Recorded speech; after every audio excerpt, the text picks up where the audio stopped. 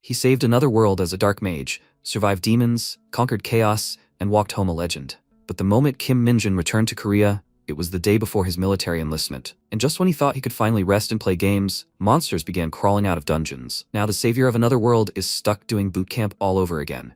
This time with rifles, commanders, and a world collapsing under him. What happens when destiny interrupts gaming time? Let's find out. In the Empire of Isgard, the celebration was in full swing. The inhabitants were greeting the hero who had just returned. Delighted with every glance, they began to praise the hero and the Empire. And somewhere in the shadow of the celebration, the protagonist, Kim Min-jun, was wandering. Children were running down the street, trying to make it to the parade. A boy told his sister to hurry, but she was so tired, which made him nervous. A man in black robes passed by, and the boy immediately froze. His sister caught up with him and said that she had simply asked him to slow down. Why was he stopping? She glanced at the man passing by and told him that the parade was in the other direction, and her brother immediately pulled her back, whispering that she should not stare at him. This man was a dark mage. She didn't know what dark mages were, and he told her that he was cursed. Min-jun was heading to the temple that stood on top of a cliff. There, a saint of unearthly beauty was waiting for him, admiring the view of the city. Hearing a knock behind her, she immediately turned around and, seeing the dark magician, said that he had finally arrived. In this world, his name was Minold. She looked at the enemy's head, which he brought with him, and said that now the last threat to Isgard was eliminated. She wanted to thank him on behalf of the entire empire. He did not want to listen to her and simply wanted her to fulfill her promise right now. Her face immediately became serious and she told him not to worry. She remembered her promise. Maybe she should call him Kim Min-jun from now on? He removed the hood from his head,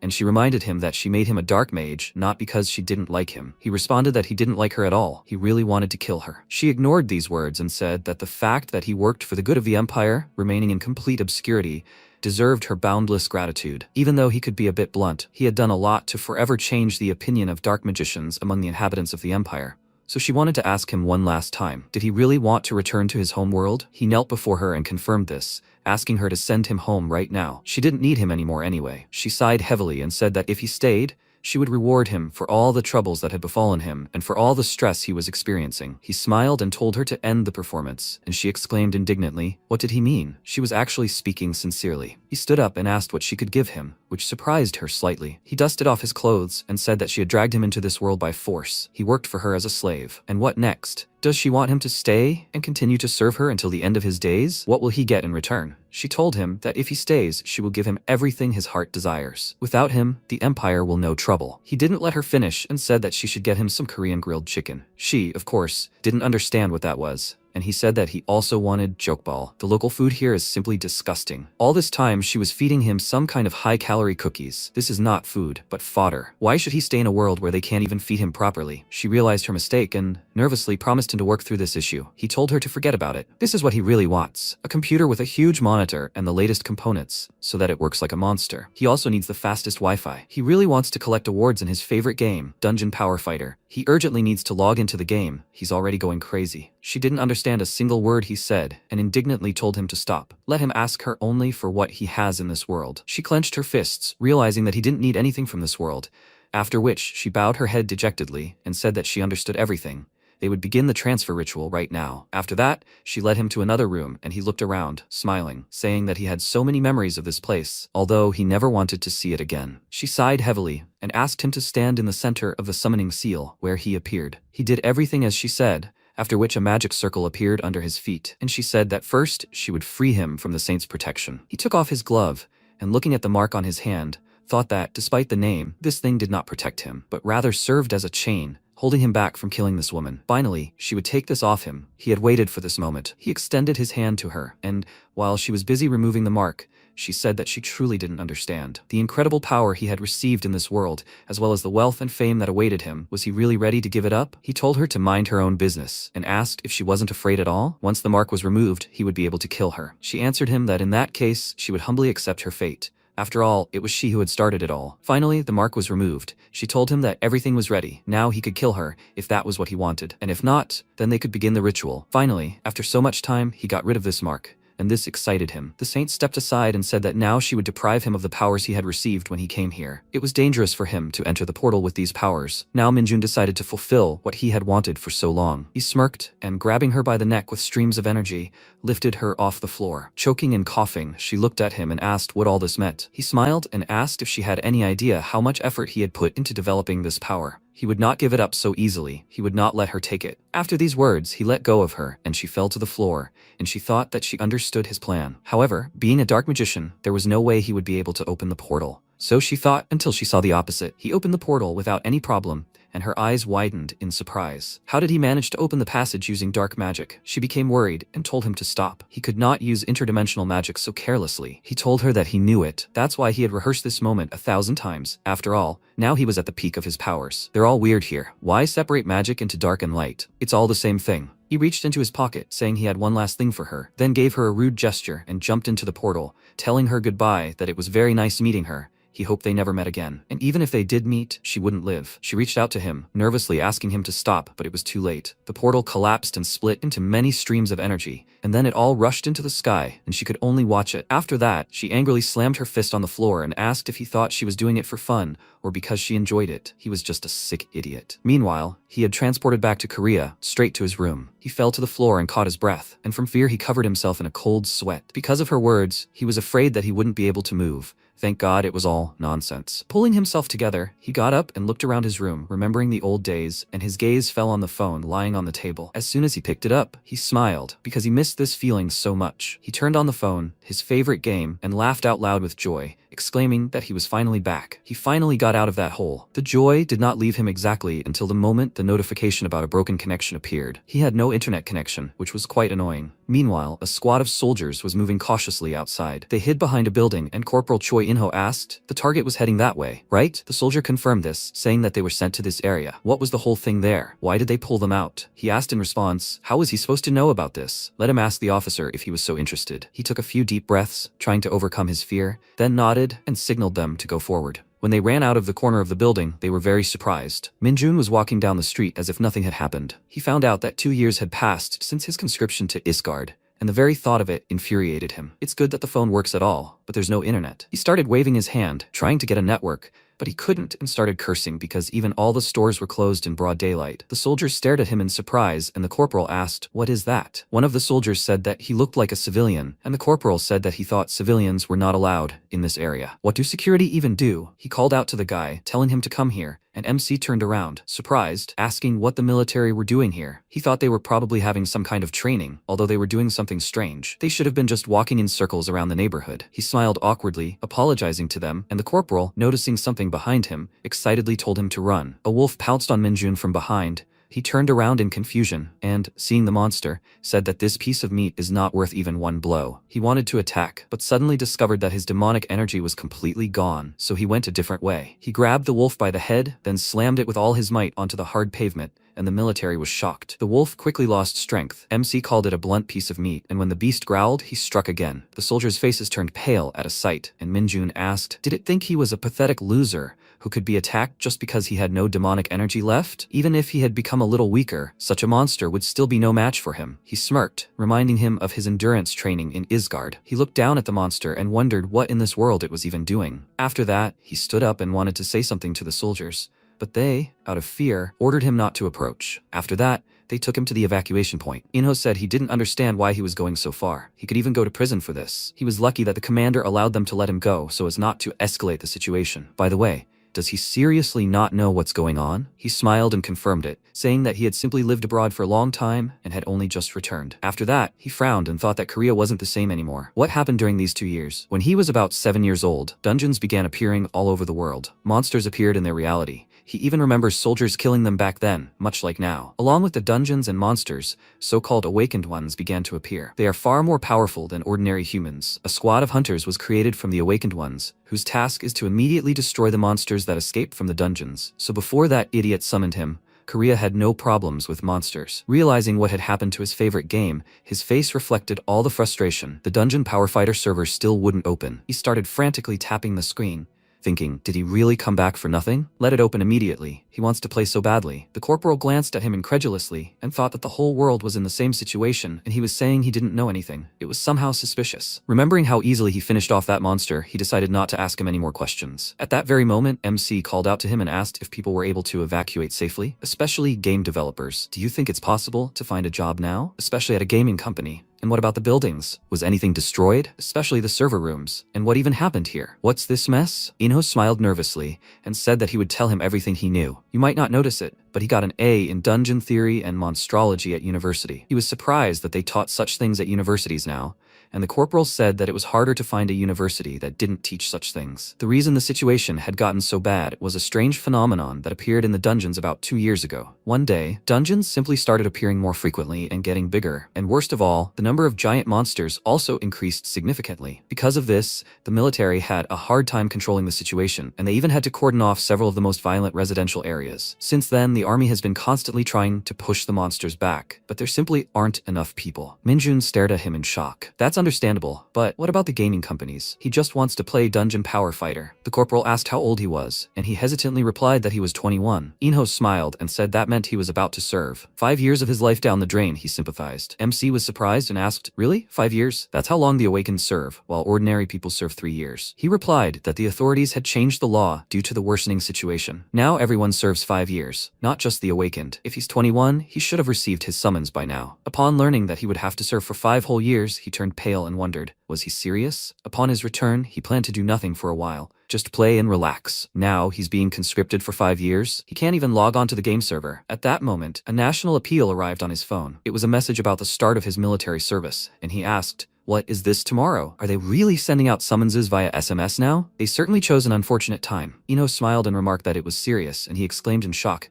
is this all for real? They don't even do medical exams anymore. They just send a message and that's it? And how can they even notify him about the draft the day before? Inho nervously replied that he'd already told him there weren't enough men, so the inspection was now being done right on the spot. As for the date, he thought he'd simply missed the previous reminders. Why doesn't he go to the computer club near the evacuation point and check? Learning that there were still computers with internet access somewhere around here, he shuddered with excitement. After his parents disappeared, he spent all day at home playing games. When he was drafted to Isgard, he was a 12th grader without a single friend, and now he was back in his lost paradise. A decent pile of food debris had accumulated on his desk, but he continued to play and shed tears of happiness. In a moment, he thought about how much he loved computer clubs, and this game was still just as divine. How long had it been since he went on a boss raid? He wished he could thank the owner of this establishment for not closing this computer club even in such difficult times. After that, he called a worker, asking her to bring him a hot dog, and she thought he was eating too much. Having fully enjoyed his paradise, he decided to check the news on online sources. In the end, what that soldier had said turned out to be the absolute truth, including the fact that he had been warned about the draft in advance. And apparently, his first day of service really is tomorrow. If he had dark magic, he would have been able to clear all the dungeons by himself. But for some reason, his body was completely devoid of demonic energy, which was the source of magic. It's not that he's completely defenseless. Maybe he can still clear all the dungeons by himself. As this thought flashed through his head, he had an idea. He shouted to the entire computer club that this is exactly what he should do. He saw that you could get an exclusive weapon in the game for serving in the army, and laughed, saying that it was perfect. Just let them wait. He would solve all the problems himself. The next day, he went to the gathering place. There were a lot of people around, especially guys with shaved heads, their mothers and girlfriends. Everyone was saying goodbye to each other. Only Minjun walked ahead and smiled, noticing that everyone was so depressed. After that, an announcement came over the loudspeakers that the recruits needed to immediately proceed to the auditorium. He followed the other guys and thought about what they said. The army isn't what it used to be either. Could it really be tougher than in Isgard? But he would definitely get an exclusive weapon. After that, they gathered in front of a large audience, and a soldier rudely ordered them to stand up straight. They hadn't come here for a picnic. He called them lazy idiots and ordered them to stop crawling like snails and keep their heads up. They needed to move an inch forward. They should push the one in front of them with such force as if their lives depended on it. His assistant shouted in displeasure, asking why they weren't repeating what they were told. The guys took a few confused steps forward, and MC, remembering how his teacher in Isgard constantly beat him, smiled and thought that the local instructors were nice guys. After that, Battalion Commander Kim Sang-soo approached the podium and asked for everyone's attention. Before he began his speech, he would ask for a show of hands from those who wanted to join the hunting party. As they already know, the attitude towards hunters is completely different from that towards representatives of other units. Salaries there start at 3 million won. Despite such a large salary, no one dared to join the battalion, and the battalion commander, already thinking that no one would raise their hand, decided to start a speech. But one of his subordinates called out to him and said that there was someone over there who wanted to join. It was Minjun. He was asked to come forward and said that he understood everything. after which he pushed off from the floor, breaking the boards under his feet, and jumped so high that he surprised everyone present. After that, he landed on the platform, which greatly surprised the commander, and introduced himself to him, saying that he would like to join the hunting party. Once, when he was still in Isgard, he went to the northern region, to a forgotten canyon. There, in one of the mountains, there was a deep cave, where he found an interlocutor. He sat on the body of a spider and said that dark mages have nothing but problems. This is the worst career choice. Even though they have wild skills, without demonic energy, everything is useless, and it doesn't regenerate like mana, like normal mages. It has to be accumulated by killing demonic monsters. Earning energy while spending it isn't very profitable. He understands, right? And joining a normal party for a dark mage is practically impossible with such a reputation. So, he has to wander through dungeons alone, and if he runs out of demonic energy inside, he's dead. And so he has a question for it. How can a dark mage accumulate demonic energy more or less effectively? Instead of an answer, a fire crackled. He waited a few more seconds, but no one answered him. There was deathly silence. He wondered if it was because they were all dead, but in fact, there was one survivor. He looked at him and asked with a smirk, "Why is even the hidden boss silent then? Why did he only come now?" He was almost bored to death here. Seeing that all the little spiders were dead, the boss roared with rage and he asked, "Is this his answer? His mouth stinks so much." He stood up abruptly and punched the monster in the head, saying that was wrong. The correct answer is to improve physical strength. It was 643 days before returning to Earth. By now, the battalion commander's speech had already ended, and he headed with Minjun to his office. He placed a cup of coffee in front of him and asked him to wait here. Some of the hunters would be arriving soon, and he thanked him for the treat. Afterwards, the man took a sip of coffee and noted that he was full of enthusiasm. Let him tell him why he was so eager to join the hunting party. Things are bad in Korea these days. Many are moving to other units, even the awakened ones. He answered with a broad smile that he simply had some business in the dungeon, and after these words, the office fell silent for a few seconds. The battalion commander laughed loudly and remarked that he was funny. He liked him. He was a funny guy. He wouldn't even make him pay for a broken floor. MC took a sip of coffee and silently told the old man to stop laughing. He was serious. All Korean units were under military custody. The task of destroying all the monsters that had escaped to Earth, of course, fell to the hunters. Each of them possessed exceptional skills, and one could quickly rise in the hunter squad if one proved their strength. Career advancement was limitless. If he got into the hunter squad, then in theory, he should be allowed into the dungeon. He would deal with most of the monsters on his own, and he hoped there would be at least a couple of demonic ones among them. And then, given the possibility of rapid career advancement, he would be able to fully recover his strength. He couldn't help but smile and thought that in 5 years, he would get 10 stars and clear every single Korean dungeon. Then the game's creators could finally finish developing their new project in peace, and he would become rich and successful. There was a knock on the door, and Sergeant Lee Sun-ho from the hunting squad entered the office and greeted the battalion commander. The man pointed to Minjun and said that here was the newcomer he had promised him. He was surprised that the battalion commander addressed him with respect, after which the man asked if he even had hunter abilities. If he's truly awakened, he should be able to open the status window. Let him dictate his stats to him. He looked up at him and thought, what kind of nonsense is this man talking? Are all hunters like this? Well, that's how it is in the army. You're told to do something, and you do it. He waved his hand and thought that Isgard also had status windows, although he rarely opened them because there was nothing there except stat points and skill descriptions. He was curious about how everything worked here. He opened the status window in anticipation, but his expectations were disappointed. The sergeant told him to tell him what was there, and he, looking up at him nervously, replied that it was giving an error. Sunho didn't believe him and irritably asked, "Is he making fun of me?" Meanwhile, somewhere in Gyeonggi-do, at the Hunter Squad training center, the huntress Sun Unso came to the office of Battalion Commander Choi Sung-beom, and he told her that they hadn't seen each other for a long time. The last time they crossed paths was in Woncheon, about 10 years ago. He never thought he'd run into her here. Why doesn't a young huntress like her sit down first? She replied that she wasn't a huntress yet. She was just one of the new recruits, like everyone else here. She didn't want to jump to conclusions,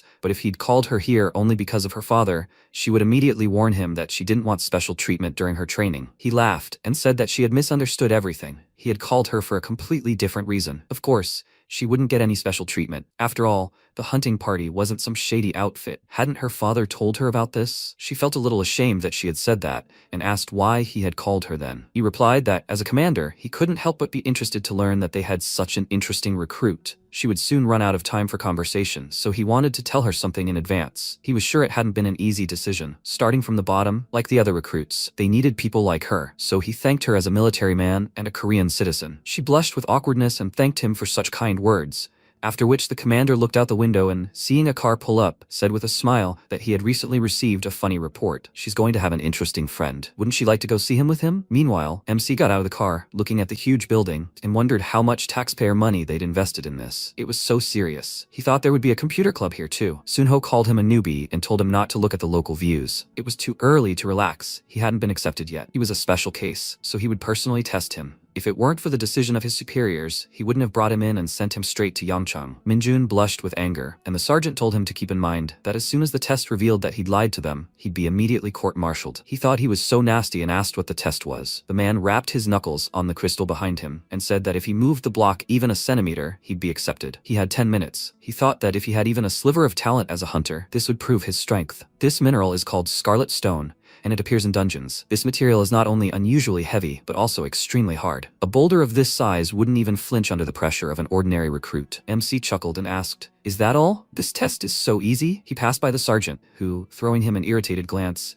thought that it was impossible to look into another person's status window, and the military is full of idiots who abuse their power. He jumped onto the 5-meter platform, but he didn't want to show the status window. It's clear he's lying. Meanwhile, Choi Sung-beom and Eun-so came out onto the balcony. He smiled and told her that there was that guy. He demonstrated outstanding abilities during the recruiting meeting, but he claims that his status window is showing an error. He had never encountered such a case in all his time as a commander. He had high expectations, and he hoped this recruit would live up to them. Minjun, meanwhile, touched the stone and thought that they were scattered throughout the dungeons of Isgard, and that they were absurdly heavy, but he could handle it with ease. He steadied his stance, clenched his fist, and everyone looked at him expectantly. Then he swung and smirked, thinking that maybe it contained demonic energy. Then he struck so powerfully that the enormous stone cracked and broke into small pieces. It would be a shame if it didn't contain demonic energy. Everyone's mouths dropped open in shock at what they saw. The scarlet stone was broken. The sergeant smiled nervously and thought that this was some kind of madness. He was just a monster. Unfortunately, there was no demonic energy inside it. Soon it was time for training. One of the recruits, out of breath from fatigue, walked up the stairs, thinking that somehow this was all wrong. Even before joining the hunter squad, he knew that training would be difficult. After training, recruits are immediately sent into battle, so for a month they are driven all day long to at least somehow prepare for the upcoming difficulties. On the very first day, they were given weights and made to run up the infamous 6,000 steps, and as if that weren't enough, the instructor timed the distance, which was a little unnerving, but that was expected. Their trainer was Sergeant Lee Sunho, aka the Devil Instructor. This is the only way to quickly improve physical performance. They thought that this was how it should be when you're a hunter recruit, but maybe he was wrong, because this guy broke all the rules. MC ran ahead of everyone and didn't put in much effort. In fact, he really enjoyed everything. His body felt light as a feather. If he had more demonic energy, he would have simply flown. This hellish hunter training turned out to be quite pleasant for him, and compared to the imperial rags, the military uniform seemed to suit him, and the food served in the center's cafeteria is indescribable. Moreover, after all the schedule items, there is rest. He learned that there really is a computer club here, and it is no worse than those in the peaceful zones. He thinks the authorities don't care what you do in your free time as long as you don't leave the center's territory. He considered escaping with the help of what little demonic energy he could get if he didn't like the conditions, but in the end, everything turned out to be quite cool. They help him stay in shape,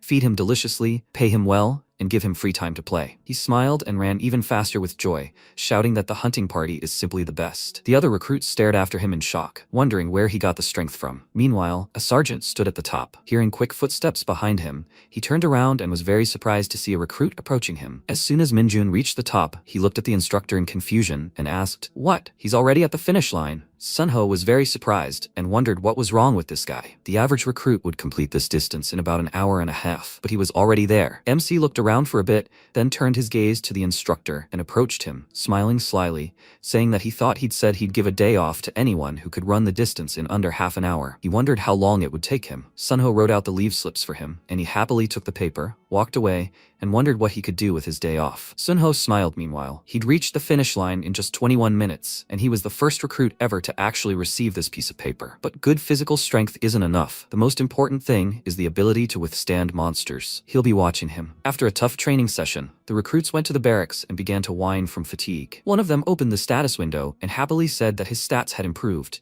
His endurance had gone up by 1 point. The guy next to him was surprised and congratulated him, asking how much he had before. He'd check his stats now too. Minjun looked at them in shock and wondered, had he misheard? Was he happy that his stats had improved by 1 point? During his training in Isgard, they improved by 10 points daily. He felt uneasy as soon as he remembered those training sessions, and one of the recruits turned to him, deciding to start a conversation with him. He'd received a day's leave. When did he plan to use it? He replied that he didn't know yet, and another soldier approached him, saying that he envied him. The guy sitting on the bunk to the left of him said that he overheard a conversation with the instructor. According to them, no one had ever managed to get a discharge from Sergeant Lee. He probably exercises regularly. It was just amazing. MC looked at them in surprise and wondered if they were really trying to talk to him. While he was a dark mage, the inhabitants of Isgard refused to even look him in the eye, afraid of getting into trouble. It's so cool here. He really likes to communicate. He heard the recruits talking about the computer club and shuddered, and then rushed to the exit, pushing everyone in his way, and exclaimed, "Is the computer club open? And they are only telling him about this now?" When he sat down at the computer, he felt bliss. It's already 9 p.m., and he should leave at least 2 hours for sleep. In Isgard, even an hour of sleep was an unaffordable luxury for him, and 2 hours was practically hibernation, and so he plans to quench his thirst for games every night. A new day and a new training session have arrived. Lee Sun-ho led the new recruits into the mountains and told them to keep up the pace. Those who didn't manage to run 40 kilometers in 2 hours will not get breakfast. Did they understand? They answered in unison that they understood everything. And when they came back from training, Minjun took out a bottle of water and said with a smile that he maxed out 10 characters yesterday. His friend, trying to catch his breath, noticed with surprise that he wasn't even sweating. He told him that they were just taking a leisurely jog, and he asked, "Has he been gaming all night for 4 weeks now, right? How is that even possible? Or does a monster like him not need to sleep?" MC smirked and asked, "Did he call him a monster?" He brought water for his dear comrades. Apparently he didn't need it. He started pouring the water out, and the guy excitedly exclaimed that he didn't mean it that way. His endurance is just incredible. That's all. The others saw what he was doing. They immediately ran up to him and started putting their open mouths under the stream of water, and he said that they were just like baby birds. The lieutenant arrived. He stood on the platform and loudly said that the lieutenant was disappointed in them. This is the last week of training, and only half of the recruits have barely passed the standards. They are the worst performing group of all. The lieutenant is extremely dissatisfied with them. The guys got nervous, and MC wondered why he was talking about himself in the third person. The man continued, saying that with results like these, they will be deployed in the field in the very first week. Do they think this is all a joke? With such an attitude,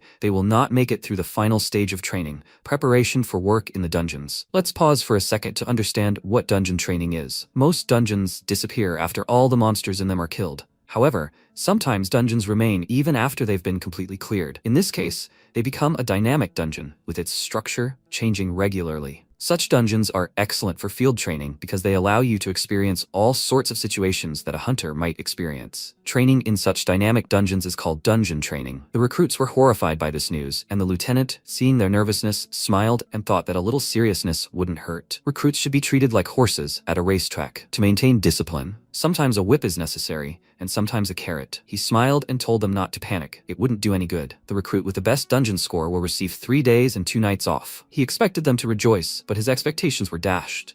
They all just stared at him. He became worried and asked, "Didn't they hear? They would be given 3 days and 2 nights off. Don't they want to rest? Why aren't they happy?" He started listing ways to spend a day off and wondered what was wrong with them. Why didn't they react to the word rest? Why was only one recruit showing any enthusiasm? That recruit, of course, was Minjun. The day of preparation for work in the dungeon had arrived. All the recruits had gathered on the mountain in front of the portal, marveling at its size, with instructors standing on either side of it. While they were wondering what they would have to do there, a military truck drove past them at high speed, raising dust. Everyone immediately turned to it, and when they saw what was inside the truck, they were terrified. Many glowing eyes were looking at them, and hounds were sitting in a cage. Seeing the monsters, the soldiers backed away in fear. Some even fell. MC remained calm. He looked at them and thought with a smile, "What are they afraid of? They are no more dangerous than a chihuahua." The lieutenant asked loudly, "What are they afraid of? They will have to deal with these monsters." Realizing that he wanted to pit them against them, they became even more afraid, and he ordered them to split into groups of 4. Each group will have to defeat at least 1 hound and return from the dungeon within an hour. Let them cast aside their fear and strengthen their fighting spirit. Did they understand everything? They confirmed this,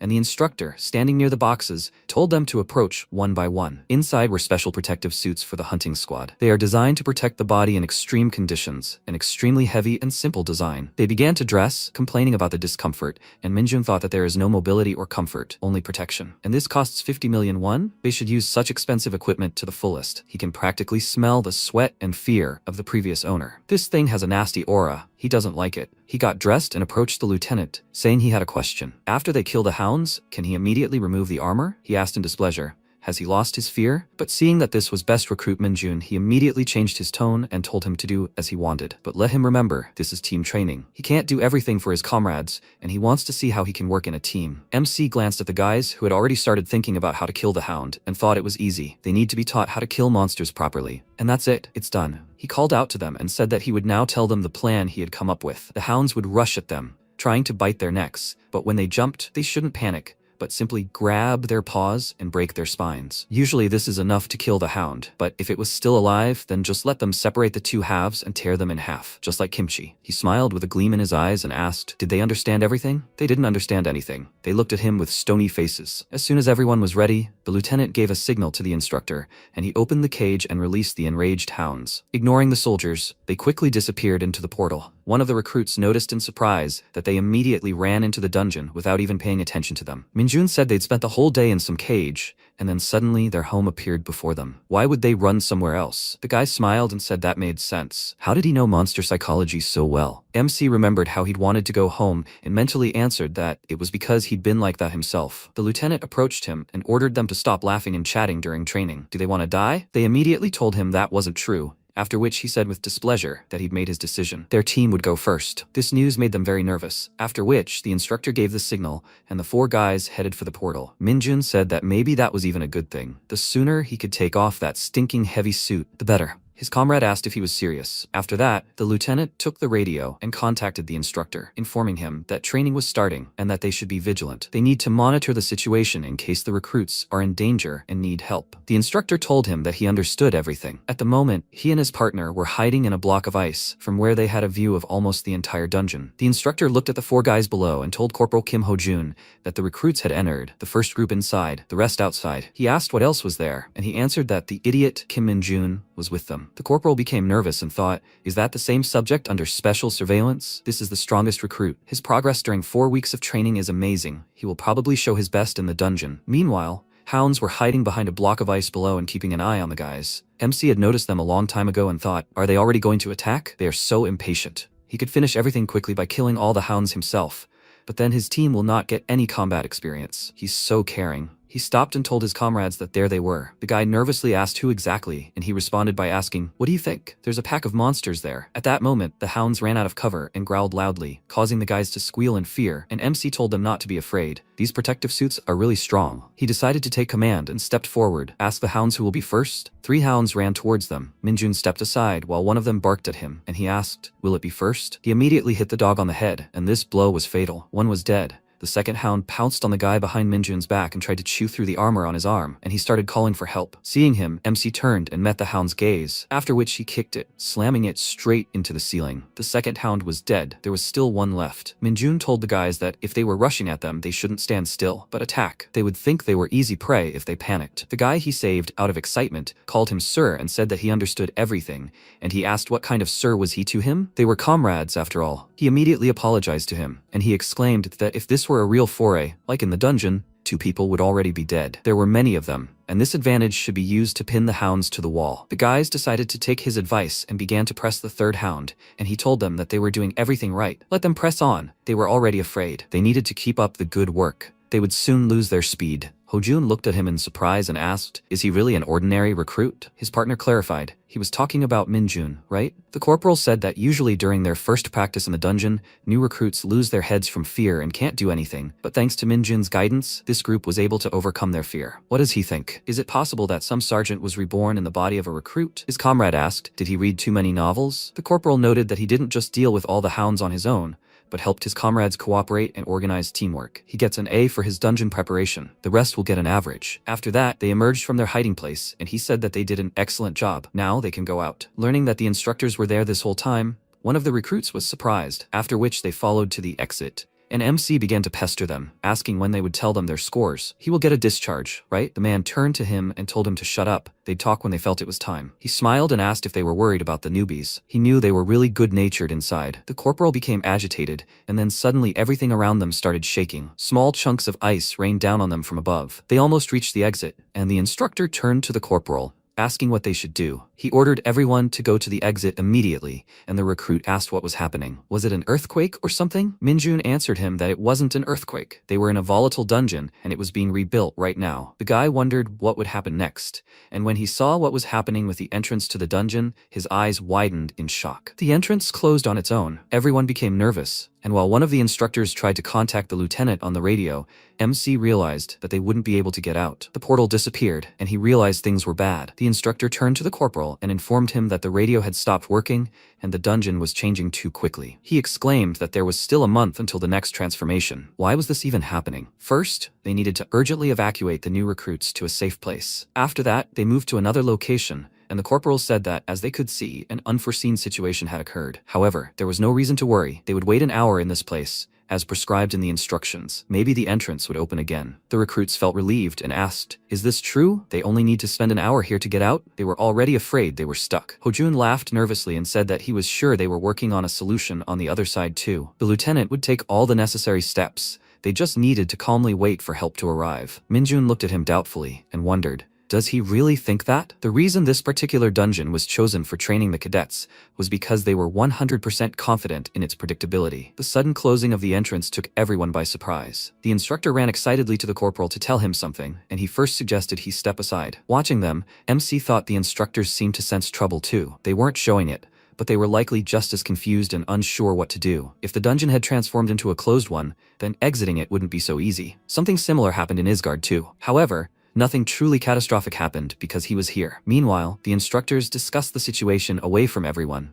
and the corporal remarked that this was the worst-case scenario. He realized that this was now a closed dungeon, right? His partner was very surprised and said that he hadn't even realized anything at first. Hojun called him thick-headed and noted that he hadn't even known until he told him. And what was he going to tell him then? The entrance to a dungeon can disappear in two cases. The first is when the dungeon disappears. The entrance disappears after completely clearing it. The second is when the dungeon is closed. In this case, the exit disappears after entering it. It turns out that the dungeon has transformed into a closed one, and the exit has disappeared. Also, monsters have appeared here again. The only way to exit a closed dungeon is to kill every single monster in it. His partner began to understand what he was getting at, and he said there would be no outside help. After that, they set off, and the corporal realized that they had 4 cadets with no combat experience and 2 instructors. They would have to go through the dungeon with this team. Realizing the seriousness of the situation, they visibly tensed up. They didn't know what kind of monsters had appeared here, and if they were unlucky with the enemies, everything could end disastrously. However, there was nothing to be done. They needed to move while they still had the strength to fight. It would be much easier if they, the instructors, had proper equipment. Otherwise, they could die even from ordinary goblins. Barehanded, it would take him at least 10 minutes to defeat one. A realistic plan, with which they actually had a chance of success, was to fully utilize the recruits' protective suits. They were terribly heavy suits. They needed to put the recruits in front to absorb the blows, while they, the instructors, would kill the monsters distracted by the newcomers. But these idiots trust them. So far, they've done everything they told them to, and completed absurdly difficult tasks. Is it really okay to use your own charges as cannon fodder? His dignity won't survive it. As they walked, the guy from the team gritted his teeth, noting that such nonsense was happening in the last week of training, and Minjun's eyes widened when he noticed something. He immediately froze in place, and the instructor asked, "Is there a problem?" He felt something familiar, and at that moment, the corporal's scream was heard. He grabbed his neck as if he was choking, then fell and started rolling on the ground, foaming at the mouth. The second instructor immediately rushed to his aid, and MC extended his hand to him, worriedly asking, "Where is he going?" There was no point in running. They couldn't help them anyway. He fell next to the corporal, and the recruits began to worry. Minjun ordered them to remain where they were. If they approached, they would suffer the same fate. He approached them and thought it was nothing serious, just fainting. He wasn't surprised. There was a familiar smell here. He threw the instructors into the recruits' arms and told them not to follow him, to just stand at the entrance. The guy called out to him worriedly and asked where he was going. It was dangerous. Even the instructors couldn't stand it. Despite all their entreaties to return, he ran deeper into the cave and thought with a smile that he was so glad. It was good that it existed on Earth too. It was demonic energy. It was precisely because of it that the instructors felt ill. He wasn't surprised that they felt ill, even though they were awakened. Before entering a dungeon contaminated with demonic energy, the Imperials were given special protection. For ordinary people, its influence could be fatal, but for dark mages, demonic energy is like a phone charger. Finally, he found the source of the demonic energy. A dark haze emanated from the very depths of the cave. He climbed higher and stopped. Everything was quiet, and the monsters were nowhere to be seen. He confidently looked up at the monster lurking near the ceiling and asked, did he think he'd go unnoticed? Demonic energy was already radiating from it. He hadn't even dared dream of meeting a dark hound. The name doesn't lie. It's far from the same as a regular hound. Dark ones are much stronger and more dangerous. He first encountered such a monster about a year after being summoned to Isgard. He nearly died then, because he'd never read about this species in any book before. And, of course, he tried to attack it. In general, he is pleased to see a familiar face again. At that moment, the hound headed toward him, and he, having prepared himself, thanked it for the treat. After these words, he hit the hound in the muzzle with all his might, knocking out all its teeth teeth and throwing it aside,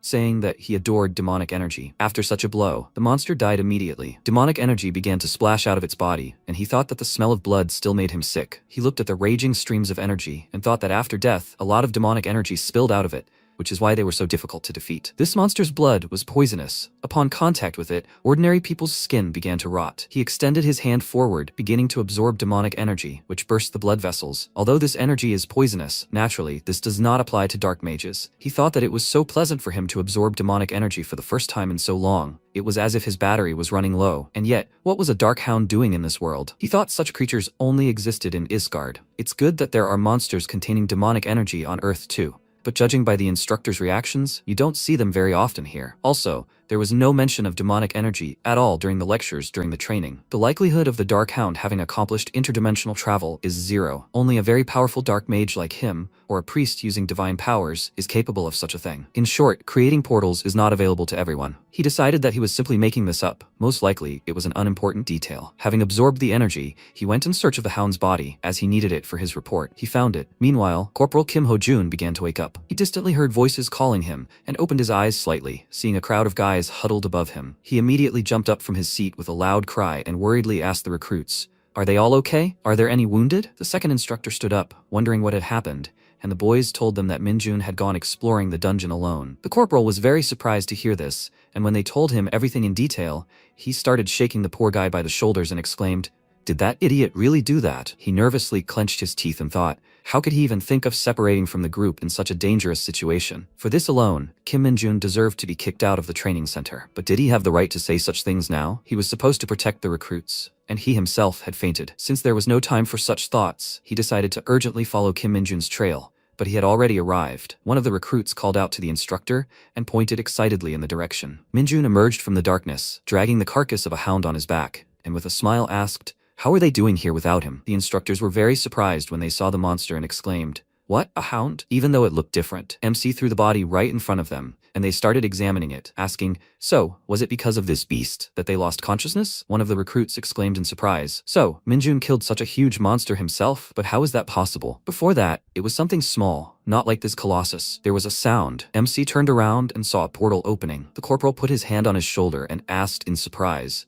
did he really deal with this hound himself? He only nodded with a smile in response, and he said that he understood everything. He turned to his partner and ordered him to lead the recruits out, and they would soon catch up with them. After waiting for everyone to leave, Ho-jun turned to Minjun and said that after leaving the dungeon, he should report everything that happened personally to the lieutenant. He took off his cap and sighed heavily, telling him not to omit any details, including their incompetence. After all, they were knocked out, leaving the rookies to their own devices. They had no excuse. They deserved to be court-martialed. Everything ended well only thanks to him, and he appreciated it. MC awkwardly scratched the back of his head and said that he was embarrassing him, and the man immediately put his cap back on and said that a real man should be able to admit his mistakes. It was time for them to go back. After that, he went to the portal, muttering that he didn't even know how he would report his mistake to his superiors. He definitely wouldn't sleep tonight. MC thought that the last week of training had been eventful, and just as he was about to exit the dungeon, a system window appeared in front of him with a message that the error had been fixed. He didn't understand what error was being talked about, and began cursing and calling the system all sorts of names, saying that it was just as stupid in this world. His status window appeared in front of him. He is the founder of the Lumi Sister, the best character cult. His strength, agility, and endurance are 60, and his demonic energy is 10. He has one E-rank skill, Corruption. He was disappointed that this was all, and seeing his title, he became very indignant and exclaimed,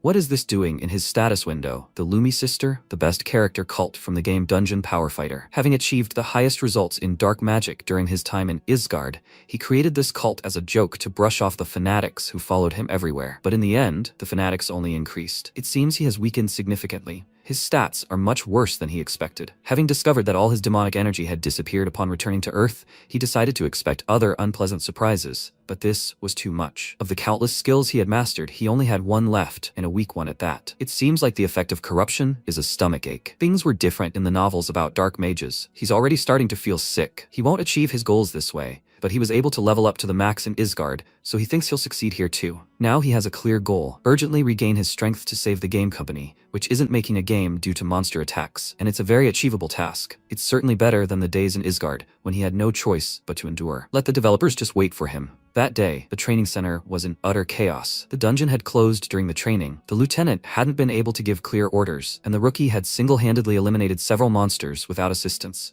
while the instructors had immediately been knocked out. Due to a series of unforeseen events, the recruits who were supposed to be given their first ranks and sent off in peace before departure were now forced to sit out their time in the barracks. One of the recruits sighed heavily and said that they were damned. Why did they have to go through all this? It was during the last week of training. Another guy said that at least they let them watch TV, otherwise there was nothing else to do. Another recruit approached the guy who was on Minjun's team and asked if it was true that Minjun had killed the hound himself. He confirmed it and added with a smile that the beast was huge. At first, he thought it wasn't a hound, but a boar. Another guy asked if he thought he could become a sergeant in 2 years. He answered that they had a tough exam. He heard that most of them don't get past the rank of corporal by the end of their service, and some remain privates. Meanwhile, MC arrived at the battalion commander's office and greeted him respectfully, who smiled and told him to pass. The lieutenant, meanwhile, stood nearby, serving his punishment. Sungbyum finally let him go, and as soon as he left, he laughed and asked Minjun. The person in charge of checking the dungeon deserved the punishment, didn't he? He excitedly agreed, and the commander suggested he get down to business. He called him over to tell him something. He got the highest score, so he had a proposition for him. Does he want to hear it?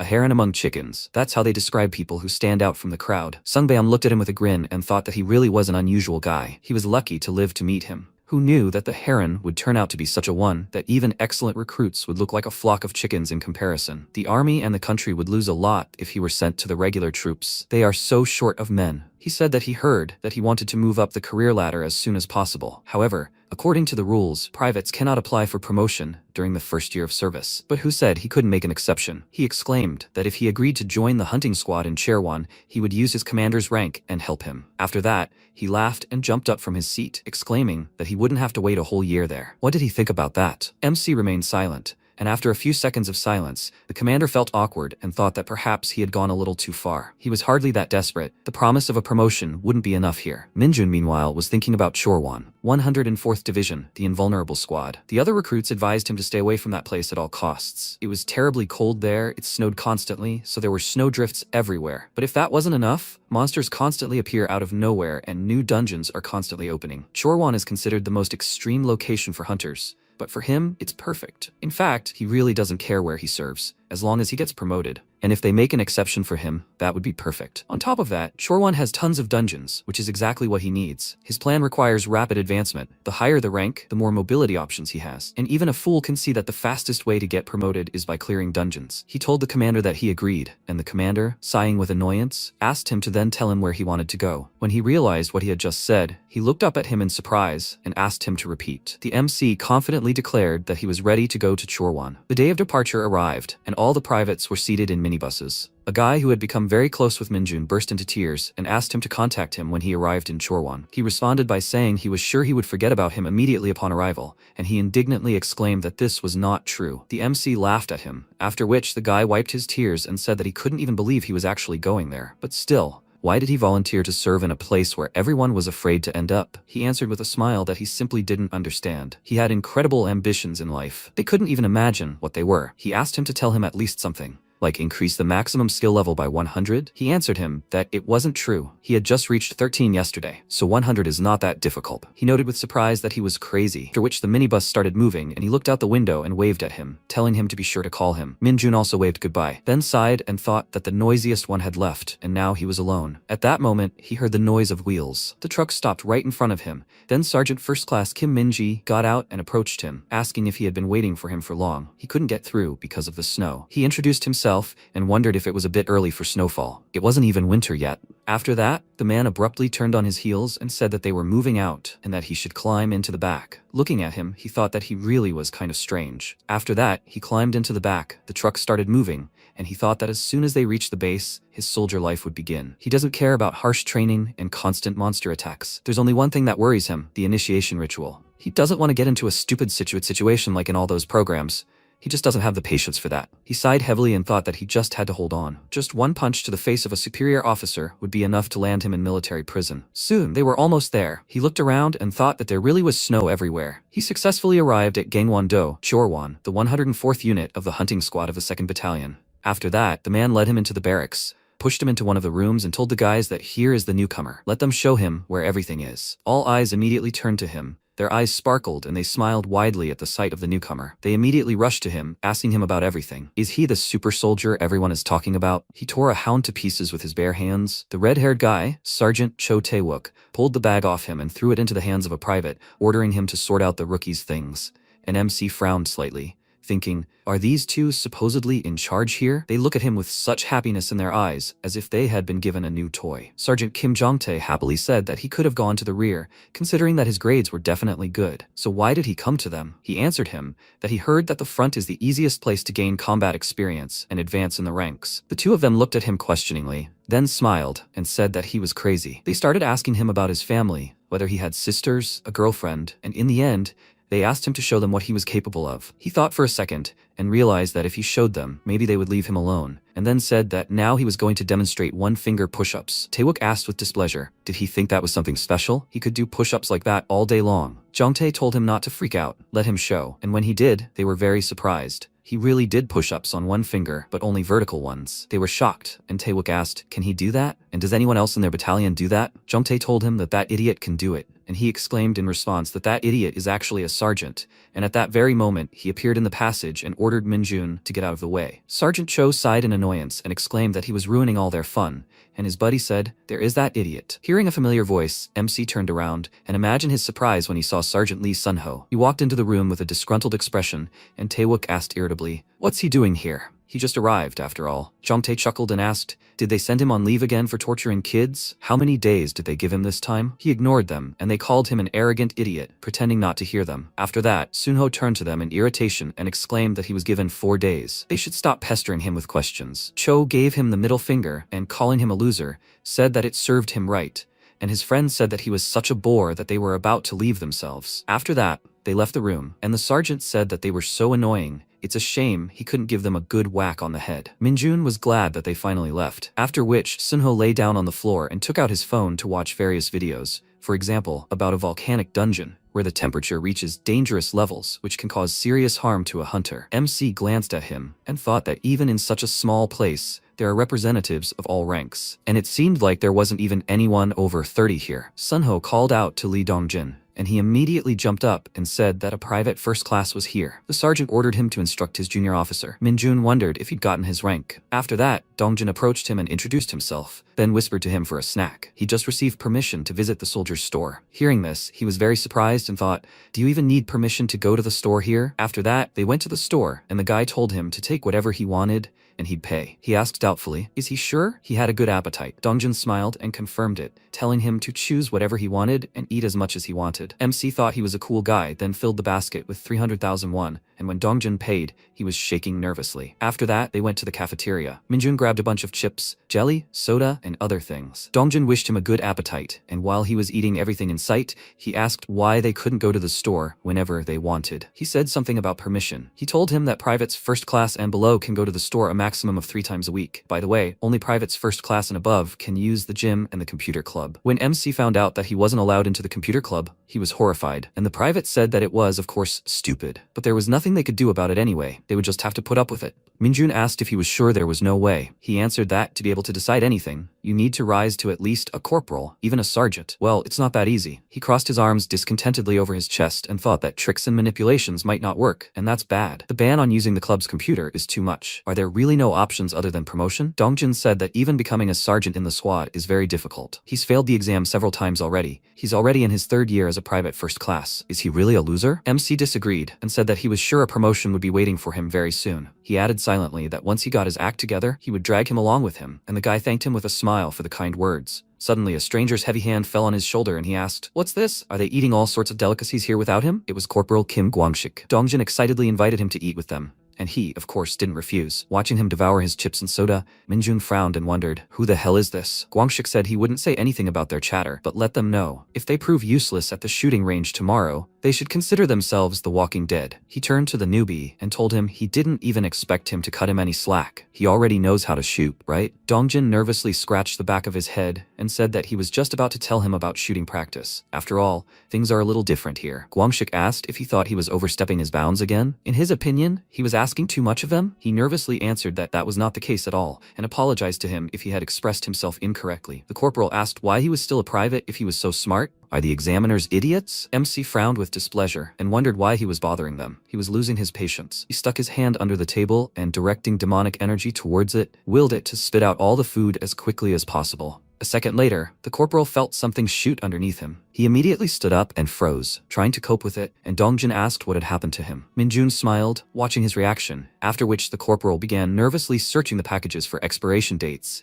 and said that he had eaten something bad. He felt even worse. His face turned pale, and through clenched teeth, he said that he was fine and that they shouldn't linger there. After that, he left, clutching his stomach, wondering if his stomach had twisted. The food wasn't spoiled, he checked. So what was wrong? Dongjin looked after him in surprise, and MC thought that the corruption skill might come in handy sometimes. After that, he turned to the private and decided to return to the topic of conversation, asking what about training at the shooting range. Dongjin asked if he had ever fired a KX-2 with enhanced ammunition. Well, their bullets are even more powerful. Bullets during training are like a riding pony, and theirs are like an unbroken steed. The recoil is much stronger, and the noise is like shooting a cannon. Monsters appear here much more often than in other regions, so the weapons need to be more powerful. It might be a bit difficult to get used to at first, so he shouldn't worry if he gets a little nod there. It's normal. Minjun thought that a riding pony and an unbroken steed were a very good comparison. Ranged weapons in Isgard would then be an elephant or something. If it's just a steed, then he will be very happy. He can't wait for tomorrow. The private asked what he thinks happened to the corporal. He ran off somewhere so abruptly. Finally, a new day dawned. In the morning, they walked to the shooting range, and MC began to show everyone his excellent skills. A huge hole appeared in the target from numerous shots, but he still missed once, which made him curse in frustration. The soldier looked at him in surprise and waved a red flag, ordering him to stop shooting. 19 hits, 1 miss. Upon hearing his result, his fellow soldiers were very surprised and started asking if he had auto-aiming in his eyes. Someone said he was just lucky, and another soldier asked how someone could be so lucky. Taewook, confused, said that his personal best was 14, which was above average, and he had made a whopping 19. Meanwhile, the commander of the 2nd Platoon, 2nd Company, 2nd Battalion, 2nd Lieutenant Kim Cholman, and the administrative support officer for the 2nd Platoon, 2nd Company, 2nd Battalion, 1st Sergeant Hyo Taeseok, were watching them from a nearby observation tower. Cholman cursed in surprise and remarked that he had fired 19 shots to the head, and the man next to him said that he had heard he was a genius. It turns out the rumors were true. Meanwhile, his fellow soldiers approached him and began asking him in surprise how he had done it, to which he replied that he was simply following instructions. The guy said that there weren't even any instructions, after which Sergeant Kim Minji approached them and told Minjun that it was very good for a first time and that he should keep up the good work. He can't wait to see his shooting during the evening, additional training. The MC didn't understand what they were talking about, and Taewook laughed at the idea of him going to that. Jungtae turned to the sergeant and asked if it was too early for this. He ignored him and told them to quickly put on their helmets and go train, after which all the other guys applauded Minjun and said that he was really talented. It was a pity he didn't hit all 20 times, then he would have been given a day off. He thanked them and asked what was so special about this extra training. He hadn't heard anything about it at all. Dongjin smiled nervously and apologized to him for not telling him about it sooner. He just didn't expect such good results from him. Usually, rookies aren't allowed to participate in extra training until they get used to using their regular bullets. He would be explained everything there anyway, but he would still give him a brief overview. During the extra training, 2 squads go through a kind of obstacle course in parallel. On the way to the finish line, they must deal with monsters. The enemies there aren't usually particularly dangerous, but they're still moving targets. You also need to be prepared for a counterattack. By the way, you can't hit the human models that sometimes appear along the way. 1 hit on a civilian automatically counts as a failure. But he shouldn't be afraid. As he already said, the monsters there aren't particularly dangerous, and his superiors are keeping an eye on everything, so there's nothing to worry about. But MC wasn't worried at all. To him, it all sounded very funny. Lunch had started, and the boys were quickly putting food on their plates. Dongjin said, 19 hits, he can't even believe it. Yes, he's a natural soldier. MC mumbled, but 13 is also a great result. Dongjin said, slightly embarrassed, well, he's already experienced, so to be honest, he's not that good at this. But Sergeant Lee Sunho is a real ace. On average, he hits 17 and is considered the best marksman in the squad. MC ate and thought, the average result is 10 hits, so yes, he's good. Actually, in his opinion, he's the best here now. Dongjin gave a thumbs up and said, Kim Minjun, he has no doubt you'll do great with the extra training. training. MC laughed at him and said, I thought he said there would be teams of 2 people during training. Wouldn't he like to join him? Dongjin extended his hand and said that people were assigned to groups by their superiors, so he couldn't promise anything. MC asked again, really? And what criteria do they use to decide who's with whom? Dongjin replied, well, they say it's literally a lottery. He was talking about amikazushi, also known as ghost foot, a Japanese method of random assignment. After a while, a loud shout rang out. Training starts in 5 minutes. Minji ordered everyone to put on bulletproof vests and line up. Everyone listened to his order and donned their vests. Suddenly, MC turned around and saw Guangshik, who exclaimed, wow, he's been put in the same squad with a rookie. He felt the difference in skills would be radical. After all, it's too long for a private to become a sergeant. Kim Minjun thought, Sergeant Kim Guangshik, is this idiot his teammate? It seems he hasn't understood anything yet and continues to try to build it. Guangshik said, so. The average time to complete the runway is 3 minutes. Maybe their new guy has distinguished himself here too? He should try to make it. If he doesn't make it in 3 minutes, he'll be in trouble. Kim Minjun looked at him and Guangshik mockingly asked, why is he silent? That's it. He's lost his nerve. 19 hits were gone. MC grinned and thought, Sergeant Kim, he's just hopeless. He smiled and said, yes, sir. He'll try his best. Guangshik said, he doesn't care about his efforts. He needs results. If he slows down, he'll give him a thrashing. He pointed behind him and told them to look. There's the team in front of them. He should watch what they're doing. The captain asked, is there a problem? The guys answered, no way, sir. Minji ordered to report ready. Sergeant Kim Moongi reported that the first squad is ready. Sergeant Jong Hanyong reported that the second squad is ready. Minji shouted, go. At the beginning of the training, 2 people descend together into the underground training complex. Here, the soldiers are supposed to destroy monsters while protecting civilians, or rather, models representing them. However, in reality, the training turned into more of a competition among the soldiers. The best will be the one who clears the lane as quickly and accurately as possible, and ultimately, the first to press the red button at the finish. The timer started counting down and beeped. MC looked at it and thought, the monster icons are different sizes. Guangshik said, they just all vary in strength. The more dangerous, the bigger the icon. Better for him to know this in advance, right? There are 2 monsters on each lane, and random opponents appear there, so they don't know what to expect yet. The guys went down and saw a huge toad in front of them. The guy asked, a rowing toad? The creature stuck out its huge tongue, and the guy screamed. Horror. The MC stood in front of the screen and thought, the first team is moving faster. Although he wasn't so lucky with the monsters, the opponents still have a chance to catch up. At that moment, the guy was running and shooting at a huge rat, saying that it would be easy. He would quickly jump over the next monster and, suddenly, he stopped and looked puzzled at the huge worm. At that moment, the other team was fighting a frog. The fighter screamed, 2 rowing toads in a row, so unfair.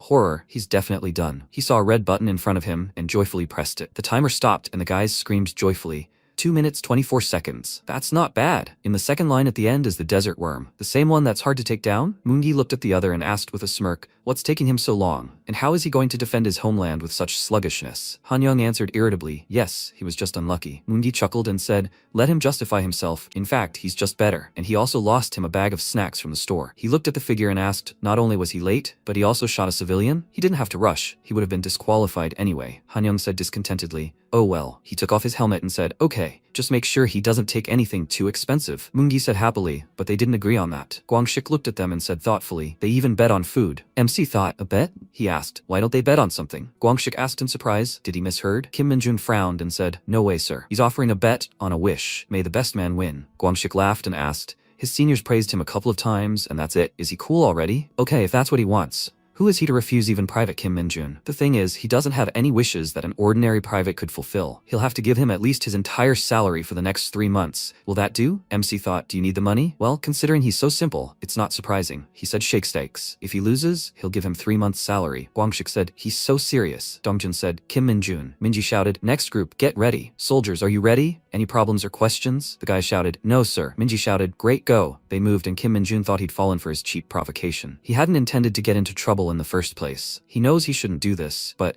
he's just not mature enough to ignore the goading. At that moment, the timer started counting down and the guys happily said, let's go. The sergeant and the private made a bet. What's the point? The private has no chance of winning, not to mention winning. Will he even be able to kill a single monster? He won't be surprised if the sergeant has to save his ass in the end. Dongjin screamed loudly, what? Suddenly, everything around shook and the guys asked in fear, what's going on? Is it an earthquake? Dongjin said he didn't think so. He saw the monster moving on the screen and asked, what's that? MC was holding a machine gun and wondering why the ground was shaking. Is it because of the monster? He widened his eyes in surprise when he saw a huge monster in front of him. He saw another creature in the monster's mouth and asked in displeasure, ugh.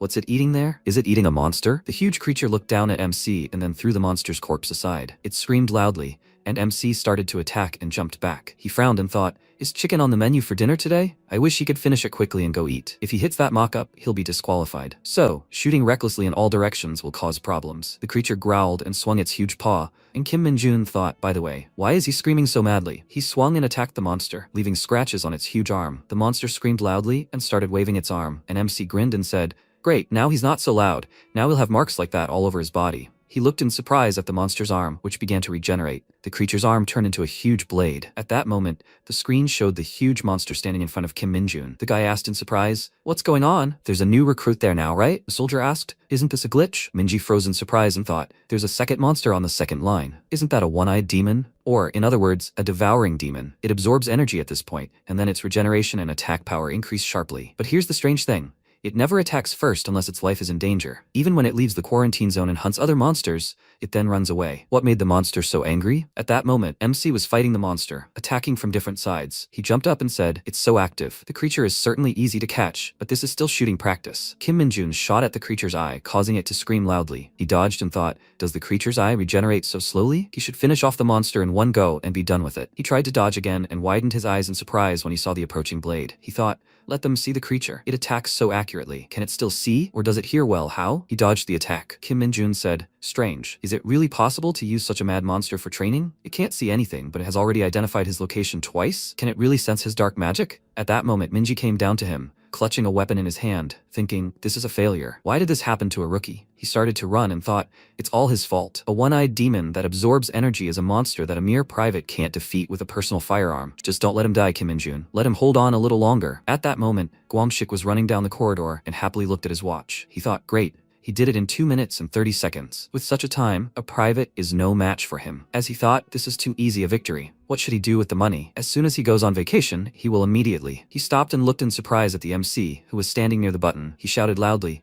why is he already here? Kim Min-jun looked at him and pressed the button with a mocking expression on his face. Gwangshik's eyes widened, looking at him. At that moment, Minji was standing in front of the monster's corpse and asking, how did he have to shoot to do that? After a while, a scream was heard. That's it. No one has ever finished their first extra training session in 2 minutes. Not a rookie, but a machine. The guy clapped and asked, did a private single-handedly defeat the one-eyed demon? The soldier said, he thought it was all over. Disaster. Dongjin ran up to the MC and asked, Kim Min-jun, is he okay? Is he really not injured? The MC turned around and said, Private First Class Lee. He's fine, not injured. Dongjin happily said, thank God. How did he defeat the one-eyed demon? The MC replied, he just followed instructions. Dongjin asked again, what? Gwangshik stood to the side, grinning irritably. At that moment, the guy asked, by the way, didn't they bet on time? So the rookie won? Gwangshik hit him on the head with his palm and asked, is he tired of living? The victory was unfair, so the bet is obviously void. The guy asked again, void? Gwangshik screamed. Initially, there was only one condition. He couldn't come later than the rookie, but during training, everyone has to kill 2 monsters and only then go to the finish line. As the rules require, he killed 2 monsters, but what about the rookie? The guy said in fear, he only killed 1 monster. Gwangshik pointed his finger at the MC and screamed, he sees it, it's unfair. He would have come much earlier too if he had only killed 1 monster. Lee Dongjin, let him speak. Is this a fair competition? Dongjin said, well that. Gwangshik ordered him to speak quickly, if he doesn't want to die. Kim Min-jun thought with displeasure at how disgusting he was. Even though it was an unusual incident, he felt bad about throwing a winning punch during target practice, so he wanted to just brush this argument aside, but things turned out differently. Gwangshik grabbed Dongjin and ordered him to respond quickly. MC wondered why he was having an argument with Private First Class Lee and not him. At that moment, a man entered the room and asked, aren't you ashamed? The rookie was in serious danger. Gwangshik started to turn around and asked irritably, what kind of idiot? He turned around and saw Sunho in front of him, who said that the one-eyed demon was usually quite harmless, but when it mutated, its danger increased several times. It's much easier to kill 2 monsters than to deal with the creature. Isn't that obvious? Everyone's eyes widened in surprise and asked, Sergeant Lee? Gwangshik laughed lightly and said fearfully, it's simple. He's not bragging about his rank through his successors, is he? Sunho frowned and replied, he's bragging about his rank. Gwangshik said, yes, he understood. He suggested they not continue this conversation in front of their subordinates. It's just a joke. Sunho put his hand to his chest and asked again. A joke? He was joking because he was at a disadvantage, as always. By the way, having a high rank is convenient, Sergeant Kim, especially when he sees how the person who used to be in charge here obeys him so obediently. MC looked at him and wondered, had that ever happened? Gwangshik blushed with anger and the veins stood out on his face. Sunho turned around and asked, what? He wanted to say something. Gwangshik laughed and answered, no, nothing. Sunho said, that's right, Kim Gwangshik, that's how it should be. After a while, Dongjin said, yes, He excelled in the exam and was promoted to second class. However, that system no longer exists. They say it happened because one junior sergeant, who had earned a promotion, got into trouble in the dungeon. Sergeant Lee Sunho also almost died. MC asked, so there is no longer an opportunity to get a special promotion? Dongjin said, of course there is. It seems like you need to save civilians in an emergency, or achieve results in subduing monsters larger than the standard size. Although in reality, it's all subjective. In short, let him just think there are no such rules. Hunters who were promoted because of this are practically non-existent. Kim Min-jun answered, I see. He thought about it. Subjective? That is, at the discretion of the military commander? No matter how much he wanted a promotion, he can't wish for emergency situations for civilians. They said that the North Korean army is practically defeated, and monsters come to the front lines every day. However, it's very quiet here. 2 days of the life of a simple private was enough for the MC. Now he wants to develop. Dongjin turned around and said, Kim Min-jun, you're doing so well. A promotion won't be long in coming. Can he hear him? The MC thought, that gate-like thing, it won't open. Suddenly, the guys turned around, hearing the hissing of the speakers. A sound burst out. Control speaking. Emergency, emergency. The appearance of several middle bats near the oil depot has been confirmed. All hunters must immediately gather at the oil depot and set up protective shields. They repeat again, an emergency. Dongjin asked Kim Min-jun to hurry, but he thought, is this true? Middle bats are child-sized monster bats that live in flocks. These individuals are not particularly dangerous, but extremely agile. Their special feature is spitting fireballs. The appearance of these individuals at the oil depot meant an emergency situation in which the entire squad could be destroyed. At that moment, the soldier looked at the bats and shouted, how many are there anyway? The guy took aim and asked, how dare these creatures come here? The soldier pushed him and screamed, is he crazy? Doesn't he know that shooting is prohibited near the oil depot? Besides, what will he do if aggro comes running here? The guy asked, so what? Now they just have to stand and watch them. The soldier replied, they will monitor the situation. They have not yet flown to the oil depot. They are monitoring everything. They will arrive soon to install protective shields. The guy asked, what will they do if these idiots set fire to the oil depot before installing the shields? The soldier replied, if that happens. They imagined what could happen, and the guy said in fear, he was afraid to imagine. He grabbed his head and asked what they should do. The soldier replied, he doesn't know. Why did they even come here? Suddenly a voice was heard behind them. He will distract them. The guys turned around and shouted, what? Isn't he a recruit from the second company? MC went forward, and the guy held out his hand and screamed, dude, what is he going to do without equipment? The soldier ordered him to leave, right now. Kim Min-jun thought, equipment? Does he have time for this? Yes. Guests immediately appeared, who will ensure his promotion. In this situation, he can get the rank of private alone. He dealt with an emergency situation that could have harmed the entire squad, and experience as a bonus, so he can't hold back. How is this possible? MC remembered the battle with the demon and thought, as he expected. They also react to his demonic power. MC released dark mana from his hands and thought, now, they are all his. At that moment, the soldiers were carrying boxes and ordering them to move their feet. Be careful, you can't damage the equipment. Suddenly, the guy stopped and the soldier asked, what is it? Why is he frozen? The guy answered, there. The soldier asked again, what? What is there? They widened their eyes in surprise, when suddenly Sunho, who was carrying the box on his shoulder, asked, what are they doing there? Let them not lose their minds and quickly set up shields. The guy turned around and said, Sergeant Sunho, there now. Private Kim Min-jun. Sunho screamed, what?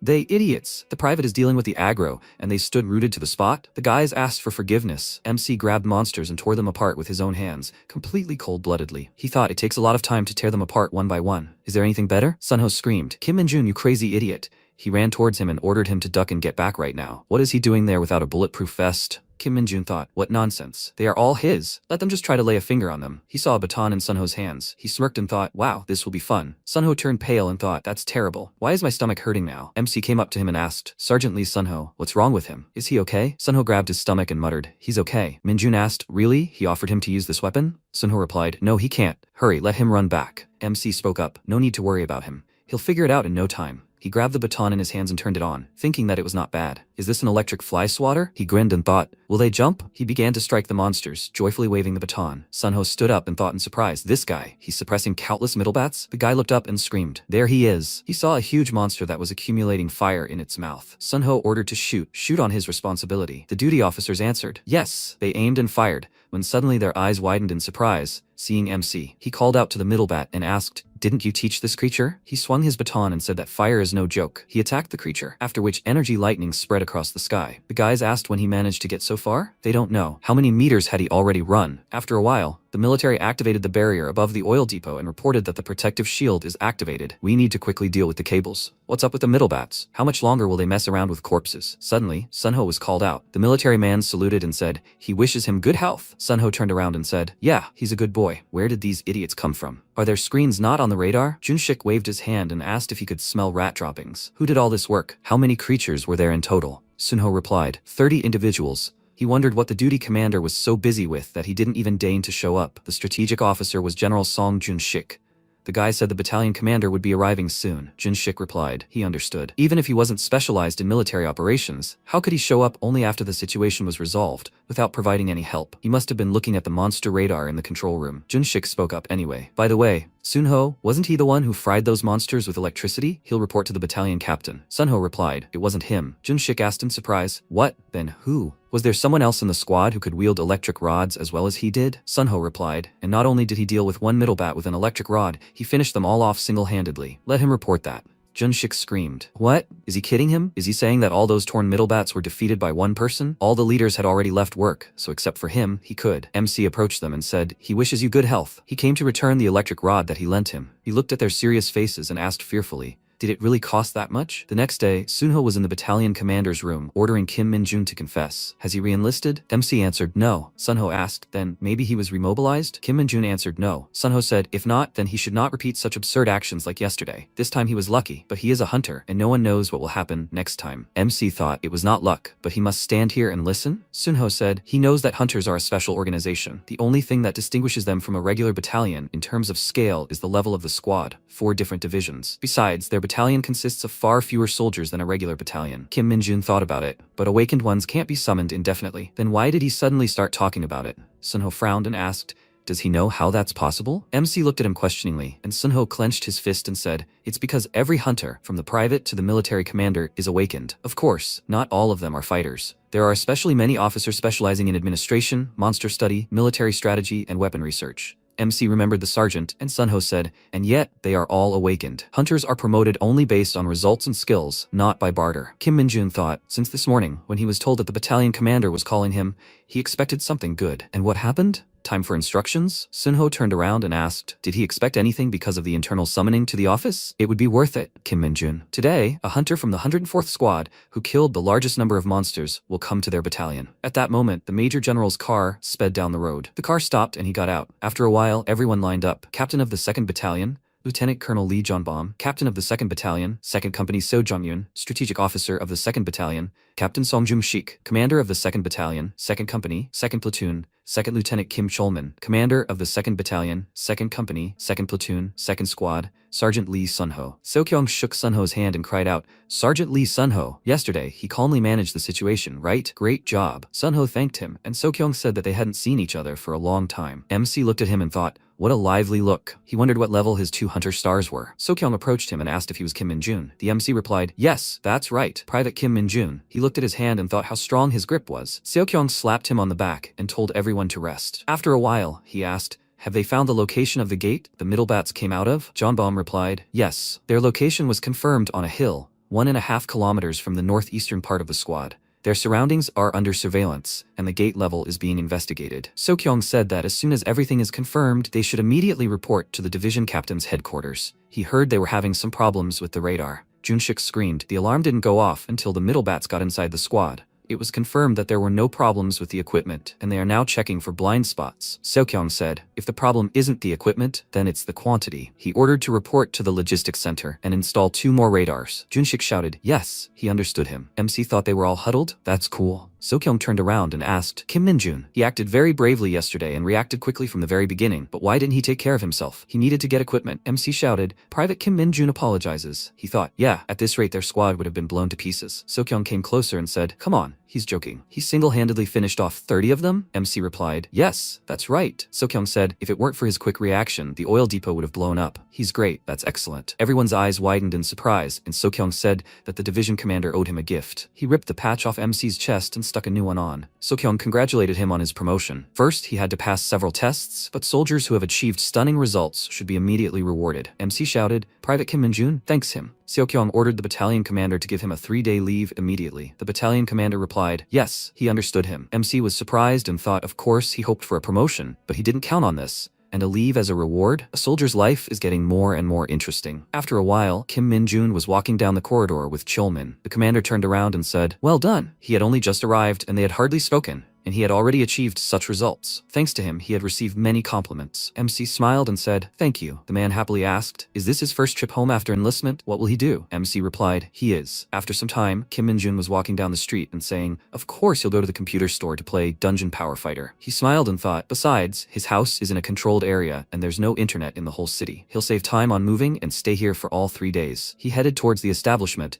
when suddenly a passerby man started shouting, "Hung, has he been here?" The man looked at him and asked, "He comes here again?" The guy shouted, "That's it. Those soldiers are so disgusting. He's not going to go into that cave. He'll just pick some pine trees nearby. What, should he stop him? He's already gotten permission from the owner of the mountain and even paid him." The man looked at him and said, "Before the mountain was completely controlled, Chon-sung had been there, and he said that the whole mountain smelled of something poisonous. He wiped his chin with his hand and said that it gave him a headache for several days. If he goes there, he'll be in trouble." The guy yelled in irritation, "You can just put on a gas mask or something and walk away." MC asked, "Where's that?" The men turned around and exchanged glances. After a while, the man asked if he could really continue on his own. Kim Min-jun replied, yes, he no longer needed an escort. He thanked his uncle for the ride. The man replied, "Oh well, if he had driven on, he would have been stopped by soldiers anyway. By the way, can he really solve the problem with this mountain?" Kim Min-jun replied, "Yes. The controls will be lifted tomorrow, and they will be able to enter the mountain." The men looked at his shoulder straps in surprise and drove on, telling MC to be careful. And if anyone asks, they didn't give him a ride. MC replied, "Yeah, let them not worry. Let them be careful on the road."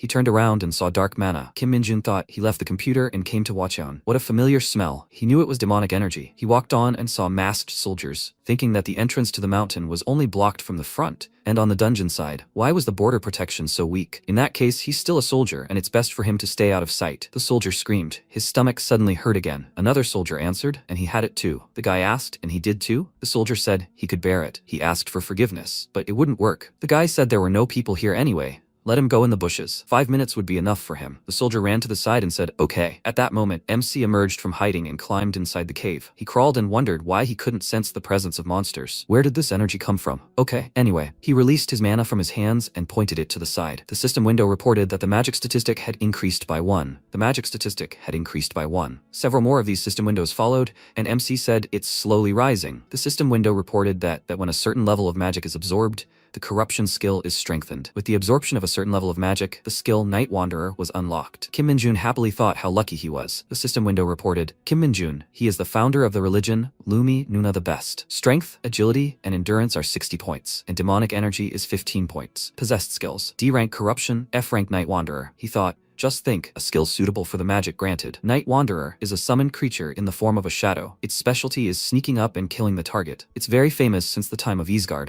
so he will be very happy about this. To maintain the summoning, you need to constantly feed it a certain amount of energy, but it is completely worth the price. A spirit appeared in front of MC, to which he looked displeased and thought, what is this? A penalty for moving between dimensions? Or because of low magical energy? Whatever the case, this is too much. What good is this creature that's about to melt from a single touch of sunlight? Kim Min-jun said, wait, short stature. Is this a conscript who can hide in the shadows? After a while, he entered the barracks and said, Private Kim Min-jun, he's back from leave. The soldiers surrounded him and asked who this was. Wasn't he the same hunter who ended the private's activities in the shortest possible time? They say the division commander himself gave him leave, and he even awarded him a badge of honor. MC replied, yes, that's right. Suddenly, he turned around and handed the bag to Dongjin, saying that he bought lotion. Let him use it in good health. Dongjin asked in surprise, for him? Why, there was no need. He took it out of the bag and happily said, thank you, he'll use it with pleasure. Gwangshik entered the room and asked, did he go on a business trip abroad? What a touching friendship. He asked irritably, did he buy what he asked him for? Kim Min-jun replied, yes, that's it. Dongjin chuckled and asked, so now he'll have to be treated with respect? Taewook said, exactly, Junior. He was passing the administration office and saw the list of candidates for the graduation exam, and his name was on it. Jungtae asked, what? Wasn't this compiled long before Junior's arrival? Besides, it hasn't even been a year since he arrived. How can he pass the test? Taewook replied,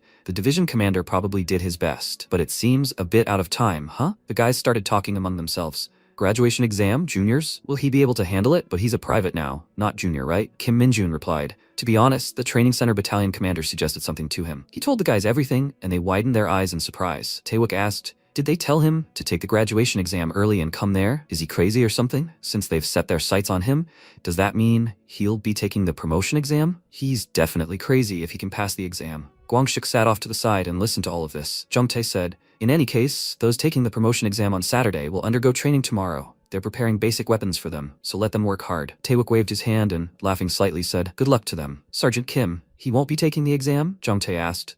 What? He doesn't want a promotion, Sergeant Cho? MC thought for a moment. Basic weapons? Is it different from a rifle? After a while, the instructor stood in the audience and said, okay, pay attention. He will explain in simple terms what to do on tomorrow's test. Those who are already taking it don't need to be arrogant about already knowing everything. They will focus on those taking the test for the first time. First, the Hunter promotion test is divided into 2 parts. The exam consists of a written and practical test. The written test can be easily passed with just basic knowledge. It's easier than getting a driver's license, but he knew mastery was the most important thing. The practical test takes into account basic weapon mastery, performance test, and monster elimination skills. Of course, MC will pass, but if he gets a high score, he might get privileges. So, will they take this more seriously? After a while, the commander cried out, they're starting basic weapon training. So privates, he ordered them to take their weapons. Corporals, take your weapons and go train over there. If he sees them messing around, he'll cripple them. Now, he'll teach them the basics of fencing and combat leadership. It's clear that simply following the basics isn't the end. The main goal is hunter-gatherer military fencing, and they need to change that by following their own style. The captain shouted, do they understand? The boys replied, yes, sir. The most important thing is the basics, so let them watch closely and copy him. He ordered them not to look around and concentrate.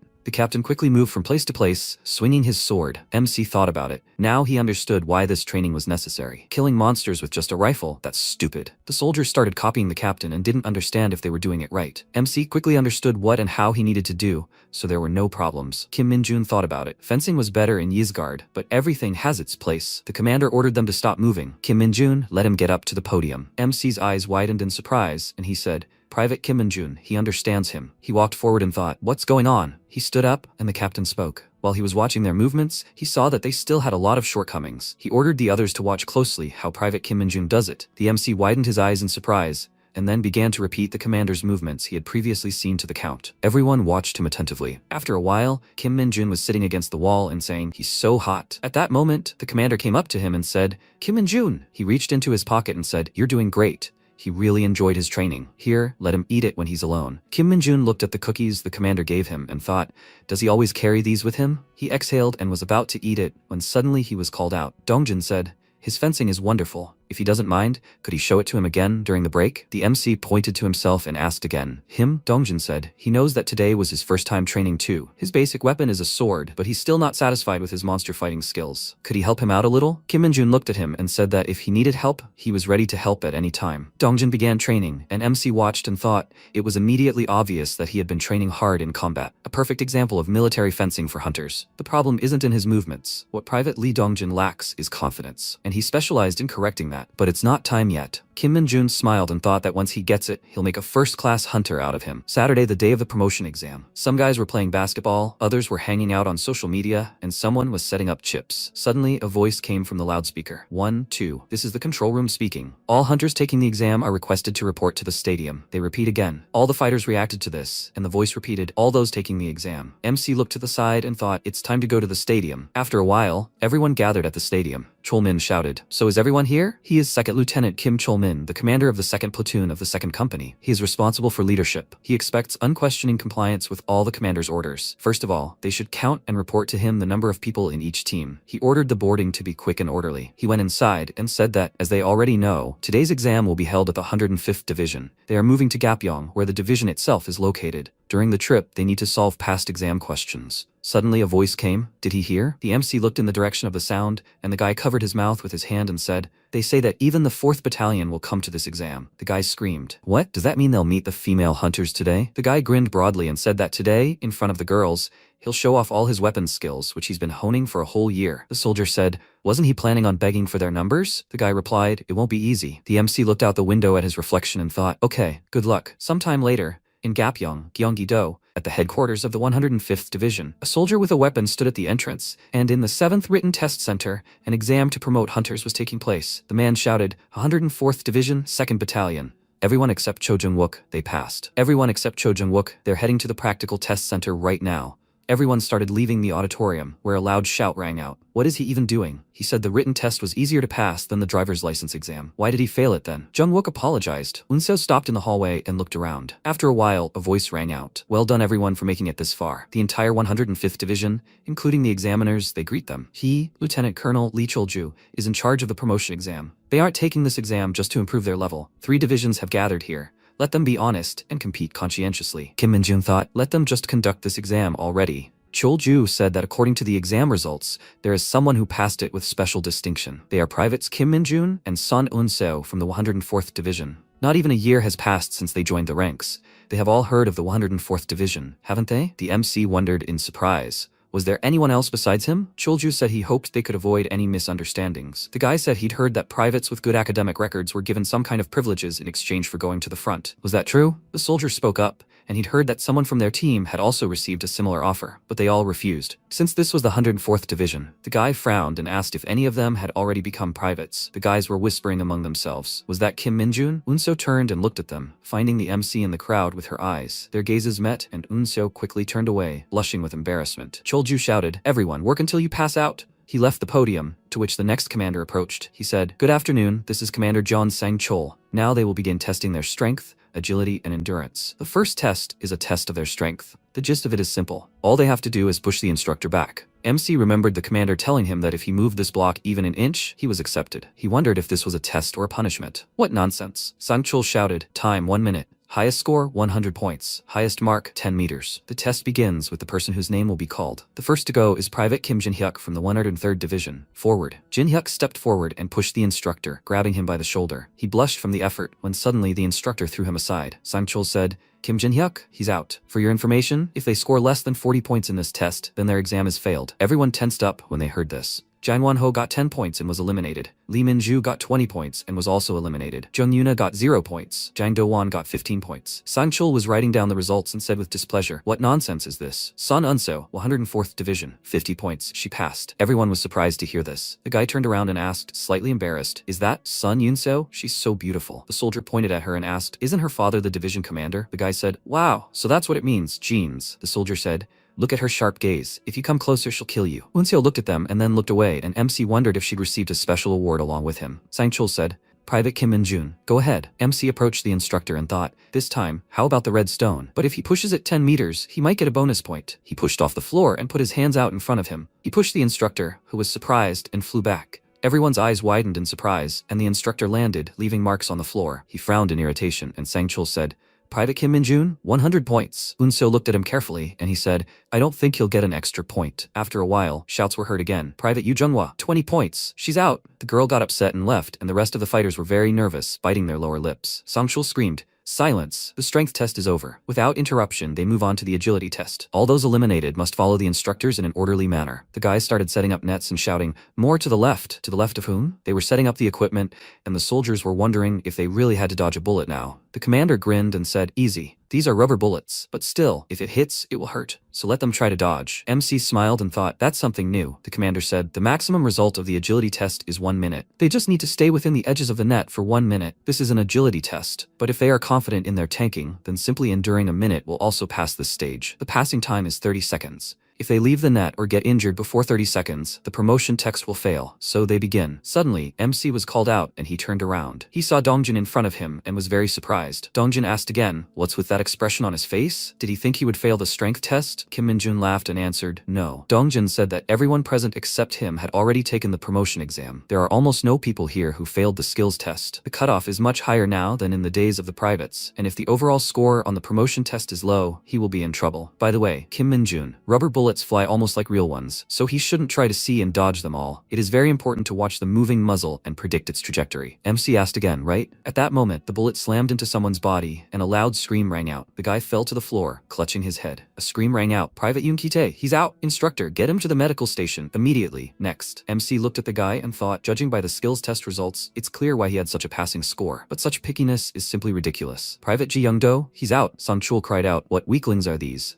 At the neighboring training ground, they're currently holding a sergeant test so difficult it can't even compare to this one. How are they going to get promoted? He frowned and said, "Next up, Private Sun Un-seo." She stepped forward and warmed up, quickly dodging rubber bullets. Everyone gaped in surprise, watching her movements. Sang-chol shouted, "Exactly, that's how it's done. Sun Un-seo, excellent." She stopped and looked towards Kim Min-jun, causing him to question her. Everyone noticed this and thought they were dating. MC wondered, What's going on? The commander shouted. "Next up, Private Kim Min-jun." He stepped forward and frowned, checking to see that Unseo was still looking at him. He thought he didn't like this. She's asking for praise for getting a perfect score? She would have already asked for it at home. At that moment, the first bullet flew out of the barrel, and the MC deftly dodged it. Unseo looked surprised, and the MC put his hands in his pockets, thinking he'll just show them what a skill gap is. Everyone looked in surprise and asked, "What's going on? How is this possible?" Kim Min-jun walked forward, leaning in all directions. A scream rang out, "He's moving forward." The MC looked at Yunseo and smiled, dodging bullets. The commander was distracted and then turned off the timer for 10 seconds. He shouted, "Enough! Enough! Let them stop shooting!" Kim Min-jun, a perfect score on the agility test. He called for the next one. After a while, the fighters lined up in front of the rift, and the commander cleared his throat and said,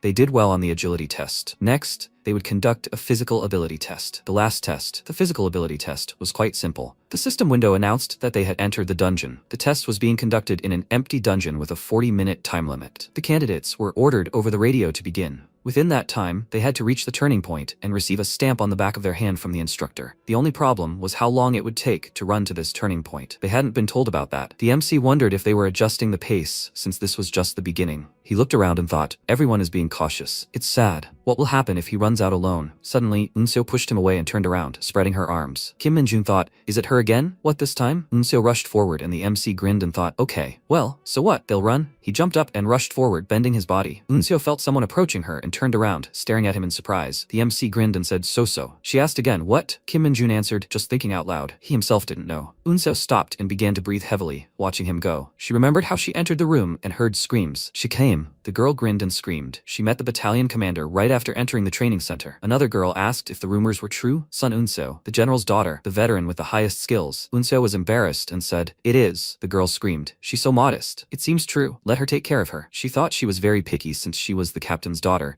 but it seems she isn't. They wouldn't say she was. She was kind of arrogant. The girl looked after her and said, in any case, she envies her. Her military life is simply perfect. Another girl said, she doesn't know about the rest, but she thinks the commander's favorite has already been chosen. Unseo wondered what kind of person he was. After a while, a loud cry was heard. Victory of the White Army. Unseo tore off the flag and joyfully raised it up. She went down and the commander shouted loudly, confirmation of the capture of the hill by the White Army. A record, 3 minutes and 34 seconds. White Army, they are entitled to rest in their places for 10 minutes. Blue team, they need to gather in front of the assistant. Now, well done everyone. For your information, 3 minutes and 34 seconds, this is a new record for the training camp. They are not allowed to leave their places, but need to rest. The girls sat on the ground and started talking. A girl smiled and said, wow, and they didn't do anything special. Another girl asked, they were just lucky, right? She screamed. Applause for Unseo. Unseo looked down and became embarrassed. Afterwards, everyone was changing in the locker room and a girl burst into the room and screamed. The record they set in the morning training camp was immediately broken after lunch. Do they know what's even more absurd? A new record. 1 minute and 2 seconds. Is that even possible? The girl asked. Where did you get such a record? Kim Min-jun from the 4th platoon single-handedly broke it. Unseo's eyes widened and thought, it's him. After a while, they were getting ready again, washing and brushing their teeth. The girl screamed, did they hear? Kim Min-jun from the 4th platoon fired several full shots from a special weapon. He even broke a new record. After a while, Seth Bell turned around and said, Kim Min-jun from the 4th platoon ran twice as fast as the others and didn't break a sweat. After a while, when they went to bed, the girl said, I don't know. Kim Min-jun from the 4th platoon caught a hound the size of an elephant in the dungeon. Unseo tiredly ordered her to shut up and sleep. The girl asked them to wait and listen to her for a bit. Unseo fell asleep and dreamed of how she was little, looking at her father, who patted her on the head and left the house. She fell asleep and thought, I too will become strong like her father. Sometime later, in the battalion commander's office, Minju said, they worked well during the 4-week training. Today, he called her to talk to the former boss's daughter. Is she okay with it? Hunter-san Unseo? She nodded her head and shouted, yes, thank you for your attention. Minju asked if she had already decided where she would go after leaving. She had excellent academic performance, and she could become the top student in the volunteer division. Isn't this General Sun's 107th division? Unseo replied, Kim Minji. Where did trainee Kim Min-jun serve as a volunteer? She was currently running forward and thinking, she didn't volunteer to play games here. In a moment, she became angry and acted like a child. This man constantly ruins her mood. She remembered all the fragments with MC that had happened recently. She blushed and closed her eyes, thinking, she's just jealous of him. She needs to apologize. She wants to become stronger, not take first place, Sun Unseo. She has come so far to become stronger without her father's help. If she's met a truly strong person, she should accept it and try to learn at least something. There's no need to act like a child. Unseo saw a sign ahead that said, point of return, confirmation seal. She was breathing heavily, and the instructor told her to go faster. She had excellent speed. MC happily showed her the seal on his hand and said that he almost fell asleep while waiting for her. Unseo blushed and then got angry and shouted loudly, seal, faster. What kind of apologies are you talking about? His face, it's so infuriating. The instructor looked at her, puzzled, and she turned around and started running away. After a while, MC ran out of the rift and slightly adjusted his beret. Unseo ran out after him and started breathing heavily. The commander said, okay, time's up. First place, Private Kim Min-jun, 29 minutes. Second place, Private Sun Unseo, 32 minutes. Sang Chul said, Min-jun, he's good. All his stats are at maximum, MC said happily. Private Kim Min-jun thanks him, the commander shouted. And so, that concludes the stat test. The hunters who pass the test must gather in front of the training ground at 13 as soon as they finish their meal. Do they understand? Everyone shouted in unison. Yes. Unso reached for her jacket and noticed MC looking at her. He stuck his tongue out at her, and then turned away, causing her mixed feelings. Kim Min-jun happily looked at Dongjin and asked, "Wow, he even passed this?" Dongjin apologized to him. Unseo grinned and said, "In the end, she fell for the provocation again. Even in this, she lost. She is simply speechless." She took a breath of fresh air and put on her headdress. 105th headquarters of the 2nd Division, practical testing ground. The room was filled with monsters with clubs and loud roars, while Dongjin stood a little further away, holding a sword. Dongjin dealt with the monsters when he suddenly noticed another one quickly approaching. Another huge monster appeared behind him, causing Dongjin to lose his concentration. He almost got hit in the face with a club, but managed to put his leg in front of him just in time. The monster approached him and swung its club, but Dongjin attacked it in the stomach. He jumped aside and looked closely into the eyes of the creature, which remained standing. MC stood on the balcony and watched the battle. The second practical test, Basic Weapons Mastery, turned out to be easier than he thought. The basic weapons manual they were taught at the very beginning was the only thing they needed to show the instructor for the test. Despite the herbivore's powerful strength, many of them would have passed if they had simply followed the instructions. Well, Kim Min-jun certainly got a perfect score. While most were taking the swordsmanship test, Private Lee Dongjin managed to earn excellent marks. However, real combat is much more difficult. The final practical test is monster overcoming skill. For a private first class, it's 4 hounds. For ordinary privates, it's a test in which they must fight 3 goblins using only basic weapons. This is literally perfect practice. Dongjin attacked the monster and, knocking it to the floor, swung his sword. He killed the creature, and the commander said, "Dongjin, he completed the monster overcoming skill test in 7 minutes and 52 seconds. Let him return to his place." Dongjin looked down and thought. He had several chances to slay the goblins, but each time he looked uncertain. Maybe he still wasn't entirely confident in his abilities. Dongjin left the room in a not-so-good mood. The commander said, "Next. Private Kim Min-jun, let him get ready." MC walked toward the room and thought, he won't disappoint. After all, today he will become a corporal and get rid of every bad habit ingrained in his body. Everyone stared in surprise and asked, "What?" MC came out with a huge bat with nails. The captain thought, even though he was the best in all the demonstration tests, it wouldn't be easy for him to go out with such a blunt weapon. Kim Min-jun, however, thought that this was what was needed in this test. The monsters came out, and MC thought, this is something other than an impact. The monsters rushed towards him, and he continued to stand in place. He gripped the handle of the bat and swung it. It looked like he was a rabbit about to be snatched by an eagle. With one swing of the bat, MC killed all the monsters, and the commander pressed the button on the timer. He screamed, 4 seconds. The man screamed. Was there such a skilled hunter in the 104th Division? The commander said, "At this rate, he will get the highest score in all the tests." An ordinary private. Kim Min-jun looked at Unseo and smiled. He smugly thought, yes, it's him. Unseo frowned and thought, what the hell? What kind of rude person is this? After a while, a voice rang out. Everyone did a great job on the test, the commander said happily, especially Kim Min-jun. The MC nodded and said, "Private Corporal Kim Min-jun." The man patted him on the chest and said, yes,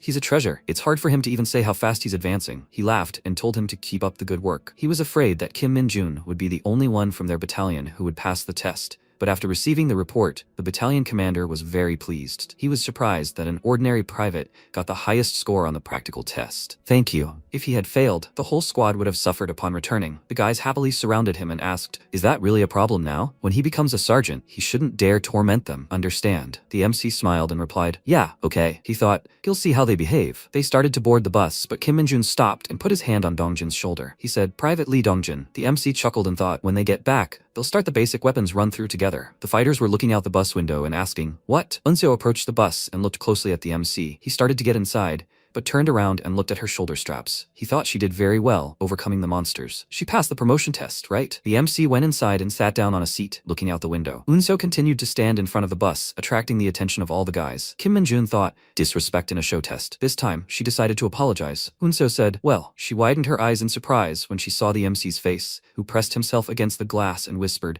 if she starts a fight again, she'll regret it. The bus moved, and she just looked after it and asked, what kind of idiot is this? The bus continued moving along the road, and the guys asked what was up with him lately. Kim Min-jun? It seems Son Unseo has her eye on him? Yeah, even during the demonstration test, she only stared at him. Is there something between them? Let him say it like a brother? Kim Min-jun said thoughtfully, well, they argued a little, and he mocked her a little. All the guys looked at him in surprise and shouted, they argued? You can't tell from her look? The guys surrounded him and continued shouting, so what? What does he think of the most talked about girl of the 104th Division? How dare he mock his ideal type? She's his. Does he understand? Hanyoung does he even have an ideal type? Yes. From today, MC thought they were annoying him. He said she's not his ideal type. Hanyoung asked, what? He's so impudent. He pointed at him and asked, then who's his ideal type? The MC frowned and said, Lumi. Everyone looked at each other in confusion and asked, Lumi? Who's that? A girl group member? Kim Min-jun said, she's the prettiest girl in Dongpan. Don't they know Lumi? Everyone thought, that Lumi. After a while, they had dinner and decided to clean up. The commander came in and said, look, let them eat more. Taewook said, this is the first time he's seen the commander like this. He seemed to be in a good mood. Jongtae said, probably. He turned around and said, thank you, Kim Min-jun. He thinks it's all thanks to him. The MC said, thank you. Taewook asked,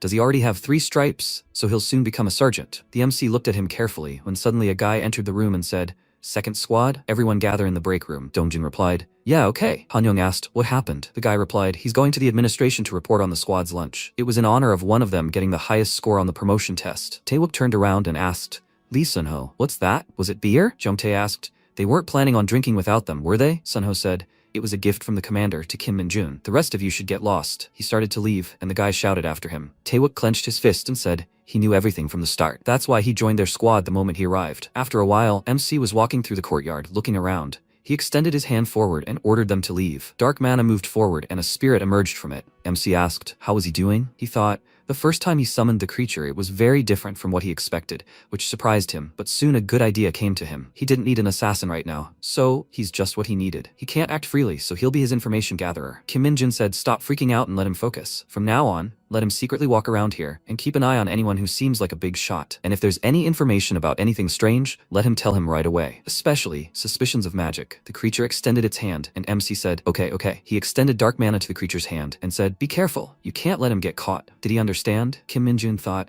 He was anxious looking at this mad squirrel. If anyone saw him now, there would be a fuss about an emergency. Suddenly a voice was heard behind him. What was he doing here? MC turned around in fear and said, it's just that he hasn't drunk beer for a long time. He laughed and said, he went out to get some fresh air. Sunho asked if he gets drunk quickly. MC said, well, not exactly. He thought, black magicians don't get drunk by default. It doesn't matter if it's alcohol or poison. Everything is digested easily, and the body eliminates all unnecessary substances on its own. Sunho congratulated him on his promotion. Kim Min-jun thanked him, and Sunho told him not to dare relax and to keep up the good work. MC said, yeah, fine. Sunho turned around and said that since he doesn't get drunk quickly, he shouldn't stay here too late.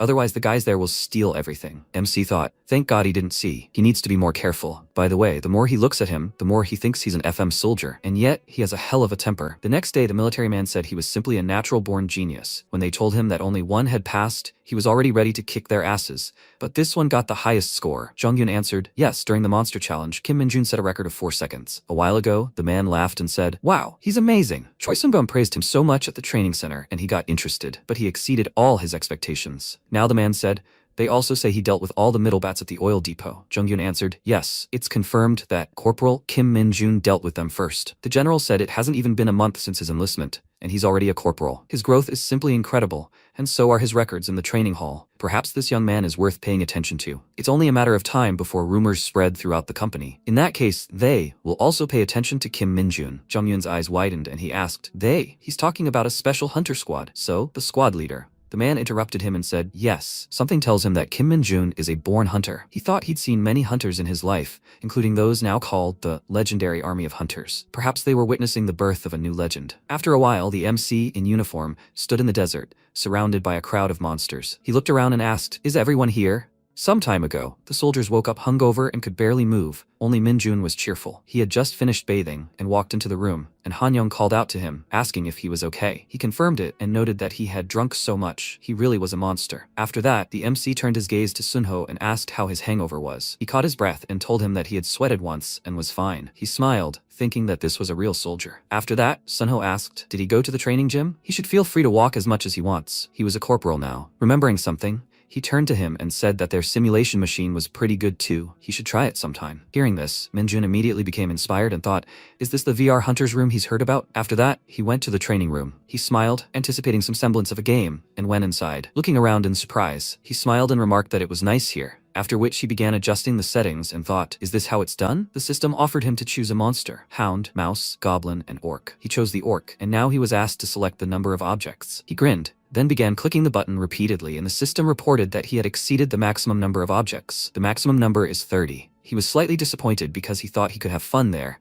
After which, he confirmed the settings, and the system offered him to choose a weapon. Seeing this, he was delighted, made his choice, then put on the VR headset and grabbed the controller. The battle began. He moved from the training hall into the desert and looked around enthusiastically, after which orcs appeared from all directions and ran towards him. Seeing them, he joyfully exclaimed that this was simply excellent. then knocked one of the orcs aside with his club, and noted that the blows here were also good. Swinging his weapon, he easily dealt with the orcs, and their comrades growled menacingly. He laughed and exclaimed that it was all very believable. Let them come to him. Finally, the last orc was finished, their bodies disappeared, and the system reported that the battle was over. He was a little disappointed because he wanted to choose more than 30 monsters. Because of this, everything was over too quickly. But then he had an idea. He chose 30 goblins, 30 orcs, 30 stone golems, and 30 lizardmen. The monsters immediately appeared on the battlefield. He adjusted his helmet and said with a smile that the hunt was about to begin. They began to slowly surround him, and he, looking at them, asked, "Is everyone here?" As soon as the countdown ended, the battle began, and the monsters rushed towards him, and he ran towards them, and swinging his club, exclaimed that he was so glad to see everyone. He called them cuties, and then began to strike. The first cutie was defeated. He moved on to the second, then the third, fourth, and fifth. The monsters quickly found themselves under a hail of his endless blows. This went on for some time, and finally, he killed the last couple of monsters. Now there were only dead monsters around. No one remained alive. The system reported that the battle was over, and he, touching his helmet, returned to reality and ended the simulation. He took off his helmet, looked at it with a smile, and said that it was incredible. This is the most interesting thing since Donpa. The system reported that he had obtained the basic blunt weapon mastery skill, and he looked at it in confusion. He tapped the system window, opening a detailed description, and asked, "So suddenly, this is pretty good." He didn't even expect that. After that, he headed for the exit and thought, "So, you don't even need to go into the dungeon to gain skills? This is just great.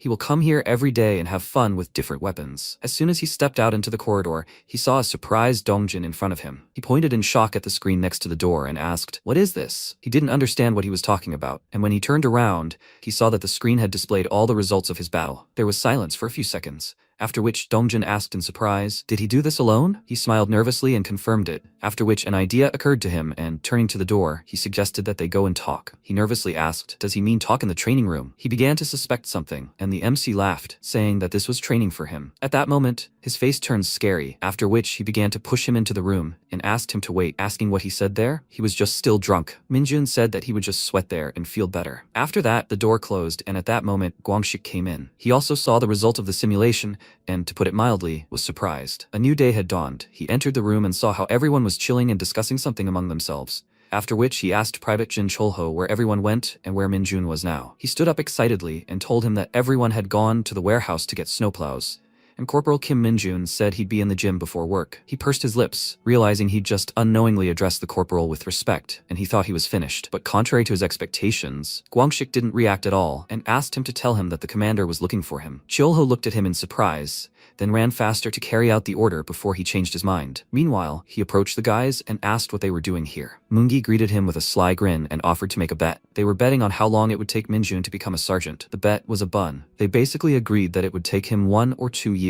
Guangxik took the list and asked, "Do they bet every day?" Mungi laughed and said that idiot Hanyang bet for 6 months. How can anyone become a sergeant in 6 months? He laughed at him and called him an idiot, and he exclaimed with displeasure that he actually felt that way. He's a very unusual guy. Guangxik looked at the betting list, and while they were fooling around, he wrote down his name, then threw the sheet of paper back at them. Hanyang looked at it in surprise, then exclaimed, "Is he serious? You can't change it later. He understands that if he loses, he'll have to pay for a whole month, right?" Guangxik just waved his hand and left, after which the guy remarked that he was even crazier than he was. He bet that Minjun would become a sergeant in just a month. The MC, meanwhile, was working out. He did a few squats with a barbell, then did exercises with dumbbells, and suddenly stopped. He felt his arm and realized he'd been training with weights for days, but his stats weren't improving. Even Isgard had some good stuff. There he received a passive skill that increases his strength by 150%. It's a very good skill that gets more effective as his stats increase. Could it be that there's nothing here like the returning hero's strength? He sighed heavily, realizing that increasing his stats wasn't that easy, and a system window popped up, making him immediately nervous. He'd gained the strength skill, which adds 5 points to strength. He was glad he'd succeeded. It seemed like a basic skill, but no. This way, he could raise his rating. Chioho popped into the gym and told Minjun that the commander was looking for him. He turned to him with a joyful smile and thanked him, which made him feel uneasy, then ran out of the gym, quickly pulling on his jacket. The private watched him go, wondering what was wrong with everyone today. Meanwhile, the MC entered the administration office and greeted the commander, saying he had arrived. Chomin waved with a smile, then stood up from his desk and said he just wanted to talk to him in the office. How was life as a corporal? A week had already passed. He told him he was enjoying everything very much, and noticing the lieutenant's badge on his hat, congratulated him on his promotion. He beamed, then invited him to sit down and said that since the incident with the middle bats, he had already been of great use, and he was grateful. Minjun sat across from him and, smiling, said he had nothing to thank him for. The man handed him a certificate of honor and said that this was why he had called him. For eliminating the middle bats and getting the highest score on the promotion test, the battalion commander presented it to him. He looked over the certificate of honor and thanked him, and Cholman told him not to be upset that he presented it to him so informally. Hunters just don't like formal events. But it's all included in his achievements, so he shouldn't worry. He immediately looked at him with interest and asked excitedly, "So, the achievements will help him get a promotion?" He confirmed this and added that getting a promotion isn't easy. There haven't been any hunters as talented as him who have received a certificate of honor yet,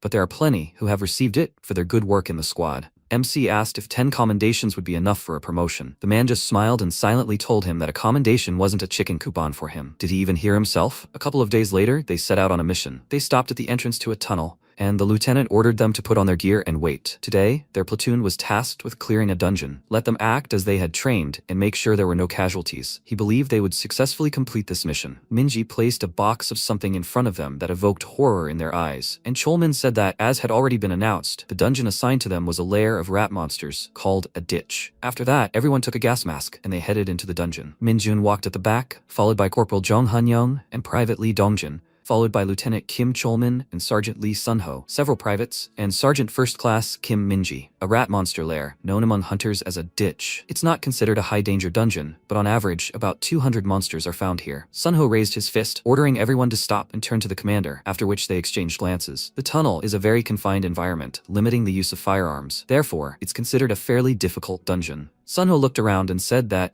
aside from directing the squad's movement, this was the only invasion route. It would be better to lure the monsters directly here. The commander agreed and ordered them to prepare bait, after which they dispersed throughout the cave. Moreover, due to the terrible stench in the dungeon, hunters are required to wear special gas masks. Private Ju Sung-gi pulled out a box, and Han-young, seeing this, nervously adjusted his gas mask and called them stinking idiots. This stench prevents hunters from demonstrating 100% of their skills. Afterwards, they pulled out some rotten banana-shaped monster bait from the box, and Minjun and Han-young involuntarily moved away from it, realizing why it smelled so bad. The lieutenant ordered them to scatter the bait everywhere, and as he took a step, he heard a crunch underfoot. Looking down, he saw bones, which alarmed him. A little further on, numerous animal bones were scattered on the ground. One of the skulls resembled a rat's. He suspected something was wrong, and at that moment, Moongi announced that they were coming. A swarm of rats was approaching the front passage. Cholman waved his hand, ordering them to prepare for battle, and everyone immediately drew their weapons and formed a line towards the passage. He ordered the privates and the deputy commander to retreat to the back position, and Minji gave the order to the other soldiers. Han-young smirked and decided to make a bet with Moonji. Whoever caught the most would get a bun. He agreed, and Sunho told them not to relax, and he asked if he wanted to participate too. He only smirked in response, after which they noticed a swarm of rats running out of the passage, and the commander noted that they were huge, so they should not come forward and attack from their current position. MC smiled, preparing to repel their attacks,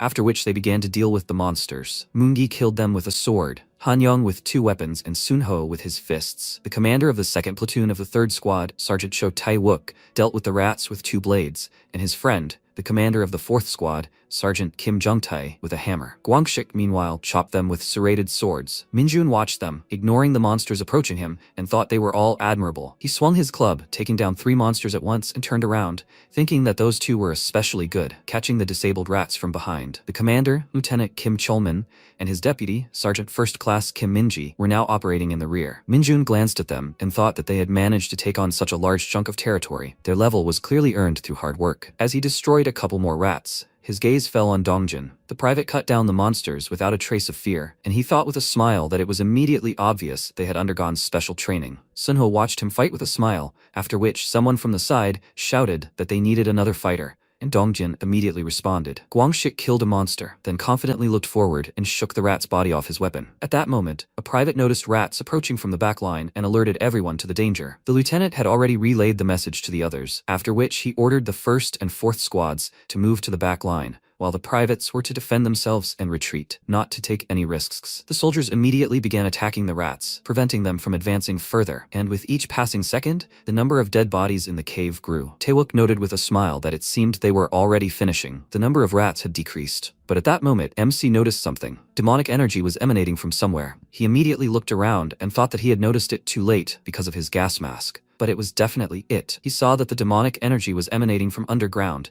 and when it cracked, he immediately understood what was going on and alerted the others that they were coming from underground. Guangxik, next to whom a hole had appeared, nervously lowered his gaze, and then an explosion occurred. A bright beam of light shot upward, the soldiers scattered to avoid it, and the lieutenant looked up in surprise. Right before him was a rare monster, a huge rat. He immediately remembered the bones and wondered if this monster had really left them behind. Had it eaten the local rats? And what was so big? Noticing something, he clenched his teeth nervously. Guangxik, who had been hit, was now stunned and unable to move, and the rat was already next to him. It opened its mouth, revealing sharp teeth, and Guangxik's face turned pale. Cholmin understood that he was in danger. He wanted to help him, but his legs simply wouldn't move from fear. Minji called out loudly to Guangxik and ordered him to finally wake up. He needed to get out of there immediately, but now he couldn't move from fear. He sat there and watched the monster, and as soon as it swung its paw, he covered his head and screamed in fear. At that moment, Dongjin came to his aid. He bravely repelled the monster's attack, despite losing his weapon, then grabbed the corporal by the shoulder and told him to get up. They needed to leave. Guangxik looked up at him in surprise,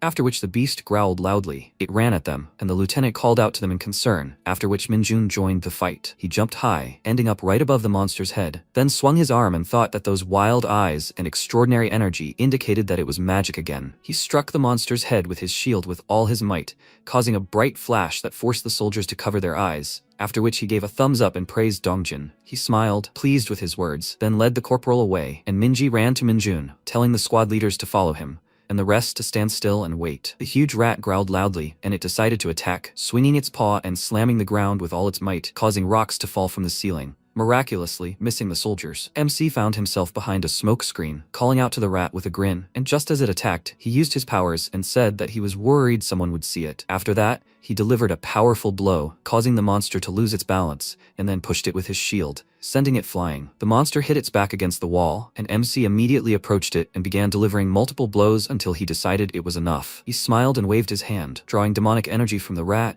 and beginning to accumulate a clot. When the rat's eyes finally faded, the system reported that the set magic level had been absorbed, increasing the magic meter by 1. He pulled out his weapon and said that it was quite good. He would gladly use it. Because of this incident, clearing the dungeon was completed. They returned to the tunnel entrance and began to rest. Moongi turned to his friend with a smirk and asked if he admitted defeat. Hanyong sighed heavily and confirmed this, while Chioman contacted someone and reported that it was a special monster. All squad members had been escorted out of the dungeon. They checked. There was only one, and one of the soldiers defeated it. He glanced at Minjun, who was wincing from his stinking clothes, and said that he needed the help of a special squad. Hanyong, meanwhile, approached Minjun and said that this guy attacks everything from mosquitoes to monsters, and how could he not kill a single creature? He sat down next to him and said with a smile that thanks to him, they survived. When he saw it, he was so scared that his body didn't move. The MC sat down next to him and said that he should apologize for running forward without warning. The guy told him that he had nothing to apologize for. This situation was unexpected for everyone. If he hadn't reacted quickly, Guangxik and Dongjin would have gotten into trouble. Is he okay? Is he hurt? He just smiled in response, after which the lieutenant approached him and asked if he really wasn't hurt. His face looked very serious. Minjun answered him that everything was fine, and he, with a sigh of relief, said that when they returned to headquarters, they would talk. He agreed, after which Cholmin left, and Hanyong noticed that the commander seemed out of sorts. The lieutenant clutched his head, thinking about what had happened, and Minji, ending the call, approached him, and as soon as his voice was heard, he turned to him in fear. None of the evacuees were found to have serious injuries. Dongjin is returning to headquarters after an examination, and Guangxik has a minor head injury, but he will be able to return to headquarters tomorrow. Hearing this, the lieutenant smiled nervously, and I sighed with relief, after which the sergeant patted him on the shoulder and turned to the second platoon and informed them that due to an unexpected situation, they were ending their expedition into the dungeon, and that they should all check their personal equipment and prepare to return to headquarters. As soon as they returned, MC was called to the administration to write a report. Chioman sat down next to him and gave him a paper and pen, asking him to write down how he caught a special monster. He took it and wondered what he should write. He hit it with a shield, but it didn't die, and he hit it with a fist. But would anyone believe that? The lieutenant took something, sat down next to him again, and said that his view was blocked and he didn't see anything.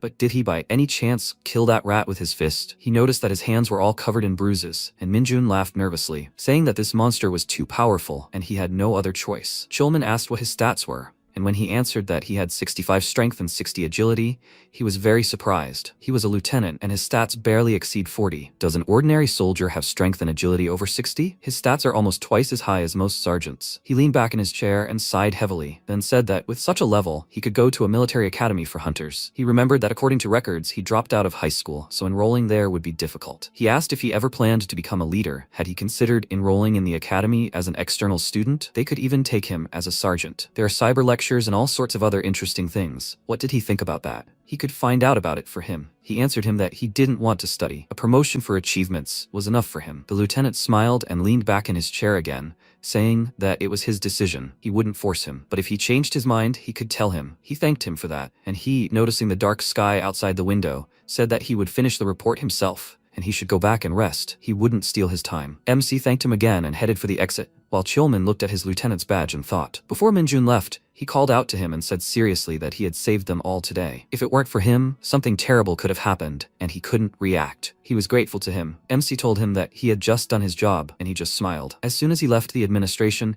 he thought that, of course, it was his business, since he got magic and achievement points. Time passed, he came to the training hall and saw Guangshik there, which immediately made his face frown. He asked, so he was asking him to undergo special training with him and Private Li Dongjin? The corporal nervously confirmed this, and he asked displeasedly how he had even known that they were training there. Although he had another question. Why did he suddenly want to train with them? Guangshik felt uneasy, remembering how Dongjin had fought so well and protected him, but he couldn't say his admiration out loud, and told him that he was strong and more useful now. It was all thanks to training, right? That's why he wanted to train too. Minjun understood what was going on, and put his hand on Dongjin's shoulder, asking, do you think they'll agree? And there's a certain level to everything. Don't you think so? Guangshik smiled nervously, then looked away and bowed to Dongjin, thanking him for saving him and asking for his forgiveness. The private became flustered and said that he didn't know if he'd forgive him for everything that had happened, but he really wanted to train with them. His goal was to become a sergeant, due to personal circumstances. Dongjin agreed and nervously glanced at Minjun, asking, can't they train together? Hearing no answer, he called out to him in confusion, after which he said that of course they couldn't train together. Guangshik was upset.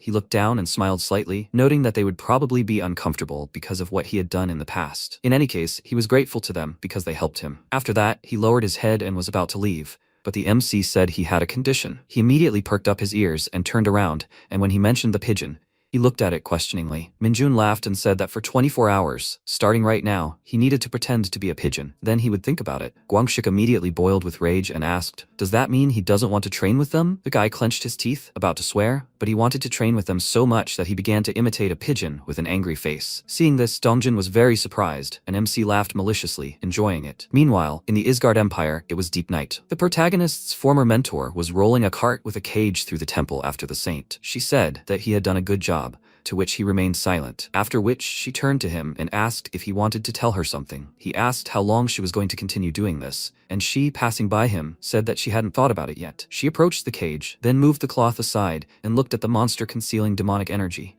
and thought about something. The man called out to her, after which she took a step to the side and waved her hand, opening an interdimensional passage, and said that this was a gift to the one who left her without permission. She turned to the man and said that therefore, whatever she did, it would not be enough. Time passed, and all the soldiers went outside to begin construction. Taewook stuck his shovel into the ground and exclaimed with displeasure, why should they be the ones doing the construction? How much longer will they have to suffer? Moongi said he'd been thinking about something recently. This place will still be used to fight monsters, but will that help them at all? He glanced at the others, and the sergeant replied that he didn't know. A truck pulled up to the construction site, and the soldiers, seeing the cargo, were very upset and said that Stettel was here. The guys began unloading the truck, and Guangshik sighed heavily, saying, that's what they call these blocks among themselves. It's unclear whether they're stones or iron, so they decided to call it Stettel. It's much heavier than it looks, and much stronger. That's why they use it for buildings. They're made from special minerals found underground, and they originally had a different name. He'd been telling Minjun about it all this time, but it turned out he hadn't been listening at all and asked, did he say something? When Guangshik saw him carrying 2 blocks at once, he felt uneasy. He awkwardly replied that he hadn't told him that.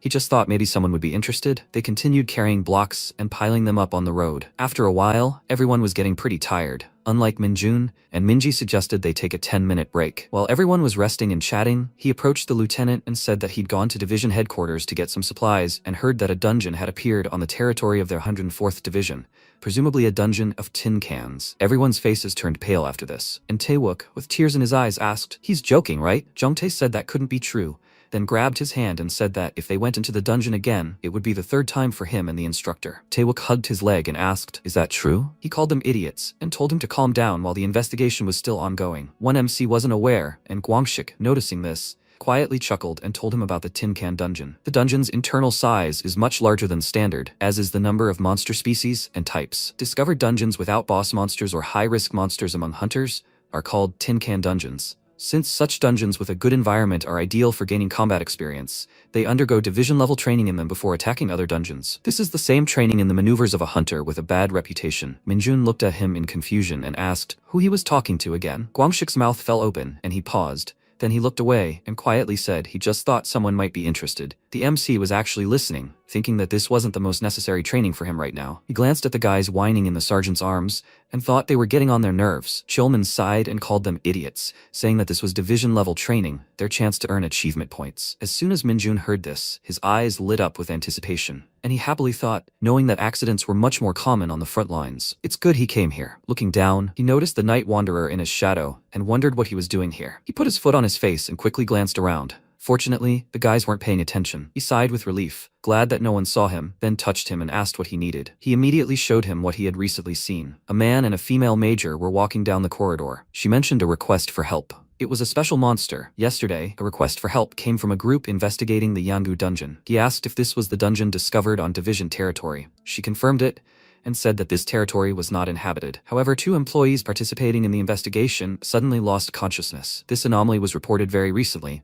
Perhaps this dungeon needed an urgent attack. He said that, as usual, they would entrust the division with control of this territory. The hunters from Yangu should retreat for now. First, they will deal with the dungeon discovered in the private residential area of Hongchon. Everyone should head that way. Seeing this, MC smiled, then put his foot on the shadow again and stood up, wondering if he should go spend his day off. Time passed. Minjun took the day off and went to the apartment that was kindly lent to him for temporary residence. He took off his military uniform, changed his clothes, and checked if he took everything. It was Cholman's apartment. Some time ago, he approached him to take a day off, and he said with a smile that at the construction site, he wore several times more stettel than everyone else, and he wondered why he was like that. It turns out he wanted to finish quickly and take a day off. He is simply something. He is incredible. MC thanked him with shining eyes, and he said that he was not praising him. By the way, his current address is in the restricted area. Where was he during his last vacation? He answered him that he was at the computer club, and the lieutenant smiled, saying that he knew it. He gave him the keys and said that if he wanted, he could stay in this house. His parents used to live in this apartment, but they moved out because of work, so now it's empty. He lives there during his vacation, so it's clean. Minjun got worried and started to refuse, and Cholman sighed, telling him not to worry. He gave him a note with the address and said that it was far from the base, it was in Gangwon-do, and it would be much better than the computer club. After learning that the apartment was in Chuncheon, MC thought that was pretty good, after which Cholman went to the administration and said that even if he didn't live there, he should still take the key. He wished him a good rest and left, leaving him confused. As soon as he was in his office, he tiredly sat down in his seat, then looked through Minjun's file. Both of his parents were missing. Apparently he wanted to support him somehow. Currently, MC glanced at his family photo, then pulled his hood up with a smile and set off. He arrived at the place where the dungeon had appeared. According to the woman, it was located in a closed school in the city of Yangu. Soldiers don't come closer than a kilometer and control the road. Minjun was convinced that the road was indeed blocked by the military, and so he decided to cross over the rooftops. After passing the soldiers, he jumped down, carefully peered around the corner and saw the dungeon, which was located right behind the school gates. He headed there, wondering what kind of monster it would be this time, and thought that he needed to find out who was sitting there. If the monster was too dangerous, he would simply leave. As soon as he passed through the portal, he found himself in a dark forest. The air here was very humid. Walking forward along the path, he noticed a broken sword and bent down to it, wondering if there had been a battle here. Sensing a presence behind him, he called out to the monster and turned to it, telling it that it was giving itself away too much and to let it come out. A goblin appeared from the bushes, but it was strange somehow, somewhat reminiscent of a kobold. MC stood up, wondering why it was so huge, and prepared for battle, wondering if the research team had managed to withstand it. At that moment, the monster pounced on him in a jump. He took a step back, dodging the blow, and then struck back. From the outside, its attack seemed very powerful, but in fact, it did no damage to the monster. His fist hit it right in the teeth. The goblin immediately opened its mouth, about to bite it, but he kicked it under the chin, throwing it into the air. After that, he increased the distance between them, and remarked on how strong it was. How did it withstand his fist? The monster began to advance. He swung his paw, trying to hit him, and he jumped back several times and told him to be careful. After that, he used the skill Corruption, and his foot immediately sank deep into the ground. Taking advantage of the fact that he could no longer move, Minjun immediately approached him and began to deal multiple blows, sometimes smiling at his resilience. Between blows, he noticed something shiny on his side, which distracted him, and the monster immediately took advantage of this, hitting him with sharp claws. MC was thrown back. He was not injured in any way, only his clothes were torn. He noticed a broken sword lying next to him and got up, saying that if everyone he met since returning was on the level of an ant, then he reached the level of a rhinoceros beetle. The monster smiled. He shouted something and pounced on him, hitting him on the head, and he said that it was funny. The beetle said something about beetles. The monster continued to hold his head, and he, calling him an idiot, broke free from its grip and immediately plunged the broken sword into its side, causing it to cry out loudly in pain. After that, he swung his leg, hit it on the head with all his might, and killed it. He immediately absorbed the dark magic coming out of him, and the system reported that his magic stat had been increased by 3. He unlocked a new skill called E-Rank Dark Arrow, and Night Wanderer was strengthened. The skill Basic Fencing was created. He was very happy about this, and opened the system window to learn more about the new skills. Dark Arrow absorbs demonic energy to fire an invisible arrow at a target, and Basic Fencing increases his sword mastery. He was glad that his skills had increased at once and wondered why he had Basic Fencing. He remembered how he hit the monster with his sword and wondered if it was because of a critical hit. He laughed, rejoicing at the jackpot, then returned to the goblin's body and wondered if he had been wounded before meeting him. What was that sparkling thing there? He stuck his hand into the wound, and what he pulled out surprised him greatly. It was something sharp, like an arrowhead or a knife fragment. He examined it more closely and wondered if he had been wounded by a hunter from the search party, but he felt like he had seen this somewhere before. Hearing the monsters approaching him, he put the fragment in his pocket and thought that he had just wanted to test out his new skills. He turned around, smiling and telling them to come closer, but they only growled menacingly in response. He concentrated demonic energy in both hands and decided to see what an E-level skill could do. After that, he fired dark arrows at them, which immediately defeated 2 goblins, and he noted with a smile that the main job was done. But while he was here, he would finish everything completely. The 3rd goblin became nervous, realizing that it was now his turn, and he asked with an evil grin where his friends had gone. Having finished, he returned to the city. It was already morning, and since the dungeon was conquered, he decided to do his favorite thing. A week passed. The soldiers were in the dungeon of tin cans and were making their way to the rally point across the field. As Guangshik said, the size of the dungeon was much larger than standard. Some of the soldiers were already tired, but they continued on. After an eventful vacation, Minjun returned to the squad rested, but their platoon looked more like a funeral parlor. After an investigation, it was determined that this was indeed the Tin Can Dungeon, and that hunter maneuver training would be held there next week. Each platoon would begin their journey from a random point and move to a rally point in the center of the dungeon. Along the way, they would deal with monsters and other various situations. Chiolman checked the map, led the soldiers, and seeing a cloud of dust ahead, ordered everyone to prepare for battle. The soldiers immediately drew their weapons, and black balls appeared on the top of a hill. Although they were small, they were very dangerous due to their sharp teeth. The lieutenant warned the soldiers of the danger and ordered everyone to draw their special weapons and prepare to fire. The soldiers were fully prepared. MC and the others crouched for stability, and he thought with a wide smile that, as he expected, this training would be very interesting. Chiolman ordered them to open fire, and they immediately began shooting at the black balls, quickly reducing their numbers. Minji said that since these monsters are very elastic and have thick skin, it is impossible to defeat them with bladed weapons, so they must eliminate them before they get close. They continued shooting accurately, and at one point, Chiolman ordered them to stop firing and prepare for close combat. There were 3 monsters left. If they attach themselves to the body and start sucking blood, removing them will be very problematic, so they should try to avoid being bitten. MC rubbed his chin in confusion and thought, so if you get bitten, that's the end. If there are many wounded, the platoon's rating will drop, but he won't let that happen. One of the monsters pounced on a frightened private. He immediately appeared in front of him and ran towards the monster, calling out to Sergeant Sunho. After that, he tossed a black ball so high that they all had to raise their heads. He thought it would be easier, of course, to use dark arrows, but bullets would do too. The soldiers immediately shot the monster, after which Minjun began tossing the rest into the sky. Chiolman praised him and, with a smile, ordered the squad to open fire on them, and finally, the monsters were finished. He gave them a 10-minute break to rest and check their personal equipment. Then, let them make sure there were no wounded and report to the squads. He placed an approving hand on Minjun's shoulder, and Sunho and Guangshik also praised him. When the sergeant and corporal exchanged glances, they became awkward and went their separate ways. Meanwhile, Taewook sat down on the grass, next to his friend, and caught his breath, asking if he didn't think this training was much more intense than the last one. How many fights had this been? Jomtae answered that he couldn't say for sure, but rumor had it that this wasn't the Tin Can Dungeon. Taewook looked at him questioningly, and he said that rumor had it that there was a boss monster in this dungeon, but it was defeated by a hunter with 2 stars on his shoulder straps with his bare fists. After that, he went to the frightened soldiers and said that now they could train. Jomtae burst into tears and said that they said that this monster was captured alive and locked in the rally point.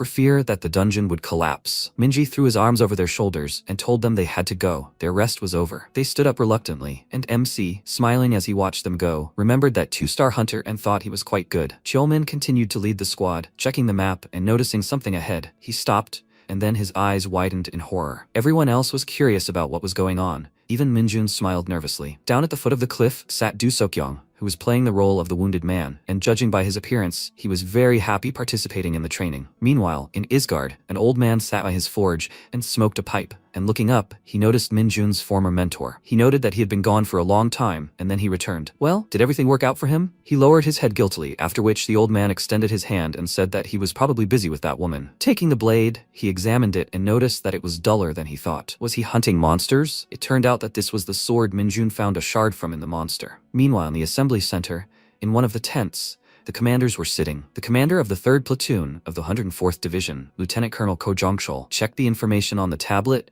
and said that the number of monsters was simply unrealistic. He hoped there would be no incidents. The commander of the 1st Platoon, Colonel John Sung-kyun, said that the commander-in-chief thinks the average fighting strength of the division is gradually declining. Jongchul said that he thinks he is putting too much pressure on them. The commander of the 2nd Platoon, Colonel Lee Junbom, popped into their tent. They greeted each other, and he asked them if they knew where the division commander went. Jongchul hesitated, trying to find the right words, after which he told him everything, and he exclaimed in surprise, "What does this mean?" Sung-kyun smiled and said he knew his character. Nothing would stop him. The man excitedly agreed, but he still wondered why he'd suddenly decided to personally participate in training. God forbid he join his men. Jongchul said the division commander had left, leaving only these words, "There's one soldier I want to see with my own eyes." Meanwhile, the soldiers were stunned at the sight of the commander, and Cheolmin thought he knew there was a punishment that involved carrying out a wounded man. Only he'd been told that the role of the wounded man would be played by one of the division headquarters leaders, but certainly not the division commander. Sokyong approached him, casting his enormous shadow over him. Then, smiling, he pointed to his wounded sign and asked him to take care of him. The lieutenant shuddered with excitement, saluted, and introduced himself, saying he understood everything. The soldiers brought a stretcher and began examining the commander, worried that he would be too heavy,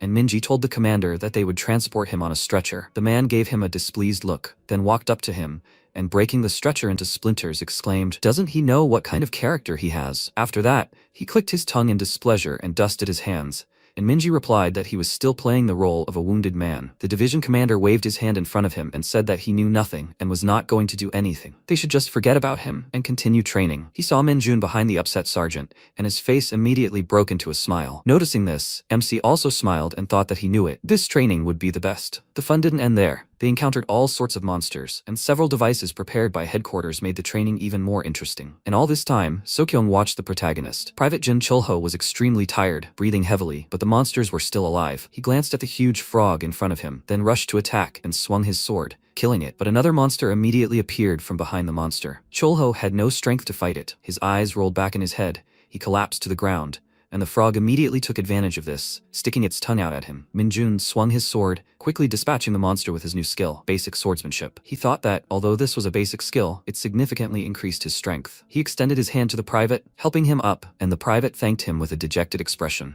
MC remained silent, then rushed to kill the other monsters that the privates couldn't handle. Quickly striking each frog, he moved to where the lieutenant and sergeant first class were. The division commander stood nearby, looking at him and thinking that this training session of hunter maneuvers could be called the most intense in the entire history of the hunter squad. A monster snuck up on him from behind, and he immediately punched it, sending it flying. The lieutenant told the squad that they would finish with them and rest. They needed to hold out until the end. He turned to Minjun, asking if he was ready, and Sokyong thought with a smile that he was very impressive. Meanwhile, in the northern part of the dungeon, a squad of girls was fighting with black balls. They were all quite tired, but they continued to fight. Unseo gripped her weapon tighter and swung it, cutting the monster in half, after which they could all finally breathe a sigh of relief. The private said with a smile that she was simply incredible. She almost killed everyone single-handedly. At that moment, the black ball she hadn't finished off rose up and pounced on her, but she noticed it too late. Something hit her. Her helmet flew off her head, and she fell, and when she turned around, she saw Unseo holding back the monster. It pressed on her sword, causing her to take one careless step back and feel her footing disappear. And then she fell down the cliff. Meanwhile, the guys were resting. The lieutenant and sergeant were surveying the area and talking about something, and the major general approached them, saying that as far as he could see, the entire squad had arrived safely without serious injuries. The platoon commander is really cool. Cheolmin looked at him in surprise and wondered, What's wrong with him? He glanced at Minjun, who was currently demonstrating the correct sword stance to his comrades, and said with a smile that it was all thanks to a good squad. Sokyung patted him on the shoulder and said that it was all his doing. After that, he smiled widely and said that he would be watching him until the end of the training. The lieutenant excitedly thanked him, after which the general's gaze moved to the sergeant, who grabbed him, laughed, and said that he still couldn't keep his balance. Will he only press with his left hand? He nervously apologized, and the guys nearby started talking about the second part of the hunter's manners training. The guy asked Corporal Lee Seung-woo what would happen there, and he said he wished he hadn't asked. After that, the guy pointed to a pit with a huge keep out sign next to it and asked, "What is that?" The corporal adjusted his glasses and answered that that was it, a pit. The break ended. The lieutenant told them to move out, and the guy stood up asking, "Is that a pit?" Seung-woo confirmed it, and he thoughtfully noted that it really did look like a pit. The corporal asked if he had heard of a pit dungeon. Apparently,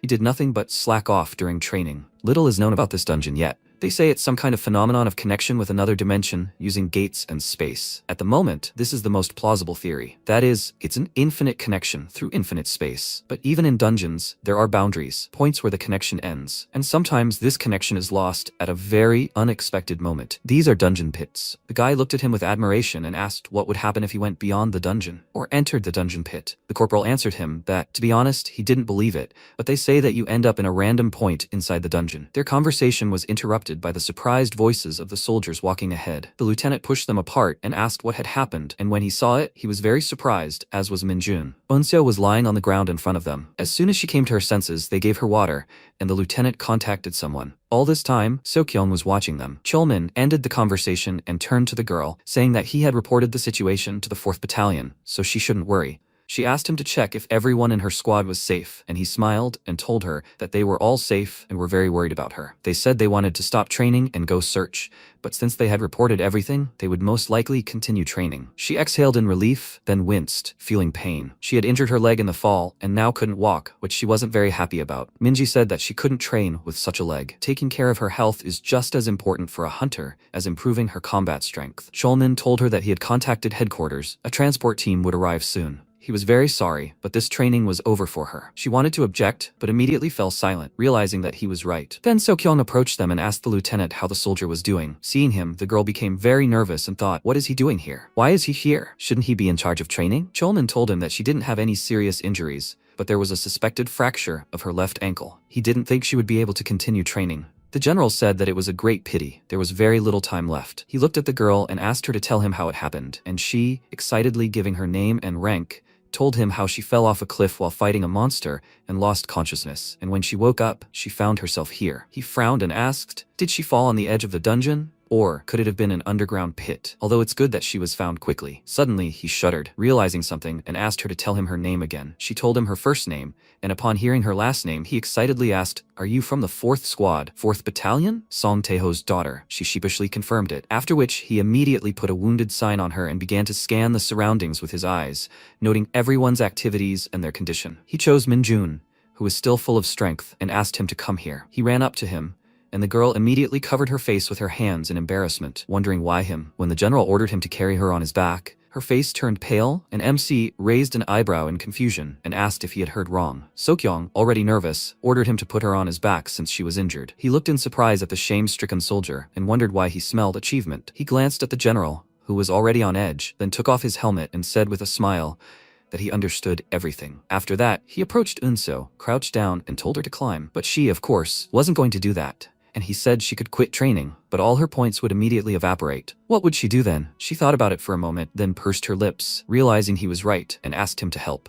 He was overjoyed, already anticipating new achievements, and Han Young said he was overdoing it. Did he still have the strength for this? Mingu said he wasn't human at all, after which Eunseol climbed onto his back, and the lieutenant ordered him to go to the rear of the squad with the deputy commander. If he falls behind, let him say so. He answered him with a smile that this would not happen, and the man noticed that he had changed. After that, he glanced at the girl, who immediately looked away embarrassedly and smirked, thinking that this was an obvious achievement. He quickly joined the squad, and the sergeant approached the general and said that she received special treatment since she was the daughter of a division captain from another unit. That's the kind of conversations that could go on. He replied that there was no ban on helping the wounded. On the contrary, It was an integral part of training, and he also just didn't know something. His brows furrowed, and he said that Song Taeho was a scoundrel. They continued on their way. Eunso glanced at the soldiers walking ahead, then at the sergeant and general behind. She felt very awkward and told Minjun that if he was having a hard time, he should just say so, and she would give up. He told her that everything was fine. She was much lighter than Stettel. She looked at him in surprise, and he said that he thought she weighed about 50 kilograms. She excitedly asked him to wait, after which she sheepishly asked him to keep quiet. She looked at him and, after a short pause, said that she would definitely repay him for his help a little later. He grinned and answered that he would wait, adding in his thoughts that it would be even better if her father did it. He decided to mock her and said that even if she was lighter than Stettel, still, 50 kilograms is not that easy. She felt awkward and asked him to shut up already. Meanwhile, Sokyong and Minji, walking behind, exchanged glances and were happy for the young people, already seeing them as a couple. Soon, night fell. They all continued walking and were already quite tired. Taewook, looking exhausted, said there were so many monsters. It was a nightmare. Someone had changed the training difficulty to hell mode. The general immediately popped into their minds, and the lieutenant hastened to reassure them that there were about 2 kilometers left. They should remain vigilant and be on guard. The boys immediately smiled, and at that moment they noticed monsters in the sky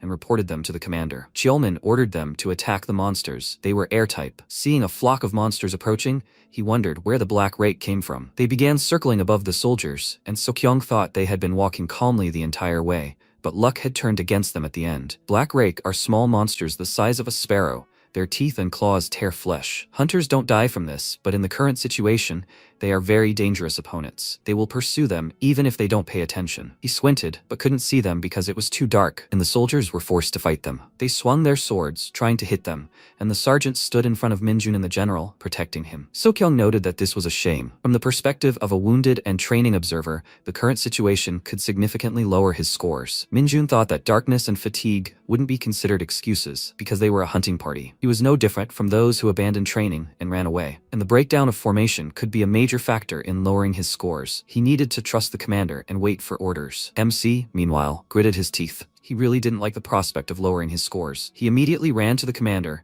stopped abruptly, causing the girl to almost fall off his back, and asked him to give him a chance. He called out, turned to him, and exclaimed, "What is he even talking about? He actually had a wound on his back." Minjun said they were all limited, and this couldn't go on. He could handle it. Looking into his confident eyes, the lieutenant thought for a moment and asked what his plan was. When he told him this, Cheolmin and Eunso simultaneously gasped in surprise, after which she covered her mouth with her hand in shock, and Cheolmin looked at him thoughtfully. He said that if this didn't work, he should retreat immediately. He was only giving him one chance. MC smiled and replied that he understood, while Eunso worriedly wondered if this plan even made sense in this situation. The flying creatures fell behind the soldiers and took to the air while they watched them closely. The lieutenant turned to Minjun and ordered him to bring the wounded here. He told him there was no time and asked him to trust him. Cheolmin gritted his teeth, but he didn't object and ordered everyone to stand behind Corporal Kim Minjun and prepared to fire. Hearing this, Seokyong was surprised and wondered if they wanted to kill the monsters with bullets. MC, meanwhile, prepared to fire and told the girl to remain still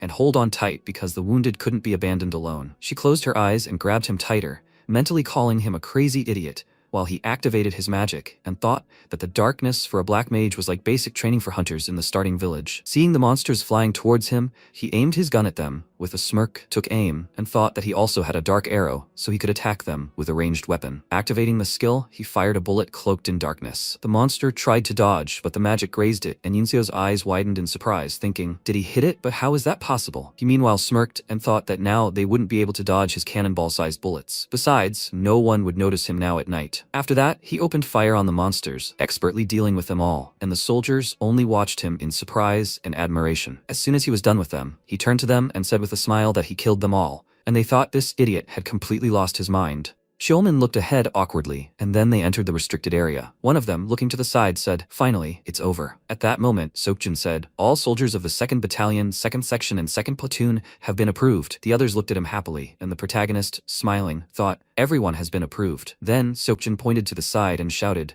"Medical team, check on all the wounded." After that, Cheolmin, smiling, looked at them and shouted, "Good job, idiots." He was grateful to everyone for holding out until the very end. In response, the soldiers smiled at him and shouted that they had done a good job. After that, Sergeant First Class waved his hand and shouted that they must hold their ground until the very end. They will reach the temporary base, and then they can rest. Go ahead. Then the protagonist approached the medic and asked where he could get the achievement. Then Cheolmin noticed him and called out to him, and the MC turned around. He said he'd done the best. He always moved forward and was fearless in the face of danger. In response, the protagonist smiled and said, Corporal Minjun, he's grateful. He thought it was the obvious truth, but still felt a little ashamed. At that moment, Unseo, who was sitting on his back, looked down at him and asked if he'd finally let her go. Then, she was placed on a stretcher. She apologized for being a nuisance to the platoon and was grateful to them. Choman, smiling, looked at her and said, "Thank goodness they all completed the training safely. She shouldn't think she was a nuisance." At that moment, Seokyung approached them, spread his arms wide, laughed loudly and shouted, "Well done." The entire platoon completed the training safely. He wanted to hug the protagonist, but he turned around abruptly. Seokyung turned back to him, and the others looked at him in confusion. Then he patted the protagonist on the helmet, and Choman, watching them, said, "Honestly, it's all thanks to him." Unseo agreed with him. After that, Seokyung finally grabbed the protagonist by the shoulders, and then he heard a voice. The commander of the 4th Battalion of the 104th Division, Colonel Jihye, came closer and said that she wished him good health. She walked forward, and the protagonist, turning to her, thought, "What?" She stopped next to Unseo and asked, "Wounded?" She replied, "Private Unseo, there are no injuries other than the left ankle." She said, considering she fell into an underground pit, she was lucky. They evacuated her quickly. Then she looked at Seokyung and asked, "Where is the observer?" She smiled and asked if she could request a quick meeting about training. He asked, "Now?" She confirmed it, and he asked, "Does it have to be now?" She confirmed it again. Sometime later, MC was sitting in the dining hall enjoying his lunch. At that moment, a worker approached him with a full tray of food and asked if he wanted some fried chicken. The protagonist looked at the food with admiration and asked if he could eat it all by himself. The worker replied, "Right, everyone's sleeping now and they're unlikely to come eat." MC took the tray and said, "He worked so hard he can't let this go to waste. He has to give it here." Then the worker asked, "He's from the 2nd platoon of the 2nd department, right?" He heard that their platoon took first place in training this time. The protagonist, taking a bite of chicken, asked, "Is it true?" He confirmed it. During the meal, the leaders discussed this, and the battalion commander praised him for his outstanding performance. He said he personally dealt with the black rakes that appeared during the night. "Is that true?" The protagonist replied, "It turns out so." The worker said, "It's impossible to catch something like that at night. He's simply incredible." Then he added thoughtfully,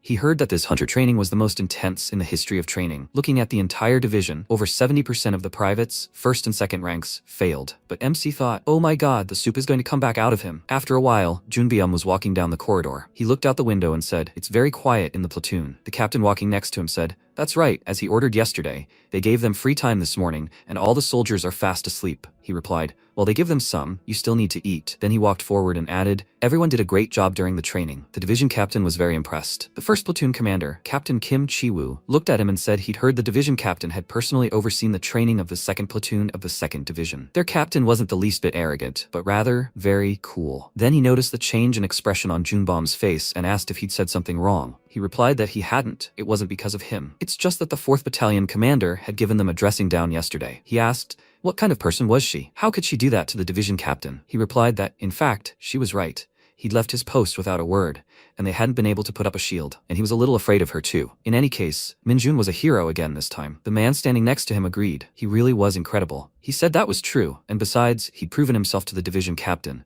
He was looking forward to the monthly meeting. Sometime later, the 104th Division headquarters. Seokyung adjusted his glasses and began to carefully study the document. He took off his glasses and said the dungeon crawl plan was completed. How was Private Unseo? Jihye was sitting on the sofa in his office. She put her cup down on the saucer and said, "They said it wasn't a fracture. She was recovering quickly and would finish treatment tomorrow and be able to return to duty." He replied, just like her father. Then his phone rang. He answered and introduced himself. The voice on the phone said, "Hey, bearded man." He indignantly asked, "What? Who was he?" He replied, "It's him, the bearded man." Had he already forgotten his voice? Seokyung cried out in surprise. "Is it really him?" He replied that it really was him. He had received a call from General Song Taeho, captain of the 107th Division, Unseo's father. He said, "Seokyung, he has business with him, you idiot." He shouted back, "Hey, Taeho, you bastard. What is he doing on the phone? A bearded man?" He replied, "Well, he is a bearded man.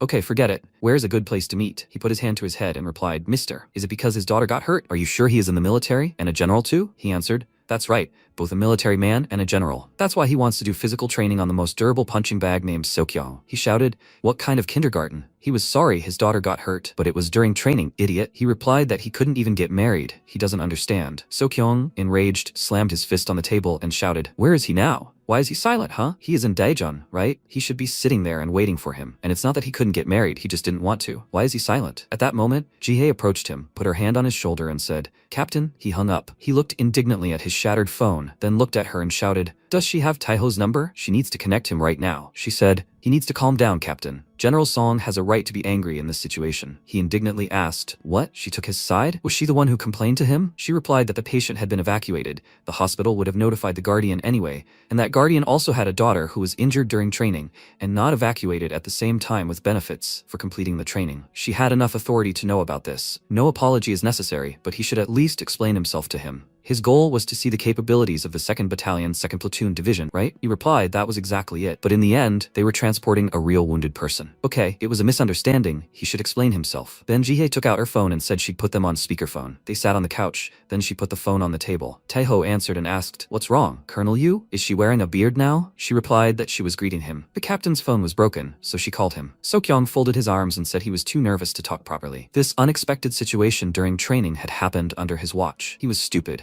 He doesn't have children, but if his daughter had been treated like that, he wouldn't have tolerated it. In the end, he had hindered his daughter's development, and he formally apologized for the incident. He asked, what did he just say? There was an awkward silence. And then he said, okay, forget it. The guy who carried his daughter on his back, he needs to state his name and department. Seokyong asked, what? He asked in response who dared hand his daughter over to a man without a medical background. He'd deal with him later. What was that guy's name? The next second, Jie hung up, then looked at the captain and, alarmed, called out to him. He'd said privileges, apologies, explanations. She held out her hands to him and begged him to calm down. He squeezed the chair and told her to get the car ready right now. She asked, surprised, where he was going. He, flushed with anger, told her to cancel all plans for today.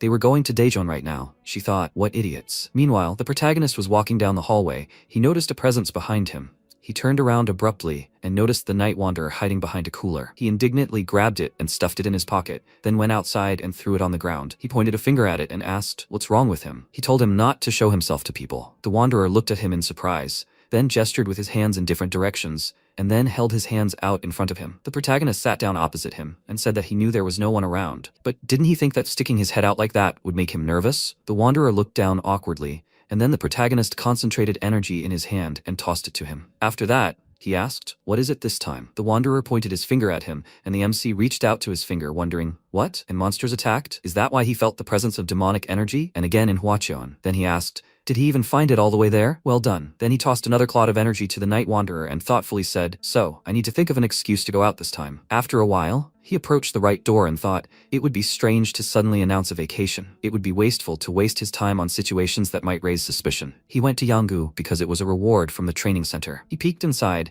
and noticed the guys shouting happily. Cholman turned to him and, smiling, said that they were congratulating him. They say he was chosen as the division's best soldier in the hunting maneuver training. The protagonist replied that he was grateful. He added that he had heard that he would receive a certificate this time too. Thanks to him, their entire platoon was given leave. The protagonist's eyes lit up with joy. He asked if he could go on leave right away tomorrow. Cholman smiled awkwardly and said that he thought he was in too much of a hurry. Did something happen? MC replied that it wasn't so. He just wanted to rest tomorrow. He replied, okay, he'll find out. The protagonist thanked him. So, he arrived in Hwacheon. Seeing people clearing things out, he thought, what, is it all over already? Why are there so many hunters here? He thought he should unleash his magic, idiot. At that moment, Unseo took off her mask and looking at him, asked, Hunter Minjun. Outside Hwacheon, a lively area. Corporal Cha Mari sighed with fatigue and asked when this would be over. Corporal Yoon Hyoju, walking next to her, said that their performance in this hunting maneuver training left much to be desired, which was why the battalion captain was angry. Their commander was also in a bad mood, so she shouldn't slack off. She put her hand on her waist and said that she was going to die. And why did those monsters have to crawl out just when the training was over? She replied that she should consider themselves lucky that this wasn't a strategic command, so she should watch her tongue. Then she turned sharply, looking at Unseo, and asked,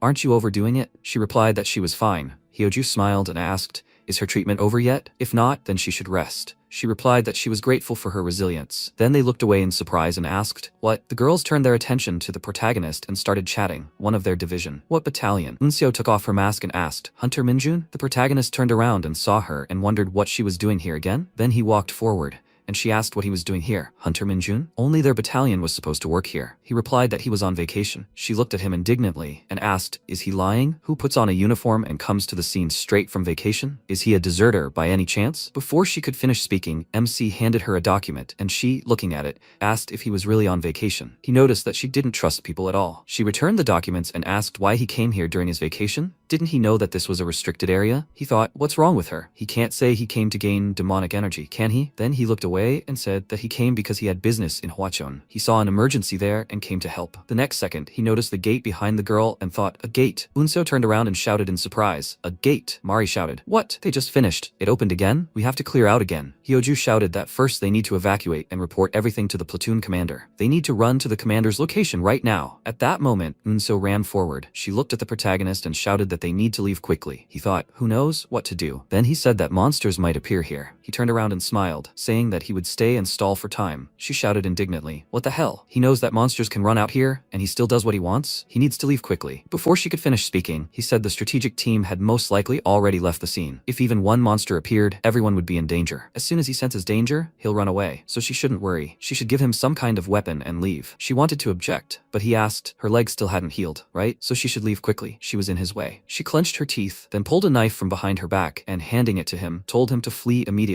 as soon as he sensed danger. Then she ran in the opposite direction, saying she would return with the squad as soon as possible. Among monsters, there are some species that are reluctant to leave their habitat. That is, if the dungeon where they live has a gate, then in most cases they will not venture out. However, there are other monsters, specifically those that travel in packs. At that moment, a monster emerged from the gate. The protagonist smiled and said that's exactly what happened. Then several more monsters appeared, and the boar in front let out a loud cry. The protagonist covered his nose and asked, Red Boar? He waved his hand and asked, have you been energized and have more than enough strength? He then charged and thrusting his hand forward, used the E-rank Dark Arrow skill. It hit the monsters, but hit their skin and bounced off. The protagonist asked, is their skin too thick? Why don't the dark arrows penetrate it? He then kicked off the ground, jumped up and asked, what do they have besides skin? He delivered a few slashing attacks and landed back down. He looked at the boars and said that he admitted their skin was thick, but what was underneath it? The next second, the protagonist's body was consumed by powerful energy. He used a D-rank decomposition skill. Energy from the monsters began to be released, and he asked, what's wrong? Didn't like his energy? Then one of the boars ran straight at him, but the protagonist dodged,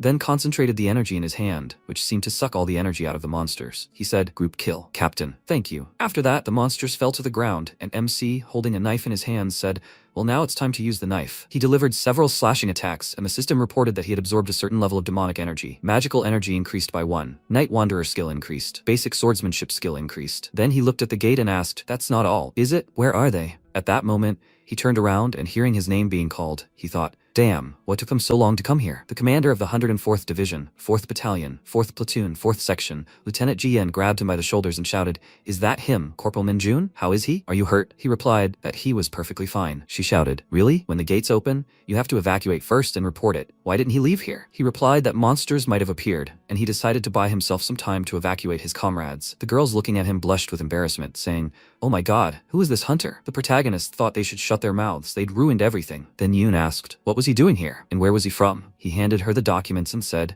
Corporal Minjun, 2nd Platoon, 2nd Section. She took the documents in her hand and asked, vacation. He was on vacation today, so why did he come here? Is his house somewhere nearby? He replied that he had to go to Hwacheon on business, but he heard the gates open and decided to help. She looked at him thoughtfully, then turned around and said, okay, since there are no casualties and all the monsters that appeared have been destroyed, they can leave here. The strategic and research team will arrive soon and will monitor this place. The next second, the girls surrounded the protagonist shouting, wow! He single-handedly destroyed 5 red boars. He really did it with just 1 military dagger. He's so strong. The protagonist desperately wanted them to leave him alone. Sometime later in the administration, Cheomin asked in surprise, what? Did he say Minjun? But why? Corporal Minjun from the 2nd Battalion of the 2nd Division? Yes, he's from their squad on leave right now, right? What? In Hwacheon, Gangwon-do? Now? Single-handedly defeated the Red Bulls? And now he's doing public support? Yin confirmed it. The gate is now under control. They're working on cleaning up the nearby damaged houses. Corporal Minjun volunteered to help. This was her first time experiencing this too. Hyoju asked, they say this hunter has a day off today? Mari asked, so he's helping them on his day off? She asked how he even thought of fighting Red Bulls with just a knife. She heard their attack power was equal to being hit by a truck. The protagonist thought, damn Red Bulls, too bad it turned out like this, but at least he earned a reputation. At that moment, Unso came up to him and called out to him. He screamed in fear. Oh my god, she scared him. He almost punched her in the face. She looked at him indignantly. Then he walked on and told her to move away from the road. She turned around and asked if they could talk. After a while, they walked away and MC asked, so what did she want to say? She fixed a strand of hair and said, was he cursing at her from the window that day? He thought, what was she even talking about?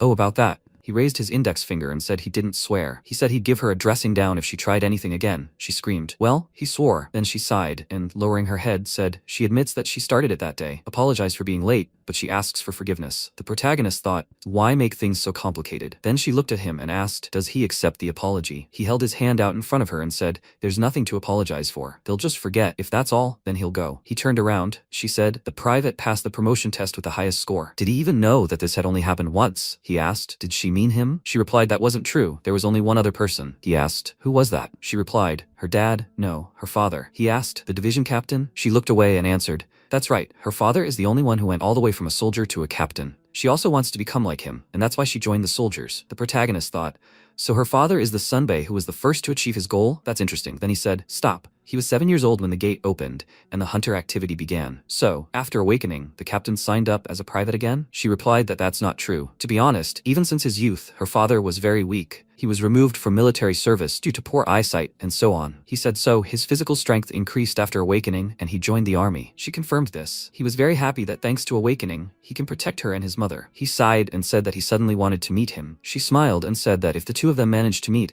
her father will also be very happy about it, because he is very interested in strong soldiers. Sometime later, at the headquarters of the 107th Division, Daejeon, an exclusive hunter training school, Taeho said, he thought he would come running right away. Why did he just come now? Scared? The commander of the 3rd Battalion of the 107th Division, Lee Sengjin, watched in amazement. Sokyong said he thought his division was as stupid as his. What kind of fear? What is this anyway? He asked. Such a busy man came? Why? To say Minjun's name. He was surprised. What? How did he know his name? He asked. Did he think he wouldn't recognize him without him? They were attacking each other. Sokyong shouted. What kind of kindergarten is this? He's an idiot. What will he do to him? He shouted back. Why is he worried? It's his own fault. He should have tried harder. Sangjin grabbed his head and thought, this doesn't even sound like a joke. If this goes on, no one will be able to stop them. At that moment, Jihei stepped between them, holding her hands out in front of them and saying, 5 minutes have passed, that's enough. They exchanged glances, and then Taeho approached Sokyong and asked, aren't you dead yet, bearded guy? He replied, yeah, and has he let out his anger? He replied, he hasn't even started yet. He said, what a jerk, and he's still unhappy. After a while, they went outside and sat on a bench.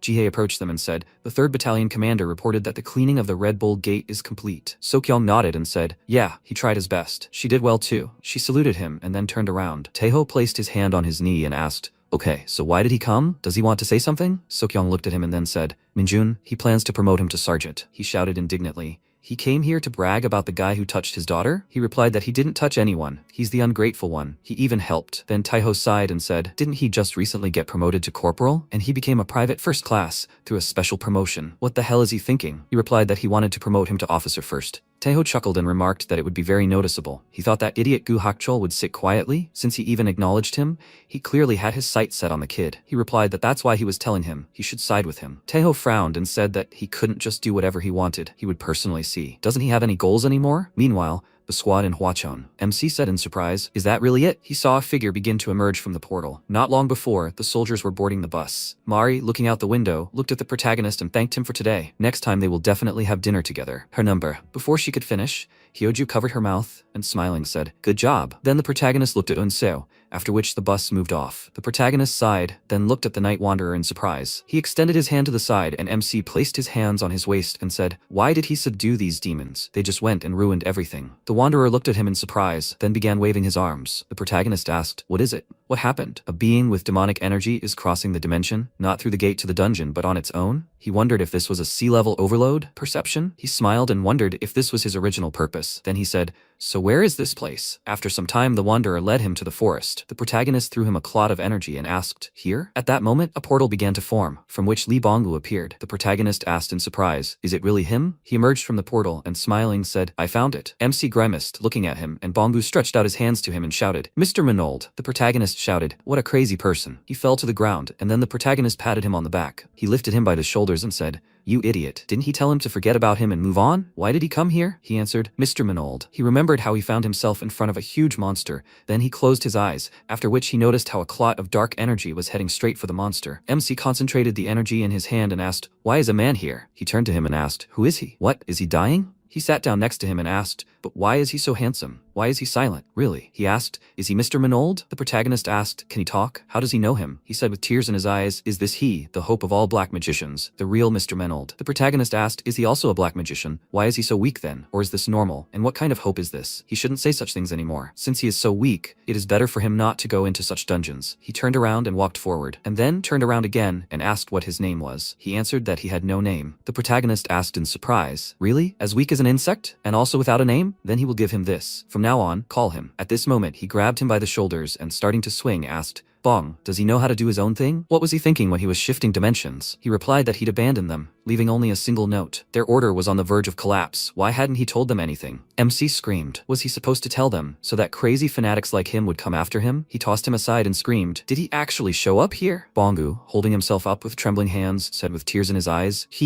his right hand should have at least accompanied him. The protagonist shouted, what right hand? Oh my god! He extended his hand toward him and concentrated it into energy, shouting, by the way, why is he so sluggish? He directed the energy at him, and then Bongu bowed and said that he thanked him, that he had saved him, that he would live here until death. Before he could finish, the protagonist said, let's forget it. It would be better for him to tell how he got here. Everything from beginning to end without omission. He replied that this miracle happened thanks to his faith in Lord Minold, his desire to be with him. The protagonist folded his arms and suggested cutting out this nonsense. He said, but it's true. The protagonist asked, who would believe that with his skills, he was able to travel across dimensions? He had to tell the truth. Was he sent by that crazy saint? He replied that they, his subjects, only listened to his orders. MC asked if he was just going to beat around the bush. Should I kill him? He replied that he was listening. To be honest, after he left, he had been watching the saint, and there were strange rumors about her. He was surprised. Rumors? What kind? He replied, well, one day, strange sounds started coming from the temple every night, and there were rumors that monsters of incredible size were being caught there. And there were also rumors that not even traces of the captured monsters left the temple. No bones, no skin, not even a piece of flesh. How did he manage to kill so many monsters without leaving a trace? Then he said, as he expected, Mr. Minold. The protagonist grabbed him by the clothes and said, what an idiot. Is this true? He replied that he would never deceive him. The protagonist thought, this damn fool just showed up here? Then he asked, did he really know what this was? At that moment, he handed him the shard, and Bong, looking at it, said, judging by the pattern, it was a fragment of the sword used by the temple guards. He remembered the sword the guards used. The protagonist thought, right, these fools. Anyway, how did he do it? How, if not through the scent gate? And anyway, because he was forced to fly for so long, he almost died in the interdimensional space, didn't he? In response, he laughed and said he didn't know. MC thought, okay, they're all crazy. Then he looked at the shard in his hand and asked, what's their purpose? Lunhun 1224 days until Minjun returns to Earth, according to Isgard time. The saint stood on a cliff.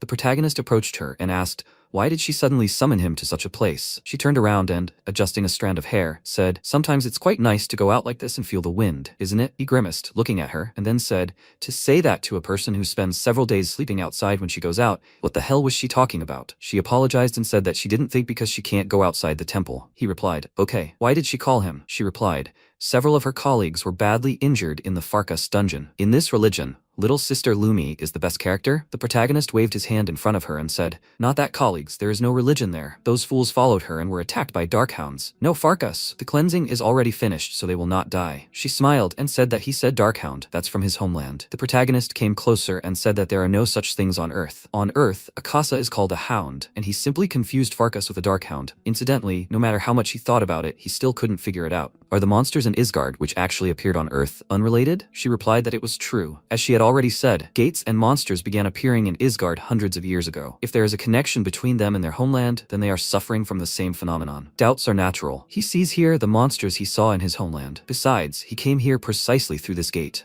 However, it is not so simple. Summoning one of them required a lot of time and preparation, plus the movement of a large number of monsters or the creation of a dungeon. Then he turned around and said he understood. When he was finished, she would send him home. She answered without question. In the present time, some mountain in Hwacheon. The protagonist paused. He'd never trusted this saint, so he'd been investigating secretly. It turned out Isgard had long been plagued by difficulties due to the gate. Spatial movement within the dungeon level was impossible, and it was extremely difficult even for a saint. But what now? Why was she using so much energy and sending monsters one after another? Was she really using up sacred relics? Was she going to this trouble just to catch him alone? Then Bongu knelt before him and, introducing himself, said that he would serve him here, Lord Minold, until he died. He asked that he accept him. MC clutched his head and, sighing, said, my god, this fanatic can't be driven away. Okay. First he had to stop calling him that. His name wasn't Minold, but Minjun. He thanked him for his mercy. He would repay him for the rest of his days, even beyond. The protagonist corrected his mistake in the name and asked, Okay, can he use his imitation skills? He replied. Of course. Thanks to his grace, he has so much power. The protagonist told him to stop. He was practically giving him nothing. In response, he apologized and shouted that right now he could only transform into a small animal. The protagonist said that would be enough for him. He looked at the raven perched on the tree and told it to transform into him first. Could he do it? He replied, as he commands. The next second he transformed into a raven, and the protagonist, wagging his finger, said, excellent. They should leave immediately with the night wanderer. At that moment, the wanderer emerged from the ground. His gaze met the raven's, and MC said, enough already. Bongu started croaking, and the protagonist told him to speak human, you idiot. He replied, yes, as his right-hand man, he will restore order here immediately. The protagonist smiled and said, no, they should just shut up and get along. They looked at each other silently, and then the wanderer shook his wing. The protagonist said, what to do next? He should ask the night wanderer, and he, the wanderer, in turn,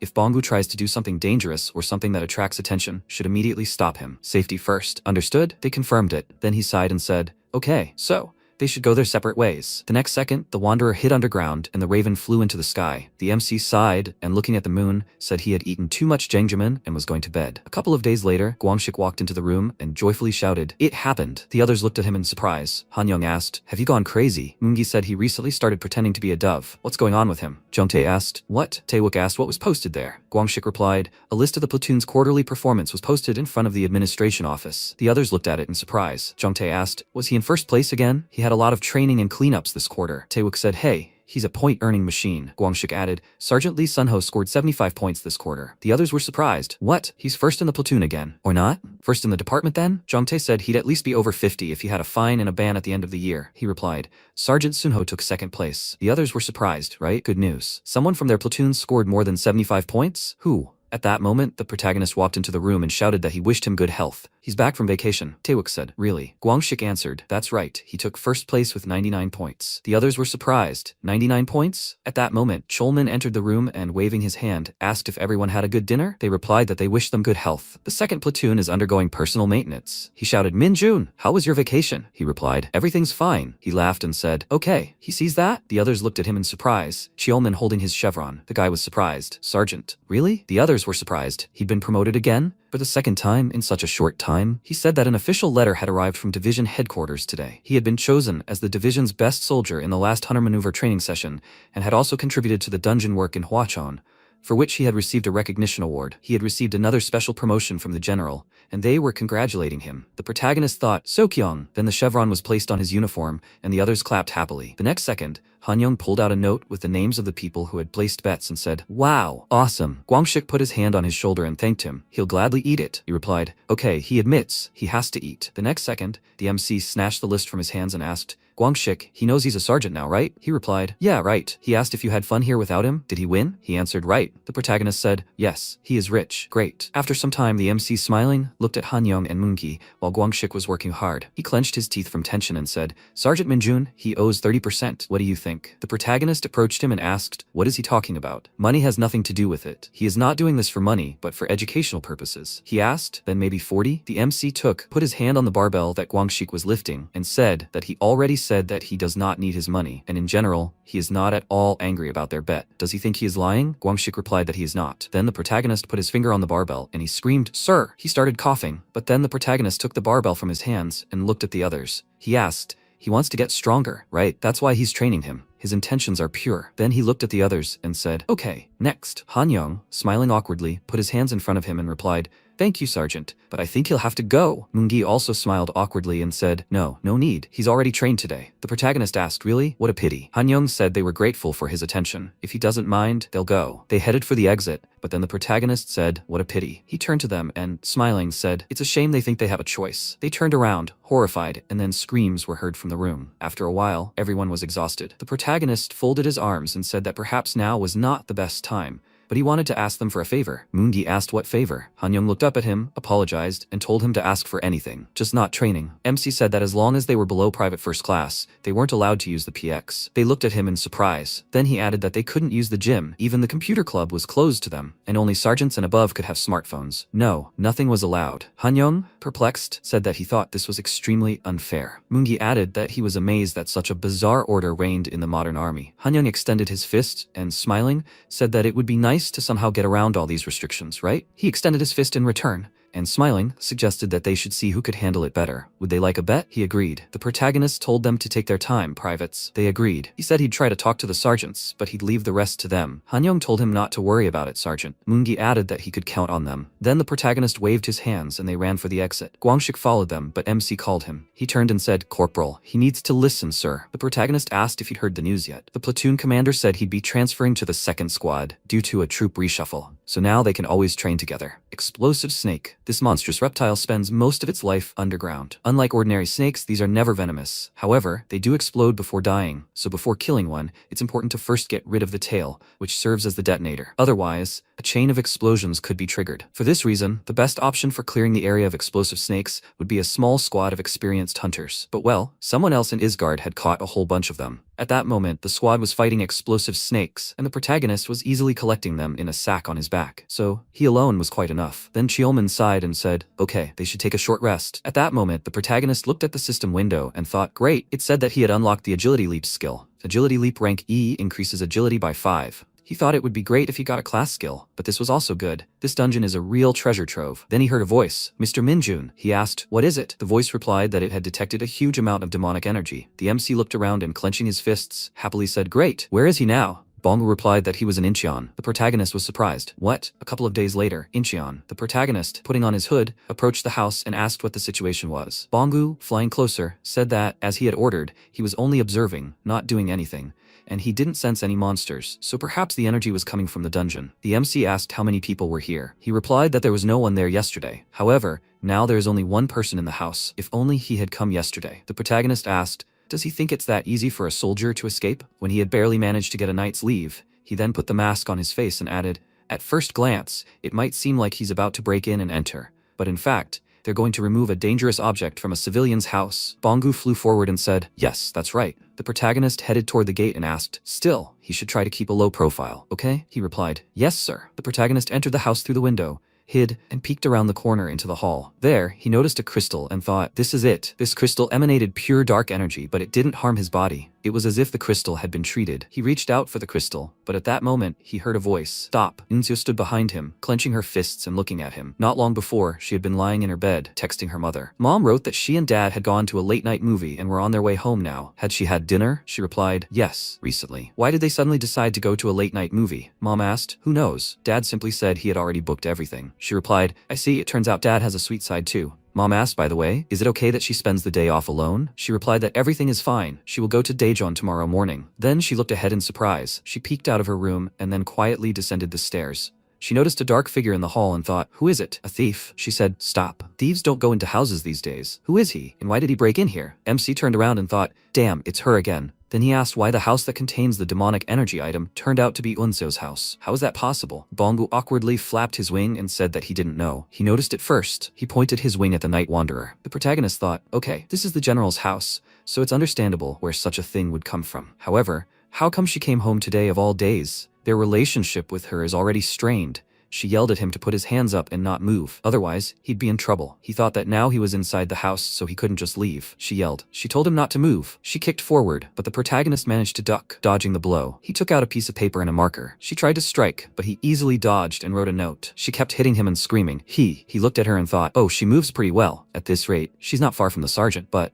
She pointed her hand at him, but he grabbed it and thought he was stronger. She looked at him in confusion, and then he dropped her hand and grabbed it with his other hand. She yelled, what? Is he making fun of her now? She frowned and thought that this guy is clearly unusual. These movements are so exciting. She struck again, but MC jumped aside. He looked at the crystal, then ran at Yunseo. She covered herself with her fists, thinking it was too late to dodge. Then he abruptly rounded her, grabbed the crystal, and jumped onto the window. She ran up there and shouted, stop! At that moment, he was already jumping over the fence, and she asked in surprise, he didn't touch her? Then she noticed the note in her hand. She opened it, and it said, burp. She clenched her teeth in irritation and shouted, that idiot, that damn fool. At that moment, the protagonist had already run far enough away. He looked at the crystal and thoughtfully said that this crystal contained much more energy than ordinary monsters. Since it was in the general's house, that meant the crystal had no effect on the human body. Bongu said, he thinks it might be a monster crystal. The protagonist asked, who gave him permission to open his beak. He buried his head in the ground and apologized. Then the protagonist said he knew it was a monster crystal, but how a monster crystal could contain so much energy, he hadn't seen anything like that,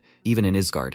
A monster crystal is a mineral sometimes found in monsters. Its size depends on the age and danger of the monster, but the amount of mana it contains is usually proportional to the crystal's size. The protagonist let go of the crystal, thinking that it was one of the most valuable items one could obtain by hunting monsters. Then he looked at the crystal and the shattered glass dome. He extended his hand and thought that he had never heard of a crystal containing demonic energy. He then grabbed it with his hand and, clenching his fist, broke it into several pieces. Dark energy emanated from the surrounding area. He thought that he didn't know what it was and why it was on Earth. At that moment, the system reported that the set level of demonic energy had been absorbed. The demonic energy meter had increased by 1. He thought that he didn't want to get involved in the affairs of the damned saint, so there was no time. The system reported that the demonic energy singularity skill had been created. The demonic energy capture skill had been created. He smiled, looked at the system window, and said, "Wow. 2 skills at once?" The system window said Minjun. Strength 65, Dexterity 60, Stamina 60, Demonic Energy 30. Skills D rank Corruption, C rank Night Wanderer, E rank Dark Arrows, Demonic Energy Singularity, E rank Demonic Energy Capture, B rank Basic Blunt Weapon Mastery, B rank Sword Mastery, E rank Strength Boost, E rank Dexterity Boost. He said that's great. The number of skills is gradually increasing. And this one. He clicked on Demonic Energy Singularity. The system window said that it removes the color and smell of his magic so that it doesn't affect the environment. He can turn skill data on or off at any time. He said that the more the demonic energy level increases, the thicker it becomes and the more difficult it is for him to control it. He was worried that if he wasn't careful, it might affect the people around him, but that's what it took. He then extended his hand toward the creatures and asked, "So, what about capturing demonic energy?" Bongu flew up, and the system reported the skill as rank E Demonic Energy Capture. MC caught the crow, then looked at it and asked if there was a weight limit. It was good that he found a use for remote control. He then threw the crow back and said they had a task. Along with information about a dungeon with demonic energy, they were to search for items from the dungeon containing it. They bowed, and Bongu replied as he commanded. After that, the protagonist threw them clots of dark energy. They started fighting among themselves, but when the protagonist turned to them, they happily hugged. After that, the protagonist smiled and said, "Hey Bongu, have you tried Korean cuisine?" Sometime later, in the establishment, the table was groaning under the amount of food. Bongu held a spoon in his hands with tears in his eyes. The owner of the establishment looked at them in surprise, and then he said,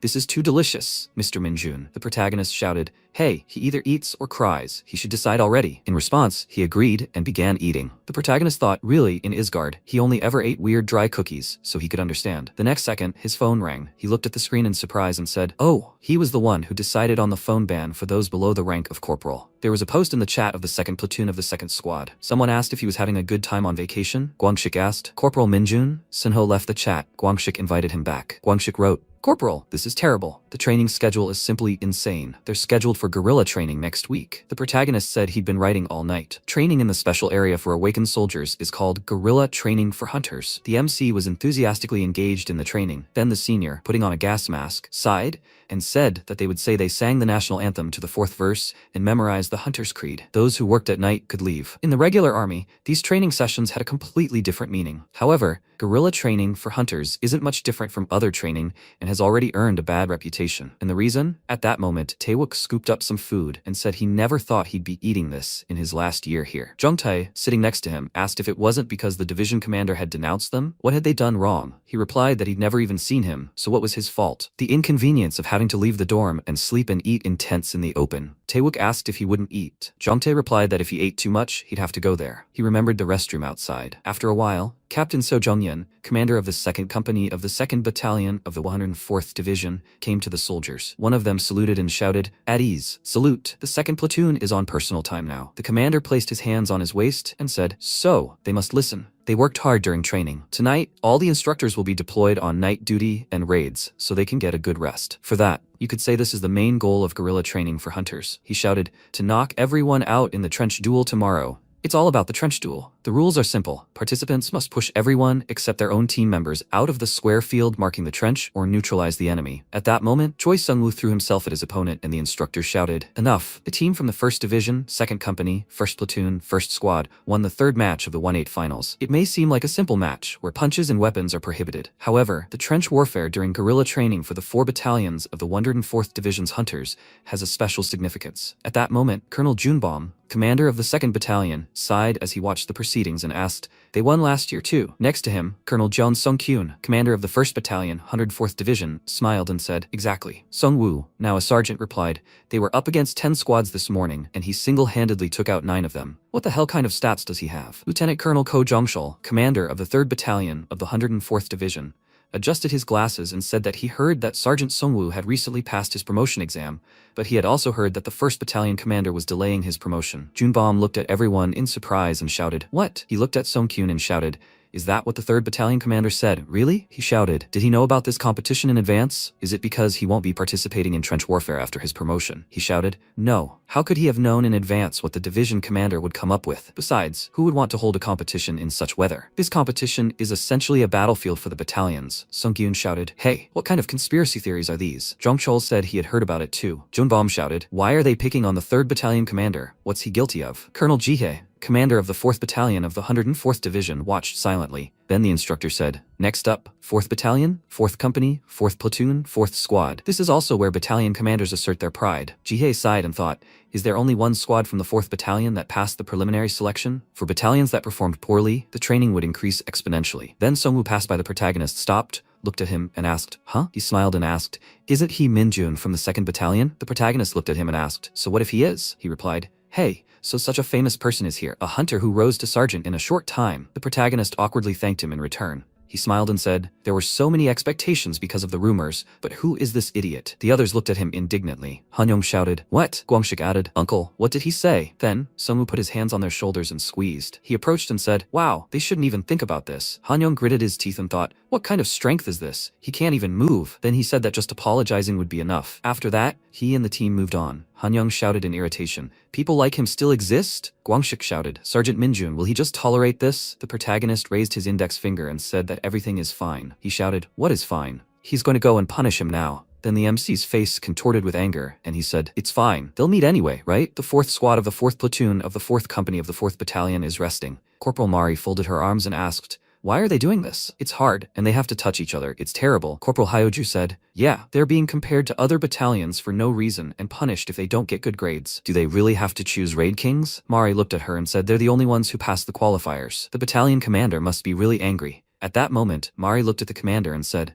"What should I do?" She's really furious. At that moment, the squad leader, Sergeant Osethbel, approached them and asked what they were worried about. Then the instructor said, "Next up is the 4th Squad of the 4th Platoon of the 4th Company of the 4th Battalion. They stood up to fight, and Sethbel said they were going to win and become raid kings." After a while, Mari screamed and then ran in the opposite direction. She yelled at him to get out of here. A man ran after her, while another member of his platoon grabbed Private Kim Na-yoon and Private Ha-jun. At that moment, Sethbel approached him, grabbed his shoulder, and threw him aside. He looked at her indignantly, then she jumped on him. She grabbed his legs, buried her face in his stomach, and rammed him, throwing him out of the battlefield. She turned around, shaking her hands, and noticed Mari running away from the enemy. He extended his hand to her, wanting to tell her he had caught her, but she grabbed him with her hand and flipped him over in the air, slamming him to the floor. She smiled and said, "That's it." She told him not to come any closer. Then she turned around and noticed Hyoju still continuing her fight. The man fighting her looked away, and his comrade ran closer and shouted, "Does it seem like they're missing someone here?" Then he was surprised to find himself upside down in the air. Unseo grabbed him and threw him aside,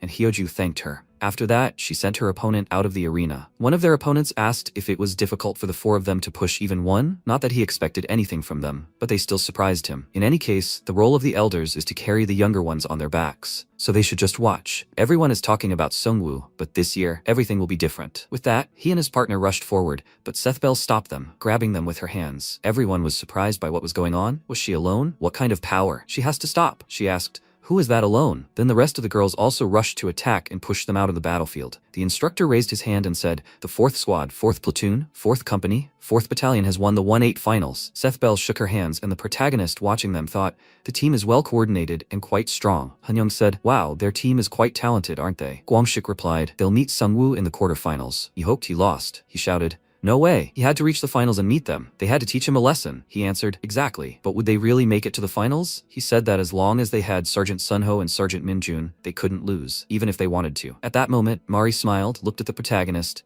and waved. The others looked at her in surprise. Guangshik scratched his head awkwardly and asked, "What's that?" She greeted him. Hanyong pointed at himself and asked, "What do you think?" He wondered if she was looking at him. Come to think of it, he still wasn't sure he was ready to teach anyone. Guangshik said, "Yeah, you can fight a little when you're emotional." So he could forgive Sungwoo. He said he agreed. It was a shame, but they'd postpone his lesson until later. Now he'd be rooting for the 4th Battalion. He said he supported them, and the MC looked at him, sighed and said, "What idiots." After that, Jongchul adjusted his glasses and said he had confidence in this team. Then Songkyun smiled and asked, "Isn't this a perfect game? 4th Battalion Commander, is she satisfied?" The instructor shouted, "Game 5 of the 1-8 finals, 2nd Squad 2nd Platoon, 2nd Company 2nd Battalion, and 4th Squad 1st Platoon, 3rd Company 1st Battalion, they must take the field." Ji-hye looked at the protagonist in surprise. Then Han-young looked at the protagonist and said he'd heard that if you get first place in this competition, you can get a pass. The protagonist asked, "What if you don't want to go with him?" He asked, "Oh, so they don't need first place?" The main character looked at them in surprise, then looked ahead and smiling said, "It's time to start." The squad confidently prepared for battle. The referee raised his hand and ordered them to get ready and begin on the whistle. The hunters took up fighting stances. They resolutely ran at the opponents. The second lieutenant instantly stopped the opponents with his hands. Enemy reinforcements rushed into battle.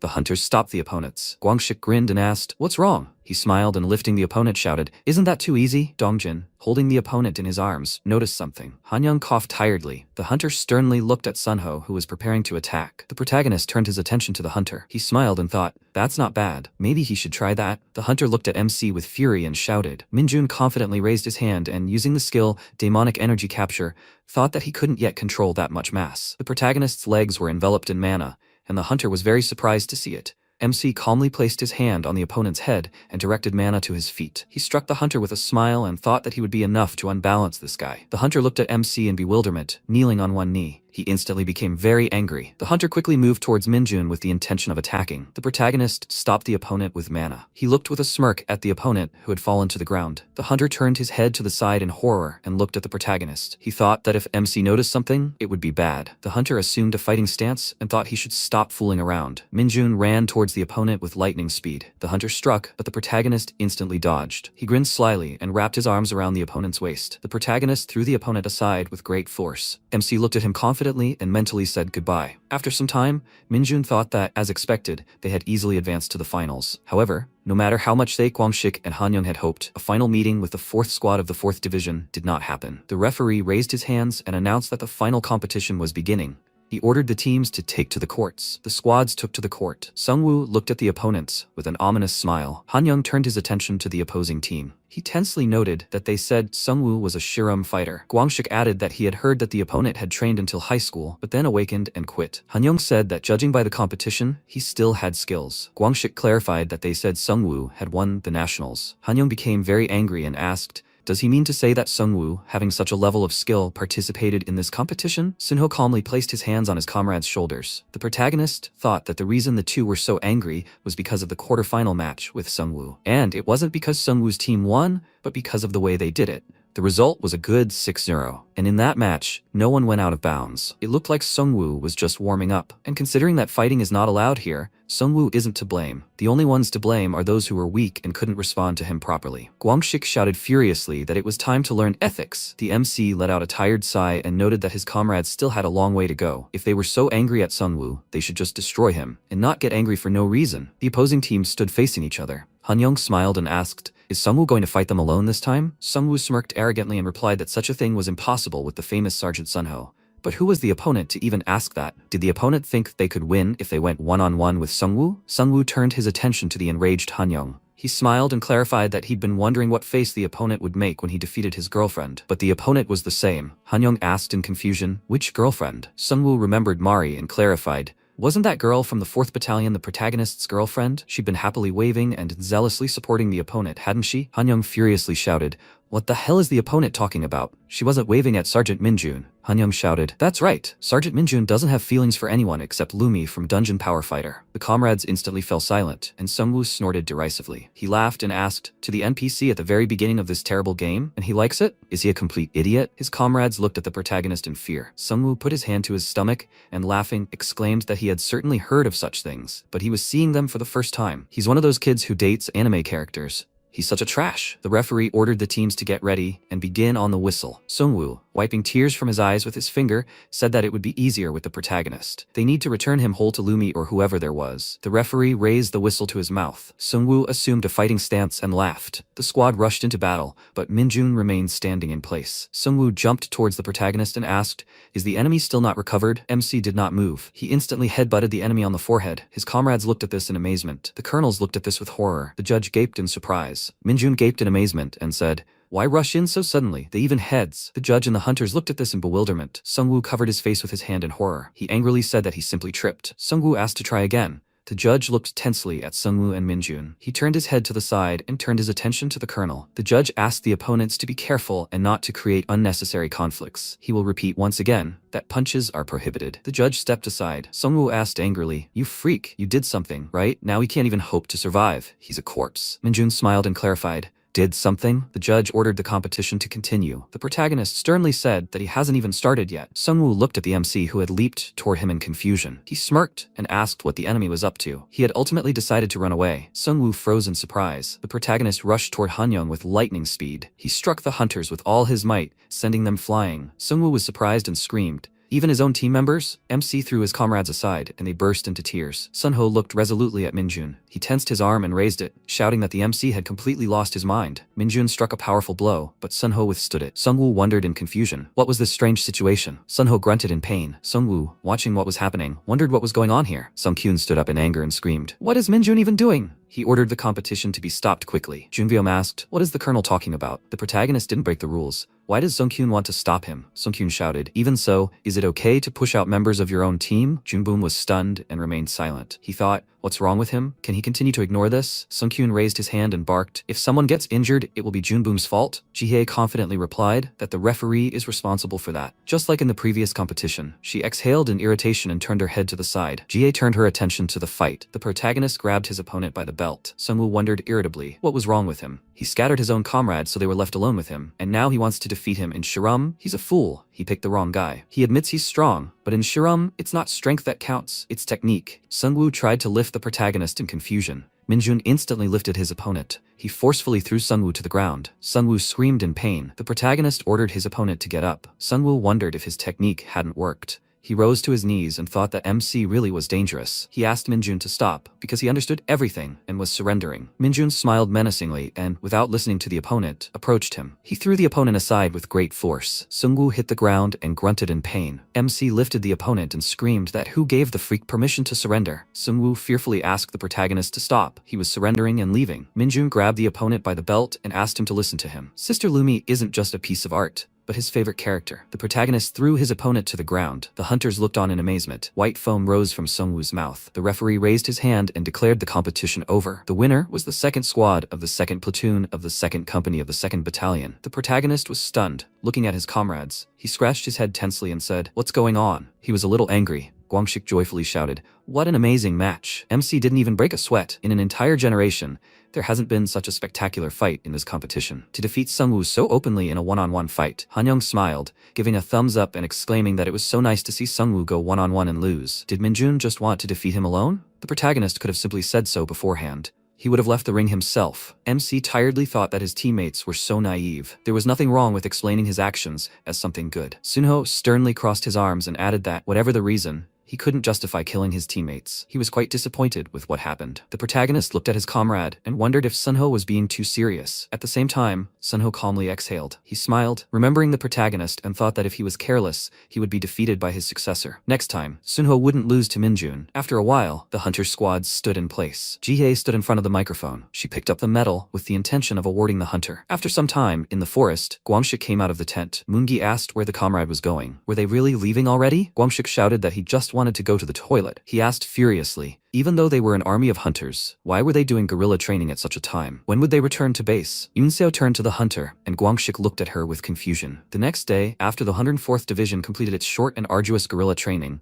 Guangxik said they needed to approach this matter with great caution. After all, no matter what they got after this, precision was paramount. Dongjin tensely clarified that, even so, what if the sergeant? Guangxik interrupted him and asked him not to be afraid. They just need to be lured to the meeting place. There, they won't be sergeants anymore. Hanyoung noted that the role of the junior is the most important. He can handle this, right? Even before the fatigue from training had worn off, the comrades had come up with something. Guangxik, squatting, asked, "The comrade knows they're short on time, right? The plan must be as short as possible." Hanyoung smiled and agreed, clarifying, "The main thing is to gather in one place, right? What would the meeting place be?" Dongjin replied, "On the eastern part of Gyeonggi, on the Maginot line, so the comrades would only waste time traveling there." Guangxik smiled and, pointing his finger at Dongjin, exclaimed that everything was correct. A message arrived on the phone in Guangxik's hand. He looked at the phone excitedly and exclaimed, "What else has arrived?" The phone said that these were messages from Yunseo. She thanked him for giving her his number. He can talk, right? Guangxik wrote that he didn't think she would write. Of course he can talk. Unseo wrote that he had already decided when he would use the day off he had won. As far as she remembered,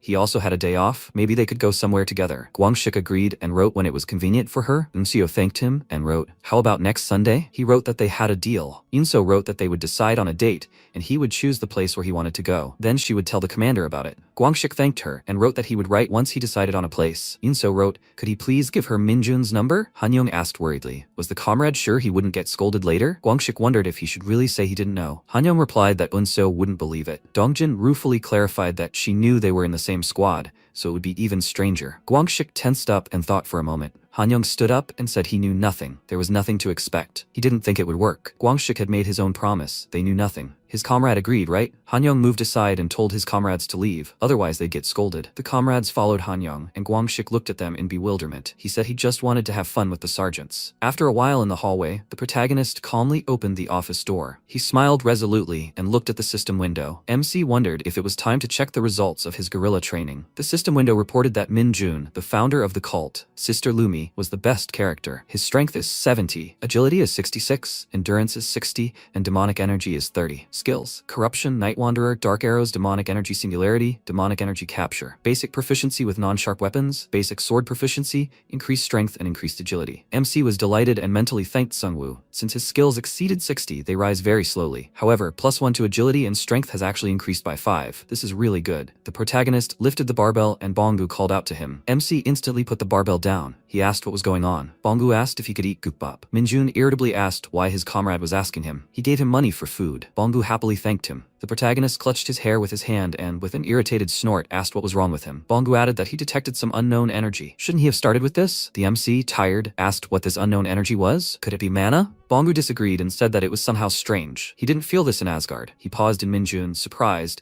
asked why his comrade stopped. Bongu replied that they brought him gukbap. Maybe he should finish while eating. The protagonist screamed angrily. Suddenly, a message came on his phone. Yunseo wrote, isn't this Minjun's hunter number? The protagonist was stunned, looking at his phone. He exhaled angrily and asked, what day is it today? What's wrong with them? And how did she get his number? The MC put his finger to the phone and decided to block it. Guangxik instantly opened the door and asked the protagonist to stop. Minjun looked at him in surprise and asked, what is it? Guangxik grabbed the protagonist's hand and asked, didn't Unseo just message him? A chance like this doesn't come around often. He asked the MC to think about the other squad members too. Isn't Minjun planning to become a leader? In that case, the protagonist's main job will be to look after the soldier's mental state. The MC irritably asked, what's the comrade talking about? Did he really give her his number? Guangxik cried sadly. That's right. He just wanted to go out together once. Guangxik asked Minjun to understand him at least once. In the army, everyone risks their lives. Shouldn't they hold a small event to make it easier for them to hold on? Minjun angrily asked, what's the comrade talking about? What's going on? Guangxik was surprised and asked, perhaps the sergeant hadn't heard from Yunseo. The protagonist picked up his phone and cried out, what's the matter? He smiled terrifyingly and asked, aren't they in the gym now? Maybe a comrade will say it now? A week later, on Sunday, in the park, the squad of hunters confidently stopped. Hanyoung joyfully thanked the protagonist for coming. Guangxik raised his fist in anger and shouted at the traitor not to dare thank him. Hanyoung did not know how much he suffered for this. The protagonist turned his head to the side and turned his attention to his comrade. He asked, does Guangxik think they came because of him? Chulho simply wanted to come here, so the hunters should thank the younger one. Hanyoung smiled and noted that he did not know Sergeant Sunho would agree so easily. After all, the sergeant is a man. Sunho replied that it was better to go outside than to spend the whole day locked up with the hunters. Hanyoung raised his hand to his head and asked, where are the girls from the 4th Battalion? He looked at the girls with great happiness. Hanyoung embarrassedly exclaimed, here they are. Maybe it's time to go to the checkout? Hanyoung was surprised and instantly fell silent. The protagonist turned his attention to Taeho standing behind Unseo. Hanyoung asked, is this man bad? Guangxik angrily rolled up his sleeves and shouted. Sunho stood in front of his comrade and asked him to stop. He ordered everyone to stand still. Sunho raised his hand to his head and greeted the general. Dongjin was very surprised, remembering something. He exclaimed that this was the general of the 107th Battalion. Dongjin had seen his briefing on TV. Yunseo sheepishly took Taeho's hand and asked her father not to do this. He said he'd just give her a ride to the entrance. She asked Taeho to go back already. The father smiled and said that he just wanted to know the faces of those his daughter works with. He'll be leaving now. Unseo looked at him tensely. Dongjin noticed Taeho looking at him. He smiled in surprise. The general stood sternly before him. Taeho clenched his teeth in anger and asked, isn't this Minjun? After a while, Mari happily raised her hands. She turned her head to the side with a smile and said, there's little time. We need to go have fun. Mari took her comrade's hand and asked him to hurry. The hunters looked at them sheepishly. Hanyoung smiled and asked him to go too. The lieutenant happily told his comrades to trust them. they had chosen the most suitable route. Nayoon raised her fists and thanked the hunters. The comrades quickly headed for the entrance. Sethbel and Sunho looked at each other. She let out a sad sigh and clarified that, frankly, she didn't really like places like that. Sunho lowered his head and replied that he did the same. Training alone, that's what he really likes. Sethbel noted that she knew he did that too. What was the heaviest weight he'd ever lifted? After a while, the comrades joyfully raised their hands while sitting on the rides. The hunters were having fun at the amusement park. On the cowboy hunter ride, the shooting range operator announced, 10 shots for 10,000 won. Guangshik resolutely aimed his rifle. He fired and clutched the toy in his hands. Guangshik sadly hung his head after receiving the participation prize. Hanyong mockingly asked, "Is that all a comrade can do as a soldier?" He asked if he could try it too. Hanyong confidently turned his attention to the hunters watching him. He sadly raised his participation trophy, and behind him, the hunters laughed. Guangshik asked mockingly, "Does the guy remember how they talked about last place?" Hanyong was now last. Hanyong sadly exclaimed, "The bullets are just weird." The protagonist was surprised to notice something. He saw that second place was a Lumi keychain. The MC was overjoyed and wondered if this could really be a limited edition Lumi keychain for the first anniversary, and such a legendary item here. Minjun picked up the rifle and thought the keychain would be his. Loud gunshots rang out in the park. The cameraman gasped in amazement. The protagonist placed the rifle on the table. The cameraman noted that the MC had only fired 9 shots. Minjun smiled and replied that everything was fine. Jun clarified, "Won't the protagonist be crazy with happiness?" Nayoon agreed and asked, "But why not shoot again?" The operator handed the keychain to MC and said that this was a gift for second place. Minjun happily thanked him. The hunters noticed the keychain and wondered what it was. The protagonist exclaimed with great joy that it was so good that they came here. The comrades smiled tensely. Guangshik pointed at something and said that this is next. Unso turned to the hunter Minjun. She asked what he talked about with her father in private. The protagonist turned his head to the side and remembered the past. Taeho apologized for distracting MC from his day off. MC exclaimed that everything was fine. What did the general want to talk about? Taeho looked down sternly. He placed his hand on the protagonist's shoulder with a terrifying look. The general squeezed MC's shoulder forcefully, and Minjun looked tensely at his hand. The protagonist confidently looked into the general's eyes. Taeho removed his hand from his shoulder and smiled. He noticed that MC was well trained and asked the protagonist for forgiveness. Minjun smiled and thanked him. Taeho reached into the car and said that his daughter owed the protagonist a favor. He handed MC a box and a business card, and explained that it was an item from the dungeon. Generals are given them, but he would give it to Minjun. Military evaluation abilities haven't reached 100% yet, but the general was told that this bracelet increases a random number of abilities. Minjun smiled wryly to himself and wondered what kind of unexpected gift this was. He calmly thanked the general. Taeho explained that he was giving the gift to the protagonist so that MC would continue to train hard, so Minjun should use it wisely. And the protagonist shouldn't tell anyone that it was from the general. If Minjun is in Daejeon, he should contact Taeho. They will go together. Taeho smiled menacingly and added that if the protagonist touched his daughter,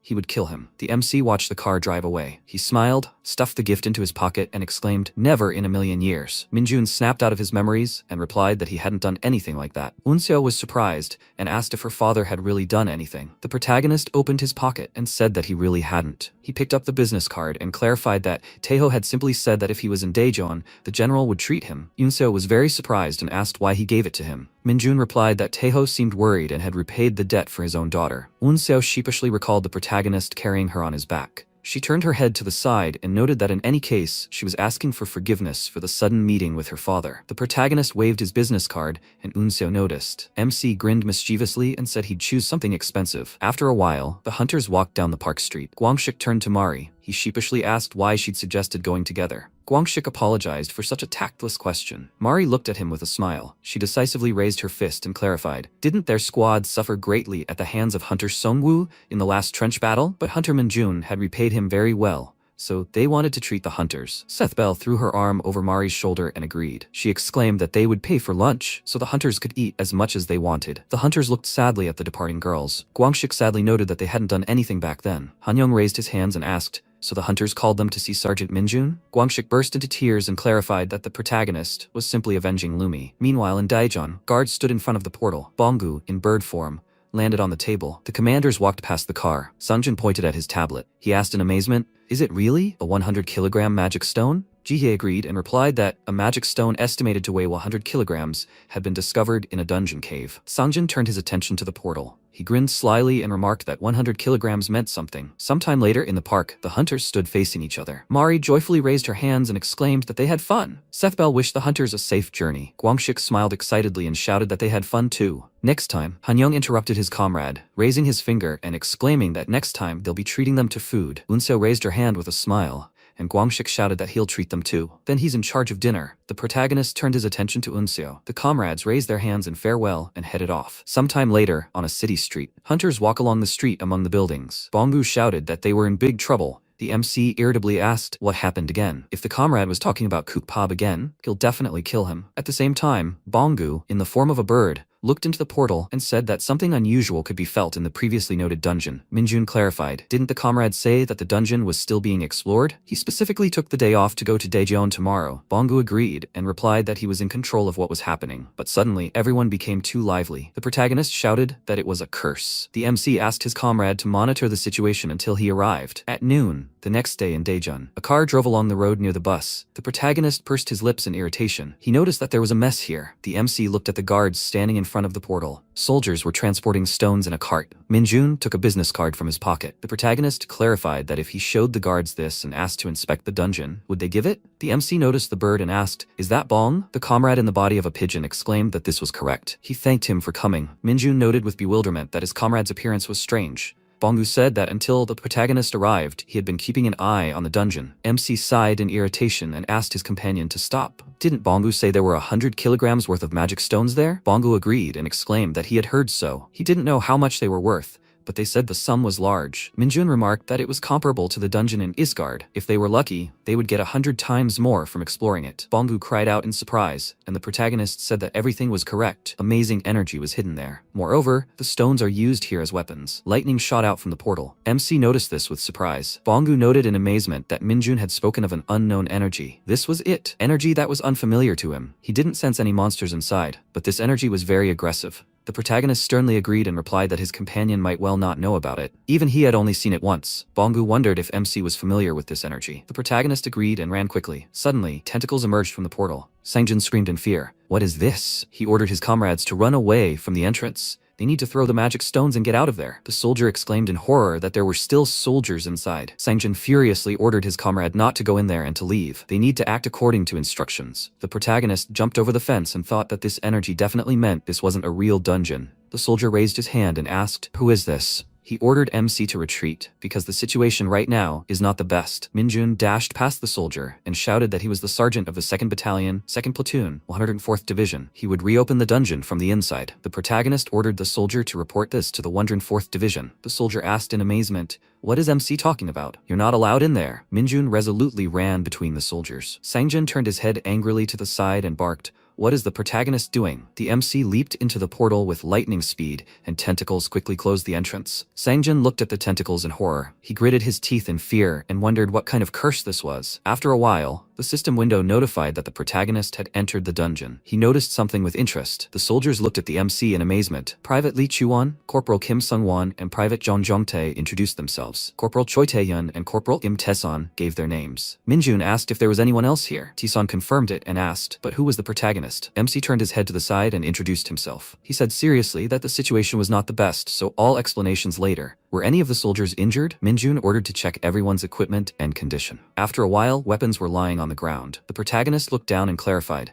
"Did the soldiers go into the dungeon with only this?" Sungwon replied that they were the team responsible for transportation. So that was all. The exploration team had already left. MC thought in bewilderment, and yet, what was the point of sending only the transportation team? What's wrong with them? He ordered the soldiers to take their uniforms with them. Minjun doesn't know if they know, but they're in a fake dungeon now. The private asked, "What does that mean?" The protagonist turned his head to the side and noted that this was an unusual situation. In simple terms, soldiers might think the dungeon is a giant monster. The soldiers screamed in fear. "What does that mean?" The MC added that the dungeon lures people and absorbs them. This time, the bait was magic stones. The corporals looked at the magic stones in horror, and Minjun smiled and said there was nothing to worry about. He responsibly declared that he would get them out of here. The soldiers wondered if the protagonist really knew a way out. The MC raised his hand and said that the soldiers should follow his instructions exactly. From now on, they will move towards the center of the dungeon, killing monsters along the way. Tae-son asked, "Don't they need to catch the monster that is the dungeon?" The protagonist noticed something. He replied that they would do exactly that. The soldiers looked at the monsters that appeared in fear. They screamed, "What the hell is this?" MC instantly disappeared from the scene. He decisively struck the monster with his fist. Minjun smiled, looked at the soldiers, and asked them to stay behind him. Jongtae noted with alarm that the protagonist had introduced himself as Sergeant Minjun from the 104th Division. Tae-son confidently replied that MC was often talked about in the hunter community. It looked like he really was Minjun. In the entire history of hunters, the protagonist protagonist was the fastest to become a sergeant, an invincible monster in the hunter army. After some time, the general called out to Sangjin. The commander greeted the general, and Taiho angrily barked that his wishes didn't matter. He grabbed the commander by the clothes and called him a freak. Taiho lifted the commander by the collar and asked, "What the hell is Sangjin doing here?" The commander responded fearfully that he simply wanted to preserve the magic stones discovered in the dungeon. Taiho became extremely angry and, dismissing the commander, barked, "Who even told Sangjin to do that?" The commander was supposed to explore the dungeon according to instructions,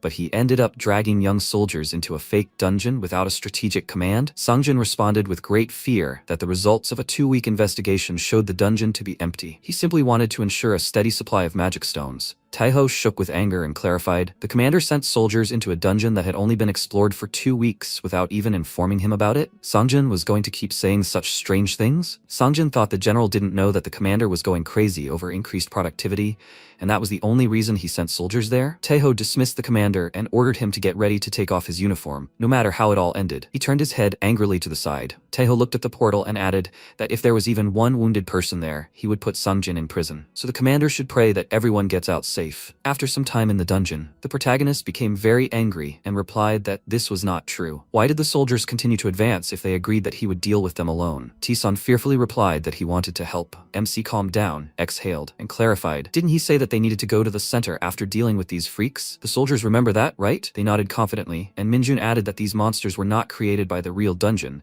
and they digest everything that enters their bodies. And one more important thing, the closer to the center of the fake dungeon, the more of them there are. So the soldiers need to conserve their strength. It will be bad if any of them get hurt. The soldiers looked at the protagonist with admiration. Minjun thought so, but he didn't say it because he was worried about the soldiers. They don't know, but experience points are gained much faster here, so the protagonist will take them all for himself. MC decisively pointed to the side, and raising his hand, ordered the soldiers to advance. They confidently raised their weapons. The soldiers sternly agreed and followed the protagonist. After some time, MC stepped into a puddle of mud. Instantly, mud monsters rose before the soldiers. The opponents terrifyingly raised their hands and prepared to attack. The protagonist turned his head to the side and thought that when entering a dungeon, people with low skills have their strength decreased. If MC had sent them to fight, some wouldn't have even made it here. Minjun, smiling, pointed at the orb and noted that they had arrived. Now they only need to break that orb and they can get out of here. Now the protagonist and the soldiers have work to do. MC sternly forbade the soldiers to die. For the sake of his fight, or rather for their own safety, the soldiers must protect the rear.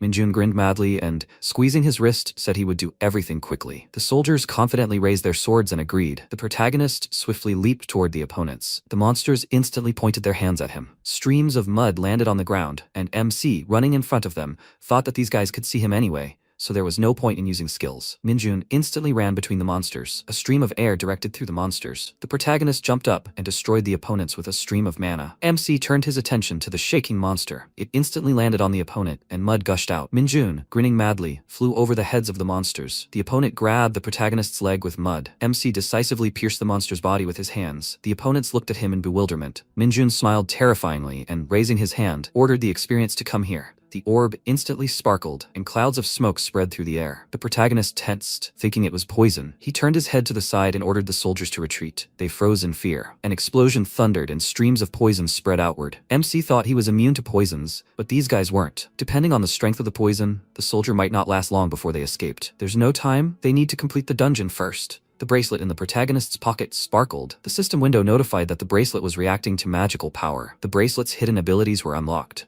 Minjun, astonished, pulled the item out of his pocket and wondered what it was. He remembered the past. Taiho handed MC the box and clarified that it was the bracelet from the dungeon. Generals are supplied with them, but he will pass it on to the protagonist. The bracelet hasn't been fully tested yet, but as the general was told, this bracelet improves a random ability. Minjun came out of his memories and thought that he was going to keep the bracelet until it becomes difficult to level up skills. But what is this hidden ability? The protagonist looked at the system window in amazement. The system window notifies that this is a copy bracelet. The caster can use one of the skills, including skills not learned by the caster. After using the skill, the item disappears and the skill effect wears off. MC smiled enthusiastically and thought, "Isn't it amazing luck to find this item so early?" That's good. The right skill came to mind. Dark streams of mana swiftly headed towards the protagonist. Mana engulfed the bracelet in MC's hand and changed its appearance to a sword. The soldiers looked at him in amazement. Minjun smiled decisively and slung his sword over his shoulder. He said he had to go through hell to catch that monster, so the protagonist will never forget him. A unique skill of the Dark Knight. MC raised his sword and used banishment. The system window notified that banishment summons a magic sword that cuts through space, sending the enemy into a rift between dimensions. Minjun smiled and commanded the enemy to receive. He swiftly swung his sword. The monsters opened their mouths and flew to the side. A crack appeared in the air and sucked the enemies inside. A crack appeared in the ball, and a whirlpool of dark mana appeared in the air. The protagonist lowered his sword, and the weapon in his hands instantly disintegrated. Bongu shouted that a big problem had arisen. The military is attaching something to the entrance to the dungeon. At the same time, a military man announced that the installation of the magic bomb was complete. They need to evacuate everyone and leave a minimum number of people there. Bongu shouted that the military had planted a magic bomb. Could the protagonist hear him? MC stopped in front of the remaining fragments of the orb and asked his comrade not to worry. Minjun smirked, punched the orb, and exclaimed, "He's already coming!" After a while, the soldier standing in front of the portal raised his hands.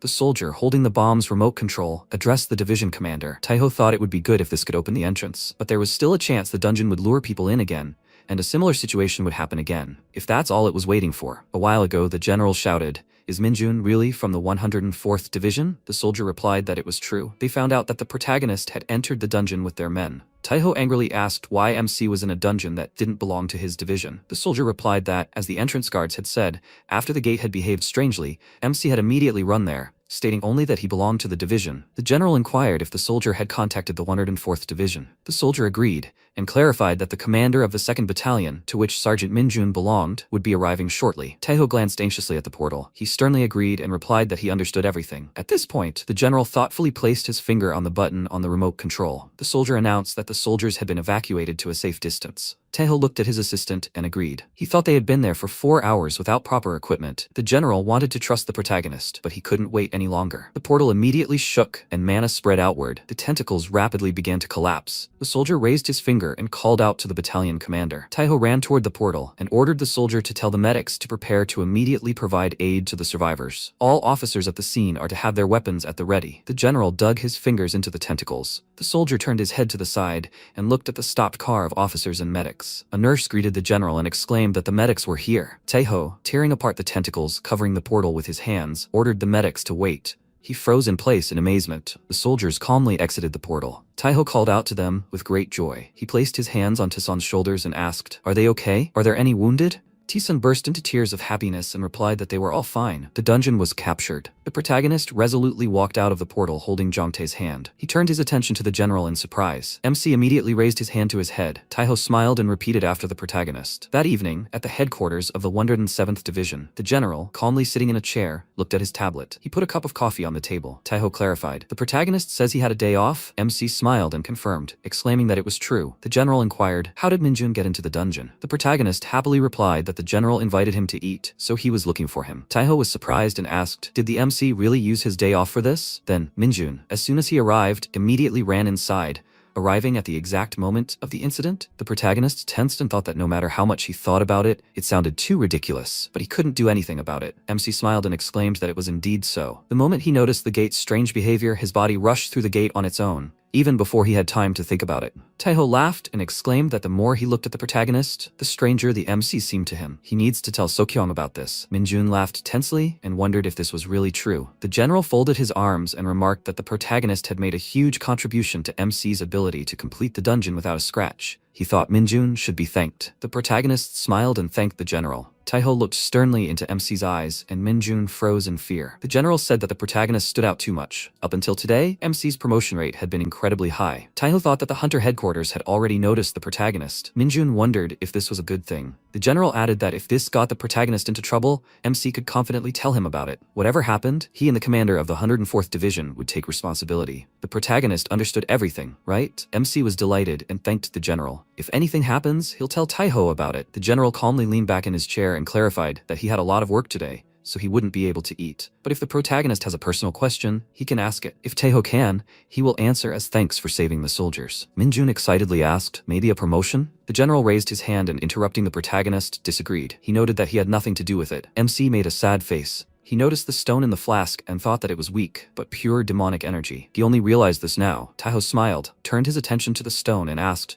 Does Minjun really want it? The protagonist knows what it is, right? MC excitedly exclaimed that he had never seen such a stone. He doesn't know what it is, but he is overcome with the desire to start collecting them. The general noted that MC's hobby does not quite take him into account. It's a byproduct of the dungeon, so they can't be taken out. Moreover, recently a thief broke into Taeho's house and took exactly the same stone. The general took the flask containing the stone. He handed it to the protagonist and allowed him to take it. Taeho explained that the stone's origins were still unclear, but they said it was safe for the human body. Minjun happily raised his hands and thanked the general. Taeho smiled and thought that Inseo was exactly the same. And for some reason, the general didn't hate the protagonist for constantly clashing with them. Taeho sternly raised his fist to his mouth and asked what MC's relationship with his daughter really was. Minjun seriously replied that they were comrades in arms, nothing more, nothing less. Taeho smiled with great happiness and remarked that he was taking up too much of the protagonist's time off. MC had to go. When Minjun leaves, he must ask his battalion commander to come in. The protagonist raised his hand to his head and exclaimed that it was an honor. Sometime later, in the city under the night sky, MC looked at the stone in his hand. Bongu, chewing his food with great relish, exclaimed that it was very tasty. It was simply amazingly delicious. Minjun quietly asked his comrade to chew first and then speak. Was Bongu going to make everyone in the area understand with his screams? Bongu sadly stopped speaking, and the protagonist, angrily breaking the stone in his hand, said that his comrade was serious. The system window notified that MC had absorbed the set level of demonic energy. The demonic energy level had increased by several points. Minjun looked at the system window and wondered if this was really the limit. Perhaps because the indicator had grown too much, the effectiveness of point accumulation was decreasing. The system window notified that, due to reaching a certain level of demonic energy, the skill Demonic Whip had been unlocked. MC rejoiced and exclaimed,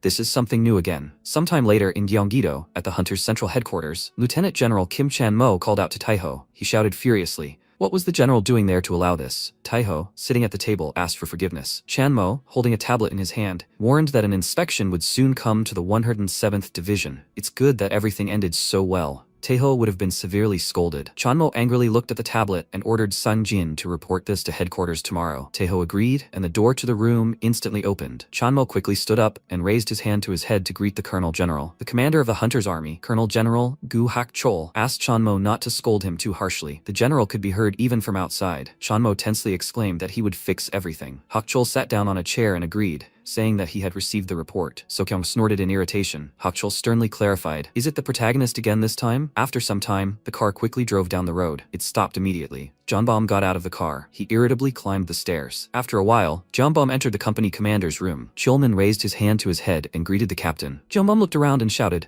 "Was it them?" Chulman froze tensely, and Jeonbom asked, "He thought correctly, right? Their target was that child?" Chulman replied that everything was correct. Jeonbom, tired, sighed, sat down on a chair and called them freaks. He angrily raised his hand to his head and clarified, "Did they deliberately choose a time when he was not there?" An hour ago, Chulman was stunned. He looked at Senior Sergeant Yu Taewon, a Special Forces hunter, and Sergeant Jang Min-soo, a Special Forces hunter. Chulman folded his arms and said he understood what they were talking about. However, they came this morning and asked for a meeting, but their staff only returned from leave yesterday. For them, that's not much. Taewon raised his hand and interrupted him. He smiled and asked, "Doesn't Chulman know who they are and who they're from?" "They have a request for Chulman." Chulman angrily replied that their battalion commander and company commander aren't here right now, so no. Taewon interrupted him and laughed, and Min-soo pulled his phone out of his pocket. Taewon asked, "Does the commander want him to send him an official letter?" "He could do it right now." Min-soo immediately opened his phone. Taewon clarified that they would just look at him and leave. He ordered Chulman to call Minjun. After a while, the door to the room opened. The protagonist put his hand to his head and, after greeting, said that Sergeant Minjun had arrived. The sergeants looked at him and MC paused. He noticed the patch on Min-soo's uniform. Minjun wondered if they weren't directly subordinate to the Hunter headquarters. Chulman asked the protagonist to follow and said that these were people. Taewon interrupted the commander and clarified, "Isn't this the MC?" He shook Minjun's hand and introduced himself. Taewon wondered if the protagonist had recently jumped into a fake dungeon and saved the hunters. That was really surprising. Minjun happily sat down on the sofa and thanked the sergeant. Taewon said that the special hunter squad needed talents like the protagonist. MC wondered if the sergeant was really recruiting him. Taewon explained that, unlike regular hunters, they were mobilized in special situations, conquering high-level dungeons, protecting important people, and, of course, overseas assignments. The protagonist, ignoring the sergeant, thought none of this mattered. If the sergeant offered him a quick promotion, the MC couldn't refuse. Taewon added that they especially investigate crimes committed by civilian hunters who aren't part of the military. Therefore, combat power is paramount for them. The MC's proactive and effective work has been noted at headquarters. Therefore, they want to offer Minjun a suitable position, along with a special promotion. The protagonist was overjoyed and asked, "What special treatment?" Taewon agreed and replied that ordinary soldiers can't join their team.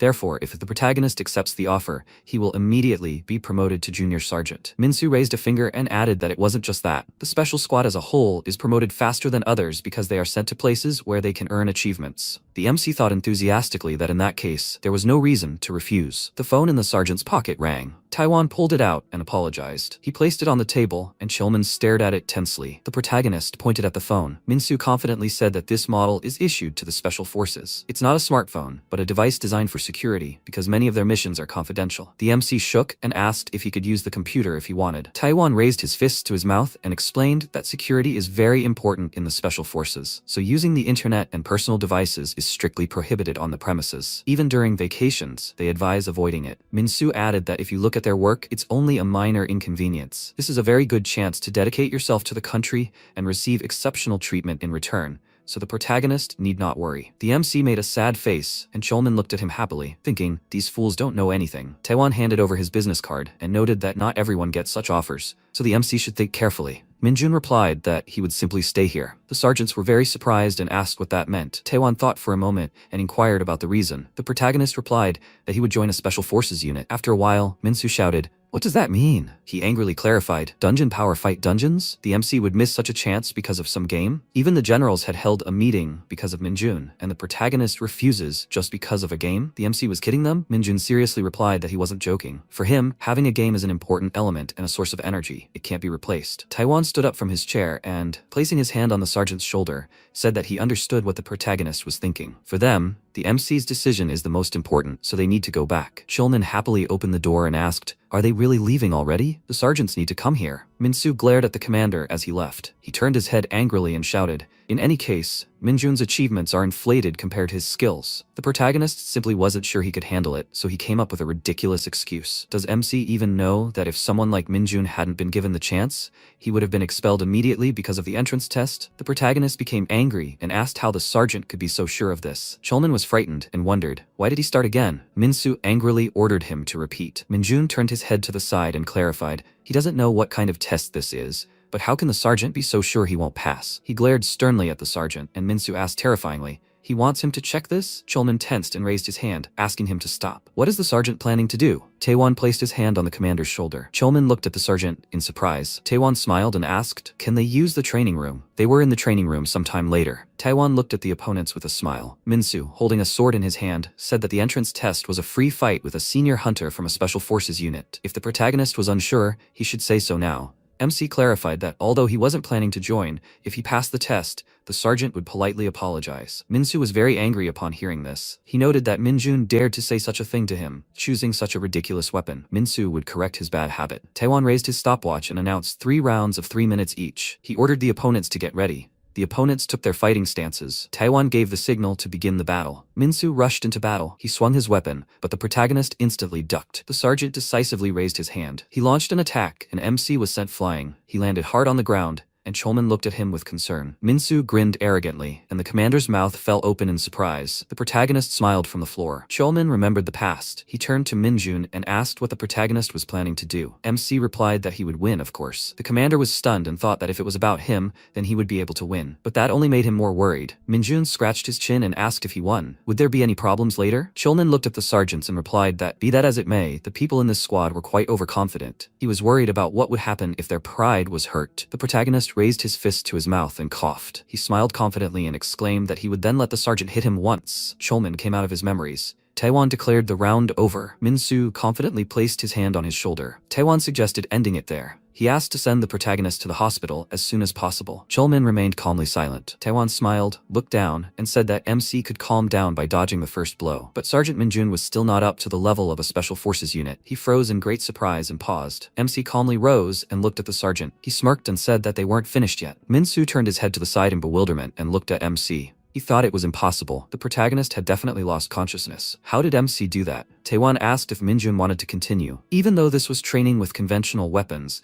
if the protagonist overdoes it and gets injured, they'll have problems. MC confidently replied that there were no problems. He asked for another round. Minsu sternly noted that the protagonist was very persistent. It's not a matter of willpower at all. The sergeant will make MC regret Minjun's rise. The protagonist tugged the demonic whip in his hands and asked, "Is that so?" The system window announced that this was a demonic energy singularity. It removes the color and smell of the protagonist's magic so it doesn't affect the surrounding environment. MC can enable or disable this skill at any time. This is a rank E demonic whip. It concentrates demonic energy, giving it the shape of a whip. Minsu became very angry and called MC insolent. He quickly rushed into battle. The sergeant struck several times with his sword. Minjun, smiling calmly, blocked the attacks with his whip. Minsu tensed up and clutched the weapon in his hand. He pointed the tip of the sword towards the protagonist. The whip quickly grabbed the sergeant's weapon. Minsu was stunned into silence. Minjun raised his whip and the sword flew into the air. The sergeant and commander looked on in amazement. MC struck with the whip, but Minsu blocked them with his hands. The sergeant snorted in irritation. He noted that Minjun was quite skilled with the whip, but the protagonist wouldn't be able to scratch him with such attacks. Minsu paused, feeling intense pain in his arm. He frantically threw his head back, raised his hands, and screamed. Taewon wondered in amazement. Could the sergeant have really fallen to his knees because of such a minor attack? Minsu, kneeling, shook in pain. The protagonist raised his whip and prepared to attack. He decisively swung the weapon. MC grinned madly. Minsu, with great fear, asked him to stop. Minjun instantly struck his opponent with the whip. A bloody spot appeared on the sergeant's body. He lowered his head and coughed. The protagonist raised his weapon and thought it was a pretty high-level attack. He realized the special forces had no problem with strength. But this was Minsu's first time being hit by a demonic whip, wasn't it? And how did that happen? Even a sturdy orc warrior falls after one blow. So would the sergeant act so arrogant after a blow? Minsu, his face blue with pain, opened his mouth, and Taewon ran and asked the protagonist to stop. A loud bang was heard in the training room. The whip stopped on the floor between the sergeant's legs. Minsu, foaming at the mouth, fell to the floor. Taewon anxiously ran toward his comrade. He dropped to one knee and lifted the sergeant. Taewon looked at Minsu and wondered, this guy didn't react when he was beaten by many orcs, and now he passed out from pain just because of a training whip. Could the protagonist really have invested so much power in him? As the sergeant thought, this guy can't be missed. Taewon said that a subordinate's mistake is a superior's mistake. Could he apologize instead of Minsu? MC scratched his cheek thoughtfully. Minjun wondered if he had invested too much demonic energy. For some reason, he felt guilty. The protagonist calmly disagreed and noted that he had behaved inappropriately for his rank. MC apologized for this. Taewon handed over his business card and asked Minjun to contact him if he changed his mind. Chulman happily clarified, were the sergeants really leaving? If they were in a hurry, maybe they would stop by the hospital? Taewon disagreed and replied that they had been too tactless today. The protagonist turned his attention to them. He confidently picked up the business card and asked, everything ended well, right? At this moment, laughter came from the commander's room. Jeonbam exclaimed joyfully, that's very good. Where is Sergeant Minjun now? Chilman replied that the protagonist was currently in individual training. Jeonbam pointed to himself and said that he would personally report to the division commander that MC had rejected the Special Forces offer. He thinks they will be happy. Jeonbam thoughtfully scratched his chin and clarified that although Minjun had rejected them, he thought that today's incident had only increased his value to the Special Forces. They won't give up so easily. Chulman wondered if they shouldn't do something about the conditions under which the protagonist is here. Jeonbam interrupted him and asked the commander not to worry about it. As the division commander had expected something like this, he instantly smiled. Jeonbam clarified that he was eagerly awaiting what the division commander would offer the protagonist. After a while, Sokyung laughed with great joy. He exclaimed, as expected of the protagonist, and called MC cool. What fools this Special Forces unit is. Karma has caught up with them. No matter what he promised Minjun, if the protagonist had chosen to join the Special Forces unit, they wouldn't have been able to stop him. So the commander was cautious, but now everything was resolved so easily. Jeonbam smiled and agreed, saying he thought it was time to move from the division's position. Sokyung approached the phone on the table and exclaimed that they should show favor to the one who chose the 104th Division. He picked up the phone. The commander sternly put the receiver to his ear and asked, have they finished their preparations? Seokyung smiled ominously and ordered all the documents to be brought to him now. After a while, the hunters looked at the protagonist. Gwangshik asked in bewilderment, what happened so suddenly? Sunho sternly announced that, effective today, Sergeant Minjun would be appointed commander of their 2nd Squad, 2nd Platoon. They would now report to him. Hanyoung inquired if Sunho had been promoted too. Hadn't he? The sergeant, crossing his arms, replied, not quite. But Sunho would definitely try to get promoted in the future. He currently had enough ratings for a promotion, but he was going to give up his position to Sergeant Minjun. There were no dissatisfied people, were there? Hanyoung smiled and exclaimed, of course not. Gwangshik happily remarked,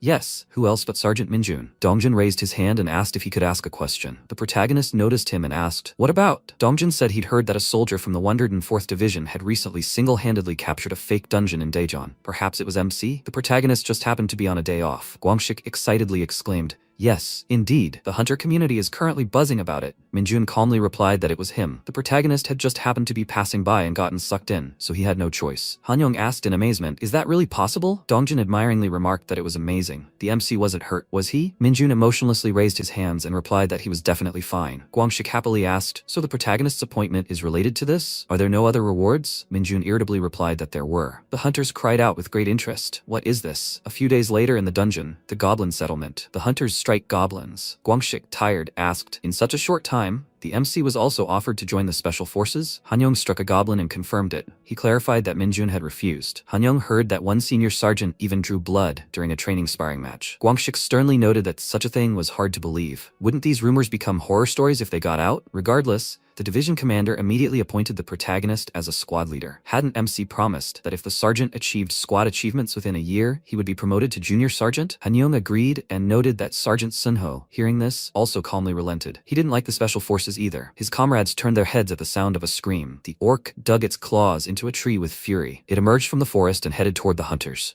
The orc opened its mouth terrifyingly and let out a roar. The comrades looked at each other calmly. The orc raised its hand and ran towards them. The whip rushed towards the orc with great speed. It struck the monster's face with all its might. The orc covered his face with his hands and coughed, shaking with pain. The protagonist struck the orc several times with his whip. The hunters watched emotionlessly. The orc, bloodied and stained, knelt. MC confidently wrapped the whip around his hand. Guangxik irritably clarified that this was individual equipment provided to Minjun by the division commander. This was lethal force. Hanyong agreed and noted that even the platoon commander didn't have individual equipment. The commander really did do a lot for MC. Minjun happily swung the whip and struck several goblins. Guangxik inquired, "But why a whip?" Hanyong replied that he had heard that the division commander had personally suggested Minjun choose the weapon to craft, so it was the sergeant's choice. Refusing the special forces unit was worth it, considering the reward. Giving soldiers individual equipment was quite unusual, so the division commander had to personally sign about 10 documents. Minjun smiled and thought that the whip really was beyond expectations. The center of gravity and grip were amazing. It was radically different from regular equipment, perhaps because of the embedded magic stone. But even without the magic whip,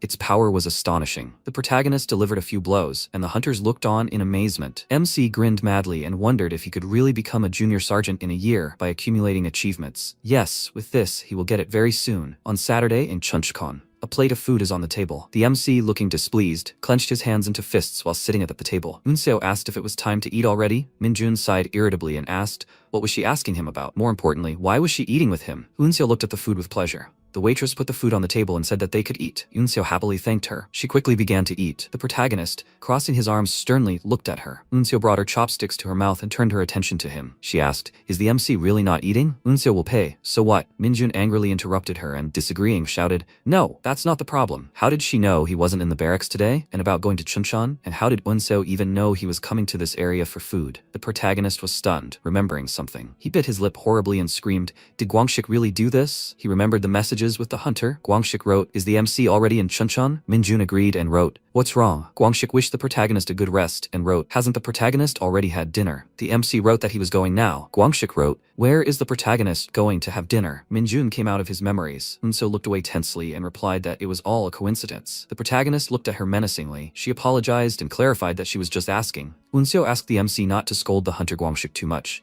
Minjun angrily exclaimed that he would handle it himself. "But isn't that weird?" Unseo asked what exactly. The protagonist asked if she really liked him. Unseo raised her fists in embarrassment and screamed, "What's so weird about that? And why is MC speaking informally?" He sternly clarified, "But she spoke like that too. Aren't they the same age?" Unseo agreed and barked, "Whatever. She doesn't like Minjun, so he should stop saying such things." The MC asked, "Then why is she here? Did she hear about him from some creep and come here?" Unseo agreed and said she had a reason. Minjun screamed, "What's the reason?" The closed dungeon at the training center, the red boar while helping out in Hwachon, and the recent fake dungeon. The MC asked in confusion, "What is she talking about?" Unseo put a finger to her cheek and remarked that she had a feeling that wherever he went, something always happened. So she was just wondering if something would happen this time. She thought that no matter how much she thought about it, it was pointless. Unseo was so panicked that she said the first thing that came to mind. The group fell silent, and Unseo looked at the protagonist with embarrassment. The MC immediately burst into laughter. He shook with intense tension and replied that he wasn't a natural disaster. Unseo tilted her head to the side in surprise. Minjun clutched his glass with great fear and wondered if she suspected something.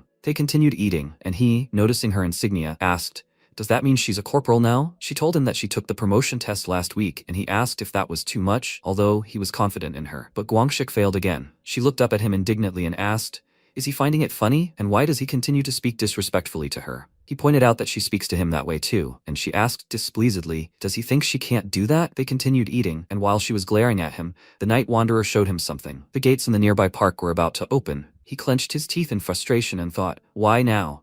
When she was watching him like a hawk. He came here because of the gates that were about to open, and she was here, but nothing could be done about it. He lied to her with a stern expression that he needed to go to the restroom and then left. He went out to the park, looked around, and, noticing sparks nearby, said that he thought he was somewhere around here. A night wanderer peeked out from behind a bench. Minjun gave him a thumbs up and said that this was expected from the best worker. Things went better when he moved out of Lee Bongu. He could already sense demonic energy. He threw him a lump of energy and asked, still no news from that idiot? What was he even doing? Noticing the glow, he looked up. The sparks grew, and he, realizing that the gate was about to open, said that it was good that it was already winter and there were no people on the street. After that, a portal appeared in front of him, illuminating everything around, and he asked why the gate opened again in a residential area. Only people live here. Do these guys even have a conscience? After stretching, he headed to the portal and said that there was no choice. He would have to deal with everything quickly, for the sake of people's safety and his promotion. He wanted to go in there, but saw someone's silhouette and stopped, thinking, is the monster coming out? Without taking his eyes off the portal, he took out his phone and checked the text message. He received an emergency message about the gate opening, and he thought that he didn't know that they would get out, and if there were so many of them that he alone couldn't handle it, then he would have to distract them. The military already knows, but it's worth considering that they will be delayed due to compliance with instructions. After that, a huge monster emerged from the portal, which had sharp blades instead of hands. It roared, notifying everyone of its presence, and MC thought, is it a hunk? The monster swung its hand, trying to strike, and he dodged, thinking, is he alone there? How much energy did it absorb? Its hands look very dangerous. Avoiding another blow, he jumped back, increasing the distance between them, then summoned 3 dark arrows and said that his blades were quite sharp, but if he couldn't reach him, they were useless. In response, the monster immediately waved his hand and threw a blade on a chain at him, which surprised Minjun, and then the weapon hit its target and dust rose. The monster froze in place, waiting for it to settle. Fortunately, MC didn't get hit, despite being very close. He grabbed the chain, wondering where this idiot learned such a thing, after which the monster immediately waved his hand, pulling Minjun and the weapon aside, and then threw a second blade at him. He quickly got his bearings and let go of the chain, flipped in the air, and then pounced on the monster and delivered a powerful blow to its jaw, causing it to fall. MC landed behind him, turned around, and seeing him rise again, wondered if that wasn't enough. He decided to hit him again, but at that moment, he heard Yunzo's voice calling him. He nervously turned around and wondered where she was going. She was running toward him, carrying a road sign on her shoulders, and at that moment, the monster threw a blade at her. But Minjun grabbed the chain and stopped it, asking him angrily, what is he doing? The monster growled loudly in response, and the girl screamed, what is he doing here without a weapon? He just ran away from dinner. He angrily asked how she knew about what was happening, and she, throwing the road sign with all her might in the direction of the monster, told him that she had received an emergency message. An idea immediately came to him from what he saw. He turned to the monster and ran towards it, then jumped up and grabbed a road sign, used the demonic whip skill, and, hitting the monster on the head with all his might, asked if she at least paid for the food. A heavy iron pipe crushed the monster's skull. It immediately collapsed to the ground, raising dust, causing the girl to close her eyes, and at that moment, MC absorbed demonic energy. Hearing a cough behind him, he turned around and she asked, was that really a hunker? It was a danger category monster, and he killed it with one blow? He pointed to the broken road sign and said that it was all thanks to her, and mentally added that if she hadn't come, he would have been much more comfortable. He could have tried a lot of things. After that, she approached the monster's body and asked, this is not an ordinary one, is it? A hunker throwing a blade on chains? The strange thing is that he came out of the gate alone. Is this a standard situation? She stood up, saying that they would definitely talk about it later, after which another silhouette appeared in the portal. The girl immediately turned to the gate, and 5 more monsters came out of it, which scared her a lot, and she told Minjun that they needed to leave quickly. They would join forces with the hunters who would arrive. He threw the road sign over his shoulder and turned to her, smiling, saying that this was a good idea. Let her quickly run away and join them. She worriedly asked, what about him? Is he going to deal with them himself? Has he completely lost his mind? The monsters growled menacingly, preparing for battle, and he told her with a smirk to leave. After these words, he grabbed the road sign like a spear and then rushed towards the monsters and said that his new title would soon be his. Meanwhile, somewhere in the Empire, in the middle of the night, a dark mage was walking through the forest. She reached the stone she needed, cast a spell, and it immediately broke in 2, revealing a secret underground passage. The girl descended, walked down a long corridor, and emerged into a spacious hall. Stopping in the center, she folded her hands in prayer, then removed her hood and looked around. Right now, she was in the Lumi-chan is the best character cult, and she had come here because of Minold. A new day had dawned. The Major General went to an uninhabited island off the coast of Nagasaki Prefecture, where Japanese hunters were waiting for him. The helicopter landed on the coast, raising a cloud of dust,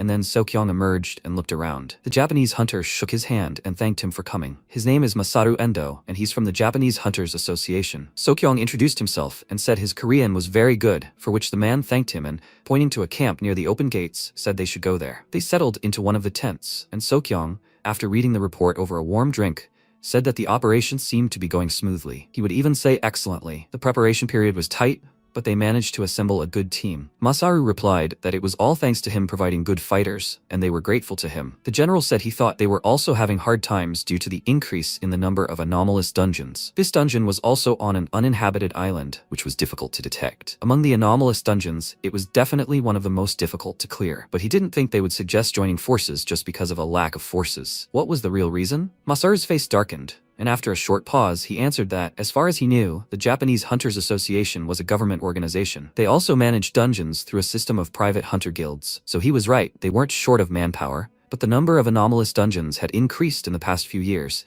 and it seemed there was a need to create a hunter training system. That's why they were interested in the Korean training system. He hoped this operation would help them establish an exchange of experience between the Japanese Association and the Korean Hunters Army. Sokyong smiled and thought, so that's why General Gu Hakchol sent him here? And he even included that kid on the list. Does he want them to impress them? Masaru glanced at him and said that this hunter was particularly impressive. He hadn't been in the army for a long time, but even he had heard of his successes. His rate of advancement was high. He had heard a lot of talk about him in the Korean hunter community. Considering what's written in this document, the rumors are true. And how did he manage to rise so high in such a short time? He's truly astounding. Sokyong became nervous, trying to get a word in, and the man excitedly said that he was looking forward to Sergeant Kim Min-jun's success in this raid. After a while, MC was already in the dungeon, simply standing there, doing nothing. Seeing the monster swinging at him, the man became very scared for him and asked him to dodge. And at that moment, one of the hunters named Ken kicked the monster in the head, causing it to miss, and then his comrade joined the fight. He lunged forward, knocking the monster back, but it managed to stay on its feet. Ken noted that he was tougher than they thought, and his comrade Ren added that at this rate,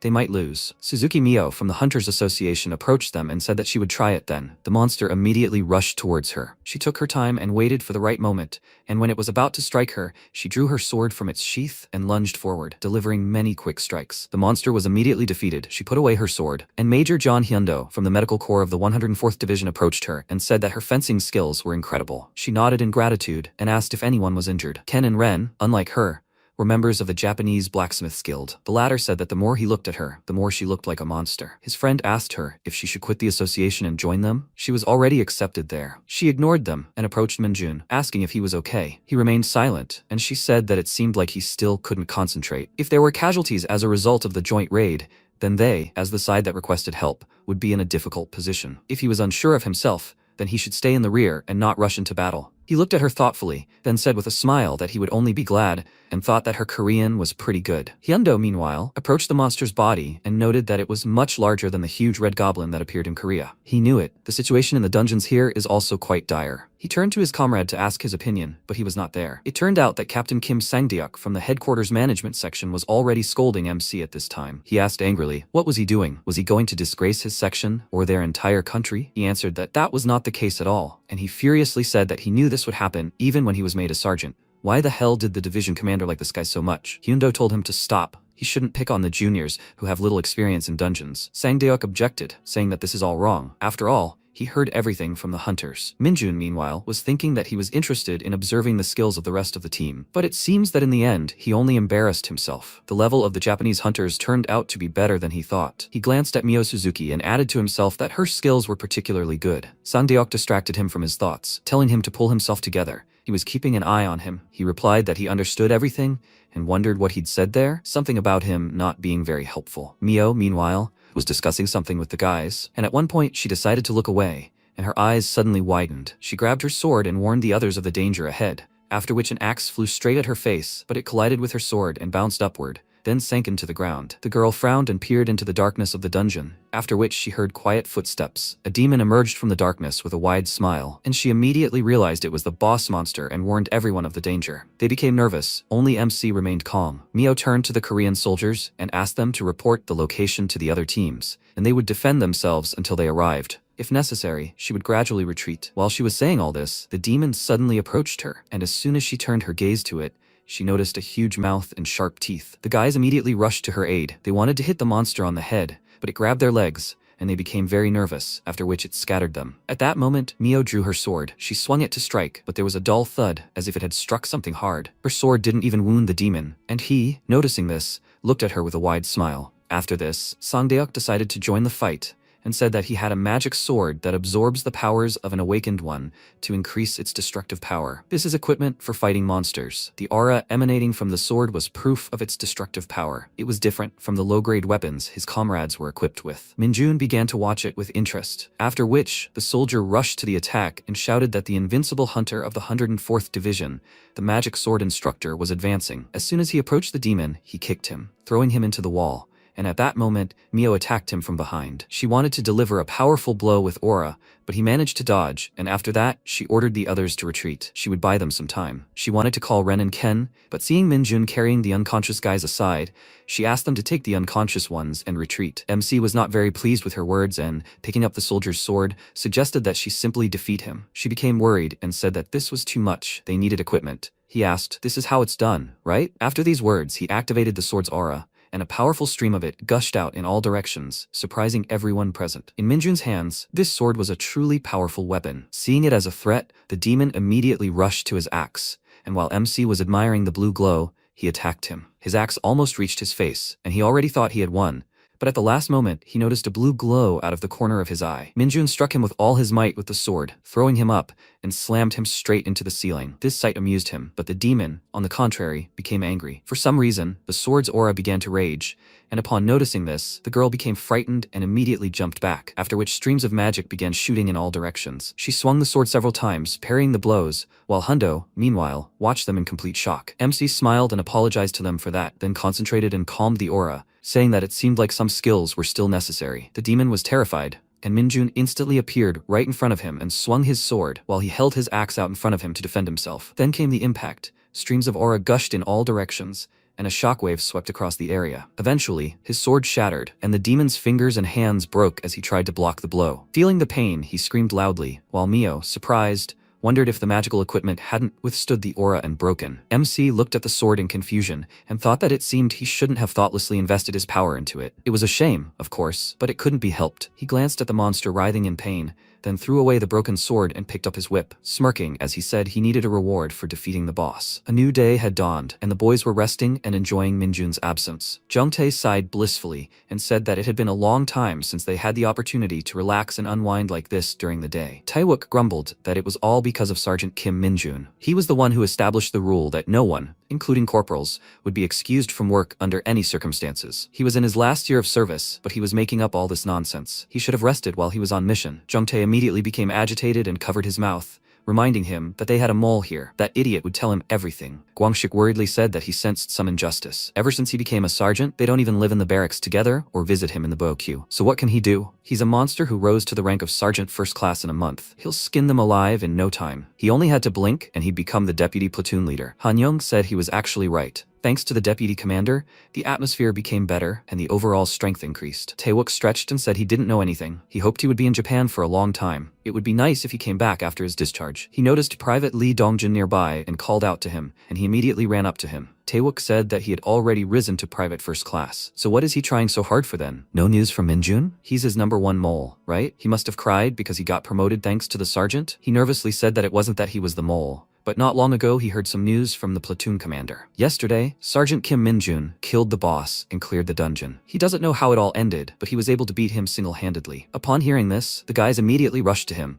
and Taewook, with tears in his eyes, asked, "Does that mean he'll be back today?" Dongjin told him that since the cleanup ended earlier than planned, the division commander had given the entire raid group the day off. They would rest in Japan for a day and return here tomorrow. Upon hearing this, they were outraged, and Taewook exclaimed that he needed a few years off. Jungtae smiled and said that he must be having fun there, and the weather was so nice today. Guangshik asked if he knew what he was going to do. Hanyoung said that he usually spent his days training, studying, and playing games. It was strange to imagine him doing anything else, although maybe he'd clear a dungeon in Japan. The guys laughed, saying that was just him, but then their faces darkened, and they thought, he wouldn't do that, right? Meanwhile, the MC was on his way to the dungeon. Bongu called out to him loudly and sat on his arm, saying that, as he'd ordered, he'd found the nearest place with the strongest energy. Minjun was very happy and said that he had already come very far, so he was running out of time. Bongu said that yesterday he heard him say that he couldn't do anything because of an idiot named Lag. So who is that? He will teach that scoundrel a lesson. MC told him that even he couldn't do anything about it, and the Raven was indignant. How is that possible if even he can't do anything? Then he gets scared. Hearing some sounds, Minjun ordered him to be quiet,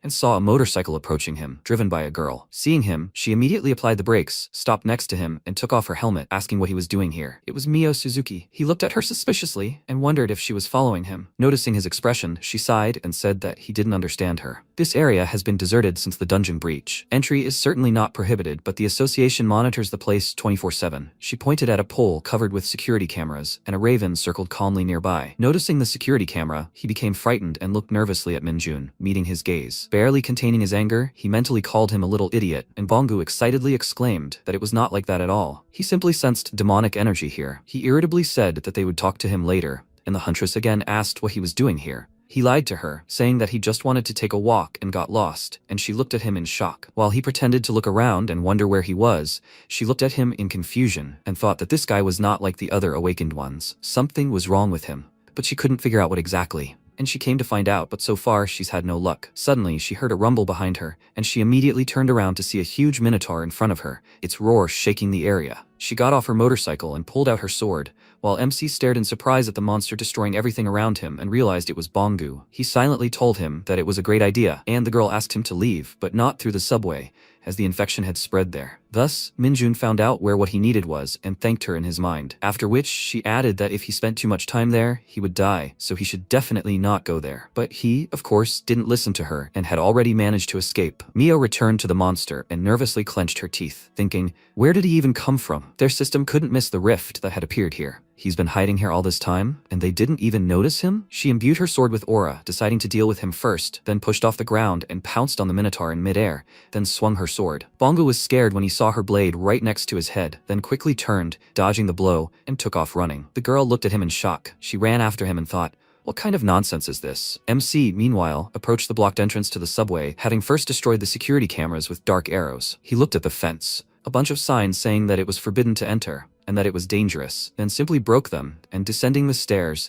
began to draw in demonic energy and enjoy it. He spread his arms out to the sides and thought that everything here was much better than he thought. There was simply a lot of energy here. The system reported that his demonic energy had increased several times and had reached the limit. He had unlocked the Reign of Corruption skill, and the Corruption skill had been strengthened. The Demonic Grasp and Whip skills had been strengthened. He was overjoyed and opened his status window. Currently, his strength was 77, agility 60, endurance 62, and demonic energy 30. He turned around with a grin and thought that while he didn't have enough strength to attack Bong, he still hoped he had managed to escape. He would definitely die if he were caught. Meanwhile, Mio destroyed a couple of buildings in an attempt to find the Minotaur, and he disappeared again. She slowly walked forward, then stopped and abruptly thrust her sword into the wall next to her, behind which the mage was hiding, and the blade miraculously missed, piercing the back of his head. He burst into tears and fear, and covered his mouth with his hand, after which the girl suspected something was wrong and pulled out her sword. When he saw this, he immediately felt better, after which he decided to check the situation through the hole she made, and at that very moment, she swung her sword several times, cutting the wall into pieces. As soon as everything collapsed before her, she looked down and saw a cute creature, a small kitten sitting in front of her, trembling with fear. Realizing that she was the one who scared it, she crouched down to pet it, but it hissed and swiped at her several times with its paw, then ran away. She worriedly followed the kitten, after which she received a call from headquarters, saying that she was monitoring the rift. For the moment, she was focusing on blind spots. Even the observation team missed it. She will join the reinforcements as soon as they arrive. She was informed that the corruption level had changed, which greatly surprised her, and the man added that the color of the monster's crystal had also changed. She knows that the crystal darkens in response to corruption in the dungeons, right? Well, it's become closer to its original color. They are also confused. If it's not the equipment, then perhaps there was a corruption leak. Did she find any anomalies there? She told him that she hadn't noticed anything unusual so far, and he said that in that case, he would report an equipment malfunction and also send a cleanup team. All the corruption can't disappear at once anyway. He laughed, and at that moment, an idea occurred to the girl. She turned towards the subway and wondered if it could really be him. A new day had dawned. The Korean soldiers were gathering before departure, and while representatives of the different countries were discussing something among themselves, Sang Deok was throwing angry glances at Minjun for breaking his sword, and he was generally trying to ignore him. Looking to the side, he noticed Mio approaching them and wondered what she was doing here. She stopped next to him and he mentally asked her to leave, after which she crossed her arms over her chest and asked suspiciously how his walk yesterday went. He looked away and told her that thanks to her everything went well. She smiled somehow creepily and asked, in that case, maybe he knew something about the destroyed subway entrance? All the surveillance equipment nearby failed, so they had no idea what happened there. He didn't notice anything suspicious. He looked away and nervously told her that he didn't know anything. He was too carried away by the walk. She sighed with a barely noticeable smile, then walked away from him and said that she was glad that his walk was successful. And with that, she said goodbye. She left and he breathed a sigh of relief, after which Sang Deok began to pester him with questions. But at the end, Mio called out to the sergeant and said that they would see each other again. Some time passed after returning to Korea, and one evening something happened. Bonggu and the Night Wanderer were lying on the ground, unable to get up, and the MC was holding one of his followers, Kim So-hyun, in his arms. Some time ago, as soon as he arrived, he and all the soldiers went to the training hall, where a real test awaited them. When they all fell to the floor exhausted, he asked discontentedly, "They managed to lose all their form in the couple of days he was in Japan? Have they completely lost their fear? Didn't he tell them to practice on their own? The four of them can't even last 30 seconds against him. Why aren't they improving?" Meanwhile, they thought that not even a week had passed, after which Minjun cast a displeased glance at Sunho, saying that all hope was on him. But what was that? He looked away and exclaimed, "Who else should be offended here? Let them get up immediately." The poor guys barely rose on trembling legs, and he, flexing his fists, told them to just look at themselves. They were just insolent. Today he would bring them to their senses. Suddenly, he stopped mid-sentence, catching a familiar feeling. The guys looked at him questioningly, after which he ran out of the gym and said that today they were on self-study. As soon as the door slammed behind him, they breathed a sigh of relief and thought,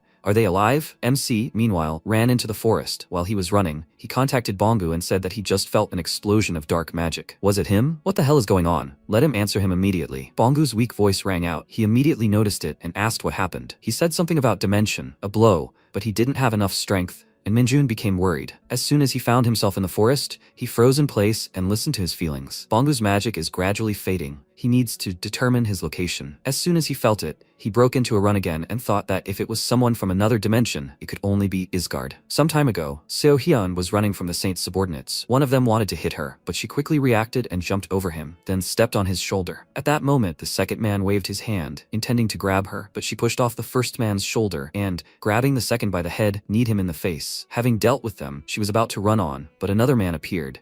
The same one who was Minjun's mentor. The doors to the hall with the portal collapsed. The girl was thrown with such force that she broke through them with her body. Upon landing, she immediately drew her weapon and the man entered the hall, causing her to grit her teeth in frustration. Following him, the saint entered the spacious hall and said that stealing a relic from the temple of the goddess is a grave crime. If she meekly surrendered, she would spare her life. So-yeon remained silent, preparing for battle, and when her gaze fell on the spot where he was standing, she realized that a portal was being created there. She smirked, saying that she was not going to give up, then cast a spell and, taking a relic emitting demonic energy from under her clothes, asked how she felt about that. She said that she understood what she had planned, but she did not have enough strength to move between dimensions. It seemed she was trying to use the relic to get to him, but she did not even know where she needed to go. She responded by telling her that with this level of energy, as soon as she activated the portal, she would immediately sense where she needed to go. Far beyond the dimension, she knew the coordinates of where this parasite was. The saint immediately lost all her confidence and ordered the guard to stop her, after which he rushed towards her with his weapon at the ready, and she clutched the relic tighter. There was a surge of energy.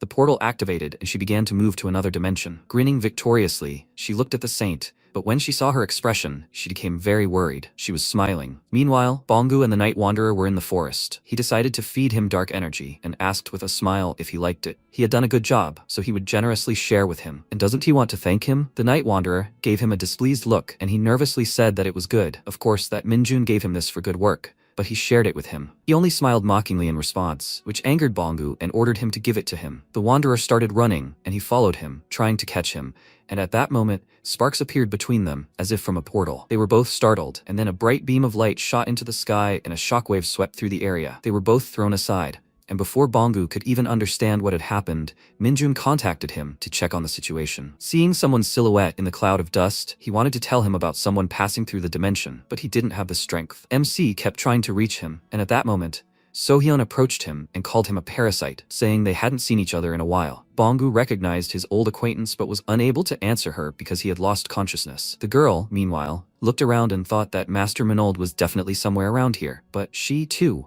lost her strength due to the transition to another dimension and began to fall. The MC caught her, and as soon as she saw his face, she reached out to him with tears in her eyes and then lost consciousness. He looked at her, then shouted in rage that these fanatics were harassing him. First this guy, and now her, and she's covered in bruises. He can't even live a normal life because of them. He used his skill, grabbed them all, and, imbuing them with demonic energy, irritably said that for now, he would leave them alive. Soyeon woke up as soon as she saw her master's face. She smiled and said that she already thought this was a dream, but it was really him. Feeling his hands on her shoulder and leg, she was delighted, after which she quickly descended to the ground and bowed to him, excitedly saying that Kim So-hyun was greeting the master after a long time. Her body was overflowing with magical energy. She was so sorry that he had to waste his energy on such a pathetic person. She would definitely repay him for this with her life. He angrily ordered her to stop and exclaimed, "Why do they always throw their lives away? Let them at least once think about living longer." She lowered her head and apologized to him, after which he sighed and began to scold her, asking what was wrong with her. She had always been different from Bonggu. She was the brains of their church. He even chose her name with special care, not to mention his. He thought about her name for a whole 10 minutes. Where did her brain go? What was she doing here? She wanted to say something about this parasite, but immediately corrected herself, saying that she came here for another reason. He exclaimed irritably, what reason could that be? She was just crazy. And then an idea occurred to him. He immediately calmed down and asked, did she see something? She looked up at him and confirmed it. A bizarre demonic eye. This item was given to Seohyun, who lost her eye during the war, and the power of this eye is not perfect foresight. He asked what exactly she saw, and she told him that it was the destruction of Earth. She stood up and he clarified, is that true? She confirmed it and said that due to the limited capabilities of the demonic eye, she did not see how it all happened, but she saw him on the destroyed Earth. And next to him, she saw this parasite, that is, Bonggu. He began to get quite irritated by all this, and he asked, is that why she came? She used tracking magic, which she attached to the eternally troublesome Bonggu, and thus found out where he was, simply because he was with him in her precognition. What an amazing detective she is. But how did she manage to get here? She couldn't travel through dimensions, after all. Did she steal some relic from the temple? The answer immediately caught his eye, a cross on her chest. He sighed heavily, clutching his head, and then asked what caused the destruction. She answered that it was probably the war. She felt a strong wave of hatred, like now in Isgard. This news greatly surprised him, and he exclaimed in rage. He had just dealt with this war, and it arose again, because of whom this time? She told him that the Nova Empire had been reborn. The day before Minjun returned to Korea, he went to the north of the Nova Empire, killed all the monsters there, and reached the main thing. In the throne room stood the last warrior of the empire, blocking his path, and the Duke was hiding behind him. The man looked at him thoughtfully, and said that he should be glad that he managed to catch so many idiots, but they were all just cannon fodder for him. He asked, so he knows him? The man answered him that he is the Duke of the Nova Empire. He has some connections. It's such a shame to use such a talented man like him as a watchdog. Maybe he'll think about it. If he joins the Nova Empire, he'll get a much more important role. MC didn't want to listen to him and told him to stop. They weren't in a relationship to discuss such things. He didn't have time, so he wanted to sort this out as soon as possible. The Duke tried to persuade him, saying that he could improve his abilities using the Empire's knowledge, but he irritably replied that he had already said that he didn't have time. If he really wanted to talk, then he should do it with the Asgardians waiting outside. The Duke smirked, realizing that he couldn't win him over, then extended his hand towards him and said that it was a shame to lose such a man. At his command, the monster pounced on Minjun, but that was just what he was waiting for. Clenching his fist tighter, he prepared to attack, and using all his skills, agreed with the Duke, saying that it was truly a shame. Having finished, he took the monster's head and headed back. An old man, Archmage Isaac, appeared in his path. Noticing him, he asked if he couldn't resist coming anyway, and in person, no less. This was expected of a regular worker. His motivation was off the charts. Or maybe he has some business for him? The Archmage smiled slightly and answered him that he had a free moment. Is he injured? MC waved his hand, answering him that as far as he could see, there was not a scratch on him, and he asked, is the Duke alive? He confirmed this, adding that he had beaten him up good, so let them go and capture him. Now Isaac was curious about the modified monsters of the Nova Empire, and he shrugged, answering him that they were just nobodies. The Archmage frowned slightly, and said that they were secretly developed by the Nova Empire. This place contains knowledge that should never go beyond its borders. They even conducted experiments on modifying monsters here. All this must remain buried under the banner of their victory. Minjun passed by him and told him that he would not blab anything and would just leave. But Isaac had one more question. He stopped him and asked how much he trusted the saint. MC turned to him with a wide smile and replied that naturally, he didn't trust her at all. He was currently inquiring with his fanatics about the situation. He nervously tapped his toe and asked, so, the Emperor used the regular army and dealt with him? He thought he'd wiped out everything. including that crazy duke and the monsters he'd created. But why were they reborn? They hung their heads guiltily, and he clenched his fist, asking, "What about their guys? Are their believers okay?" Sohyun lowered her gaze and remained silent. He clenched his fist with a grim expression and thought that the only reason he, who only fought disaster-level monsters, had agreed to the Saints' offer to destroy the Nova Empire was because they were unusually oppressive toward black mages. The believers were full of people who had abandoned their native Nova Empire and were trying to escape. But the fact that this empire has resurfaced and started a new war with Isgard angers him greatly. Sohyun sadly told him that many believers had died on the battlefield fighting the empire, but they still desired his well-being more than their own. She hoped he would understand their feelings,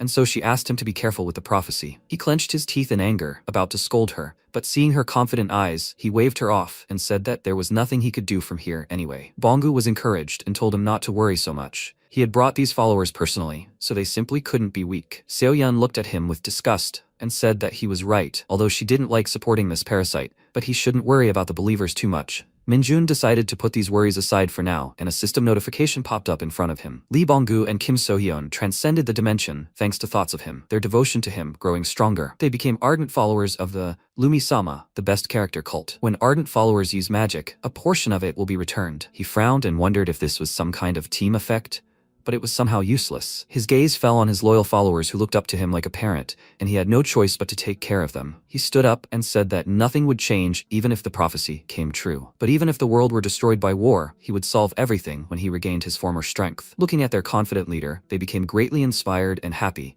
after which the MC decided to figure out where to place them. A few days later, he returned to the apartment, gave Sohyun normal clothes, and placed a pile of money in front of them. Bonggu's eyes even sparkled with delight, but Seohyun quickly brought him back to his senses with a blow to the head. She turned to Minjun and said that they were certainly grateful that he had given them such a beautiful home, but it was unnecessary. He replied that it was necessary if they wanted to continue helping him. Bonggu had the ability to transform, but she did not, so she should just do as he said. She felt awkward because he was giving them such a huge sum, and he told her not to worry.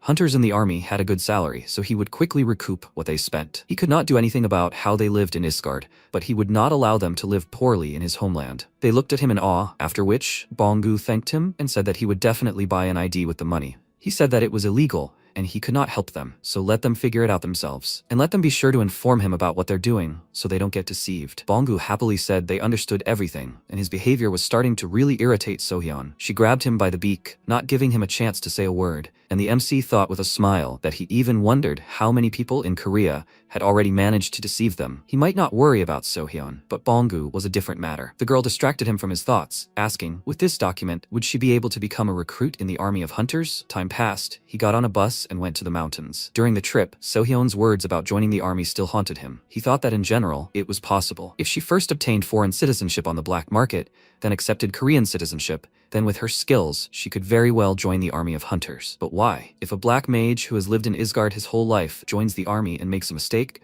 won't it come back to haunt him later? But if she's stubborn, trying to stop her is useless. In a way, she's worse than Bonggu, although he heard that there is a simplified procedure for foreigners to obtain citizenship if they join the hunter army. He became very nervous and even began to bite his nails, and then leaned back in his seat and sighed, saying that he had no idea what to do. These kids, what should he do with them? After getting off the bus, he continued the rest of the way on foot and was joined by a night wanderer. He climbed onto his shoulder and asked, "Is it around here?" He nodded excitedly, and Minjun patted his head, said with a smile that this is great. He can't wait to see who will be there this time. He reached the place where the portal appeared and saw something amazing. He wasn't the only one who decided to clear this dungeon. A group of people had arrived here shortly before him. He walked toward them, noticing that they didn't look like army hunters, and the men immediately noticed him. The largest of them noticed him and walked up to him, gazing down at him from his height. MC looked at him questioningly in response, and this man, Park Chambyung, asked how he got here. He looked around and told him that he heard something strange happened in the dungeon, so he came to check it out. The man frowned, saying that the check seemed to be over. They were the People's Organization of Hunters Raid, Team Number 6, and they had been given official permission to clear it. The Korean Army of Hunters gave them this.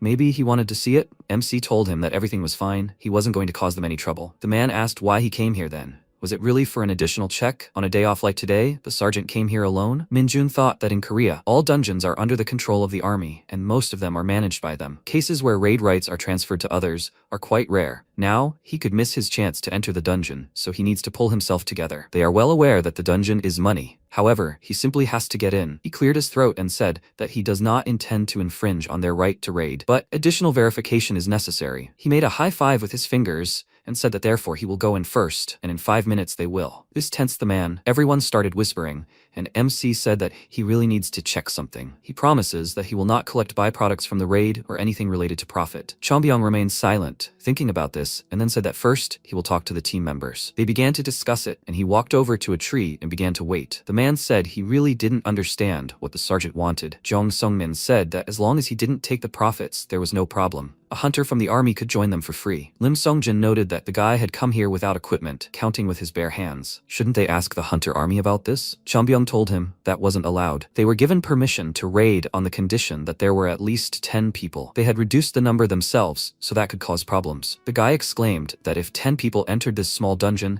there would be nothing left. His comrade exclaimed that they didn't have time to argue, they were losing either way. Then, Songjun approached them and said that they would simply do as he said. She doesn't see any problem with it. They immediately agreed with her, after which she glanced at Minjun, who was standing near a tree and yawning, and smiled. Chombyong informed him of the outcome of their conversation, and led him to the portal. And then the girl approached the sergeant and called him by name. He looked at her questioningly, and she smiled, saying that she was his fan. He didn't react to this, and wondered how they even knew him. Chombyong clarified whether he was really going without equipment, then timed it, and said that, as they had agreed, they would enter in 5 minutes. MC approached the portal, but before entering the dungeon, he turned to them and said with a smile that he would kill anyone who stood in his way during the inspection. Meanwhile, at the headquarters of the Army of Hunters, the head of the special unit, Major General Song Beomgi, came to the Chief of Staff, Army General Gu Hak-chol, with a report. He read it and asked, "How did this even happen?" The man nervously said that he would try to contact him again, and then the general angrily threw the folder with a report on the table and asked, "What's the problem? He was a major general, right?" Beomgi said that it was true that Major General Du Seokyeong did not openly support their plan, but more importantly, he did not support it himself. Hearing this, Hak-chol frowned, then leaned back in his chair and said that there was nothing to be done about it then. Let him go. Beomgi excitedly exclaimed that he would contact them again. He would talk to Colonel Lee Junbeom himself, but the general did not want to listen to him anymore and ordered him to leave. As soon as he left his office, he tiredly clutched his head, and someone called him. It was his daughter. He greeted her sweetly and asked what happened. He was already in trouble because of this guy. She said something interesting, and he smiled, asking her to tell him more about it. His daughter was Song Ji-yoon.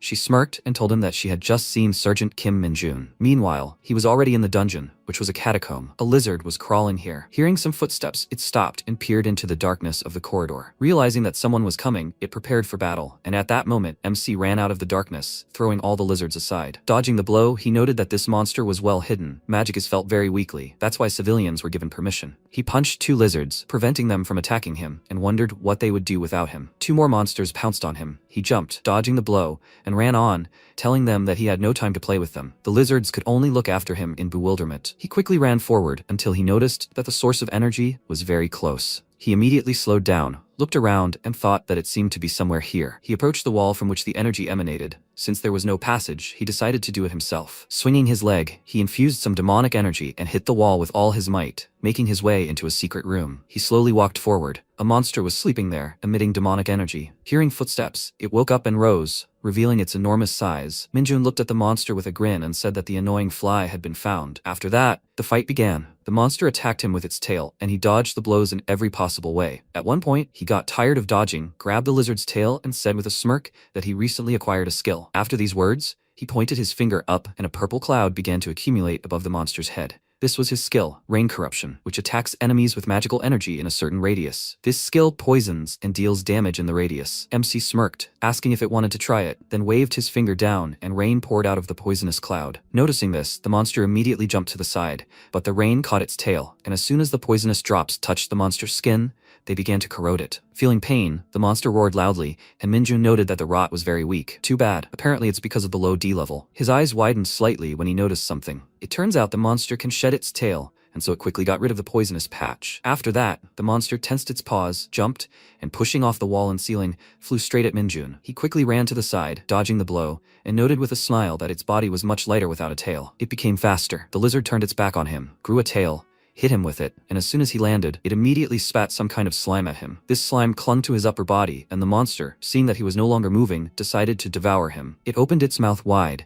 reaching for him with its tongue, but he grabbed it, catching the monster off guard. After that, it began to exude demonic energy and said that with such poison, it would never penetrate the immunity of a high-ranking black mage. He used the demonic energy grasp skill, opening the monster's mouth wide and holding it in place. He then fired a clot of energy at the monster and asked, "It has a strong stomach, right?" The lizard was terrified, so he used the rain corruption skill and fired it into the monster's mouth, causing an explosion. The monster was defeated. He immediately began collecting demonic energy, and the system reported that his strength had increased by 1 and his demonic energy by 5. Having absorbed a certain level of energy, he unlocked the D-level Furious Onslaught skill. He was delighted and decided to test it out. When using this skill, his defense and strength are reduced, but his speed increases. He can deal damage to enemies he collides with. He thought that this skill was usually called trash by sorcerers with weak bodies, but with him, everything was different. He could hit the enemy with his entire body. Swiping the status window aside, he decided to clean up the mess. Using corruption, he gathered the remaining energy and destroyed the body, after which he noted with a smile that this was a wonderful ending. The problem is that the absorption is too slow. Since he was done with business, he decided to go back. The 5 minutes were probably up by now. Meanwhile, the guys were sitting by the portal and waiting. Sungjin turned to the captain and asked if 5 minutes hadn't passed. Chanbyung checked the time and said it was true. But isn't that strange? The guy didn't understand what he was talking about, and he said that he didn't want to get involved with the army, so he left everything as is. But what's the point of his actions? That he'll get there in 5 minutes? What if he really needs to conduct a check, but the dungeon turns out to be really dangerous? He'll just bleed out there. The guys noted that he was right, and Sungjin asked his comrade if some of them hadn't failed. He agreed with him, and the captain said that for now, they could pretend that the 5 of them had come to prepare the camp and were waiting for the rest of the team. But if something happened, they would be in trouble. Sungmin asked what exactly could happen, and he said that if this sergeant couldn't handle it, others would come. Ji-yoon approached them and said that was impossible. The 3 of them stared at her, and Chanbyung asked, "She knows him, right?" She seemed to have said that she was a fan of his. She asked, "Don't they know him? A few months ago, someone cleared a fake dungeon in Daejeon. It was him, Kim Minjun." Chanbyung asked doubtfully, "Is that true? But wasn't it a corporal from the 104th Division back then?" Sungjin confirmed his words, saying that back then, there was a big fuss about an ordinary soldier, not even an officer, clearing a dungeon all by himself. Had he really been promoted? Sunmin asked her how she even knew him. The Hunter Army doesn't reveal the names and faces of its soldiers after all. She told him there was one way, so they shouldn't worry about him, gather their gear, and go. Chanbyung stood up and worriedly asked, "What if there really was something wrong with the dungeon? Could this man really stop anyone?" The girl sighed heavily, then looked up at him and asked,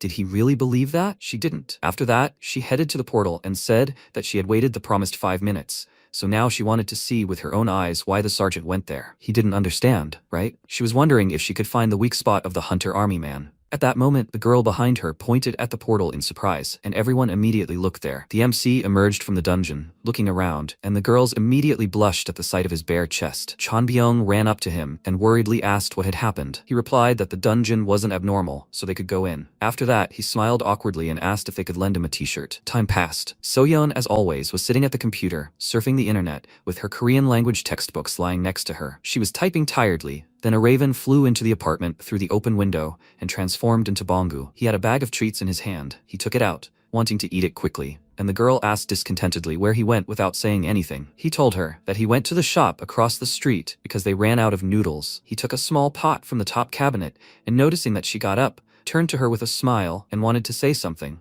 but she immediately hit him on the chest, causing him to fall, and she said that it would be better if he walked to the nearby shops instead of constantly transforming. He got up and indignantly asked why she hit him, and why always fists. She sat down opposite him and said irritably that every day all he does is fly around in the form of a raven and eat constantly. He thinks Master Kim Minjun gives him demonic energy just so he can walk. He looked away and defended himself by saying that he had actually found a lot of dungeons, and she said that if she had known that Master would receive a penalty for moving between dimensions, she would never have accepted demonic energy from him. Bongu stood up and told her with a smile not to worry.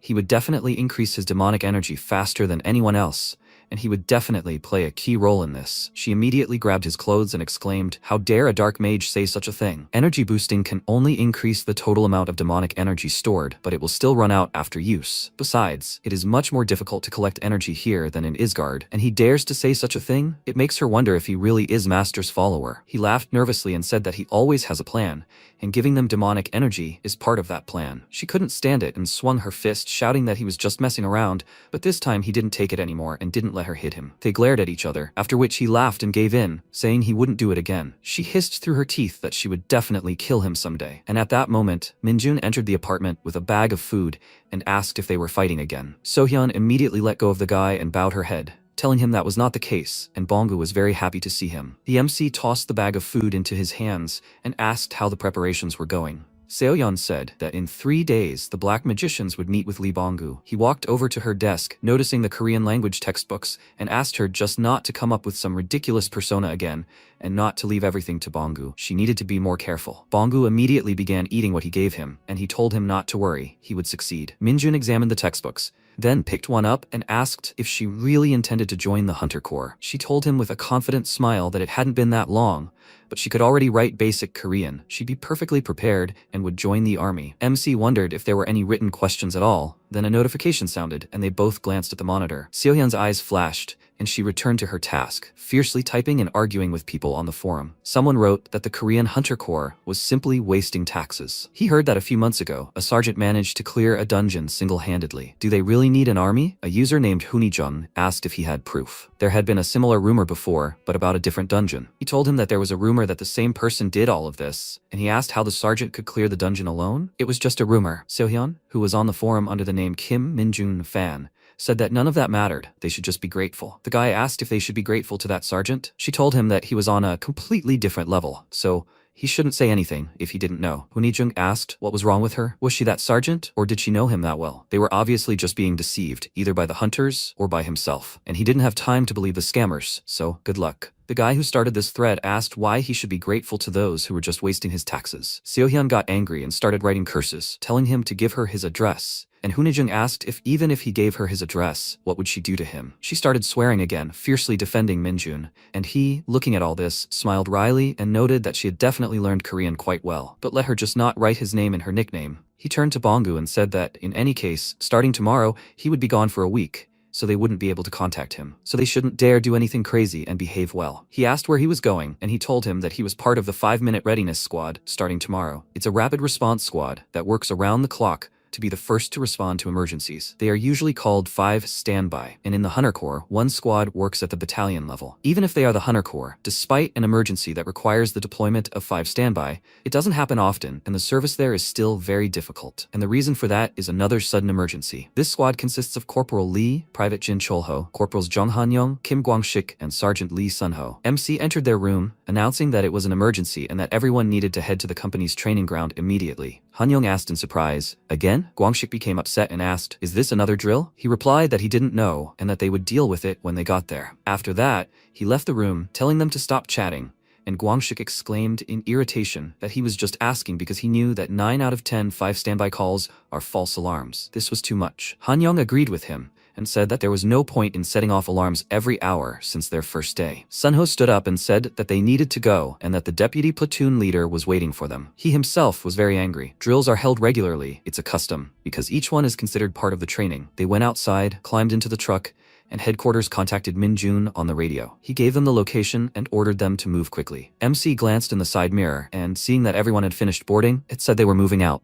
As they drove, he thought they were acting differently. Maybe this time, it was for real? Suddenly, the truck braked sharply, and the soldier noticed an obstacle ahead. Someone's car blocked the road, and Jang Min-soo was standing next to him, smiling. Minjun immediately remembered him. It was the guy he'd hit with the whip. He got out of the truck and the sergeant spread his arms wide, noting that they hadn't seen each other in a while. He asked what brought him there, and Jang, pointing to his car, said that he saw that it was broken and they seemed busy. MC checked the time and confirmed it, and the sergeant grinned maliciously. After that, MC turned to the truck and ordered the second squad to get out. They would continue on at a run. They passed the sergeant, throwing him displeased glances, then sped up, and he, looking after them, sighed and said that he was such a scoundrel. Soon they were already in the forest. MC turned to the squad and said that they were almost there. They needed to go even faster. One of them exclaimed indignantly, "What did he say?" He heard him correctly, right? Minjun asked, "Did he really want to die?" The soldier remained silent, after which they sped up, and he thought that from the very first day of 5 standby, it was very interesting. Soon they ran out to a small clearing where soldiers were camped near a tent, which confused him slightly. It turned out that Song Beomgi had called them. Upon seeing them, he immediately stopped the stopwatch and said with a smile that they had arrived in 4 minutes 55 seconds. Close. MC ordered the squad to stand at attention, then saluted the superior by title, and noticing his chevron, grinned faintly and thought, "So, this is the kind of game they play?"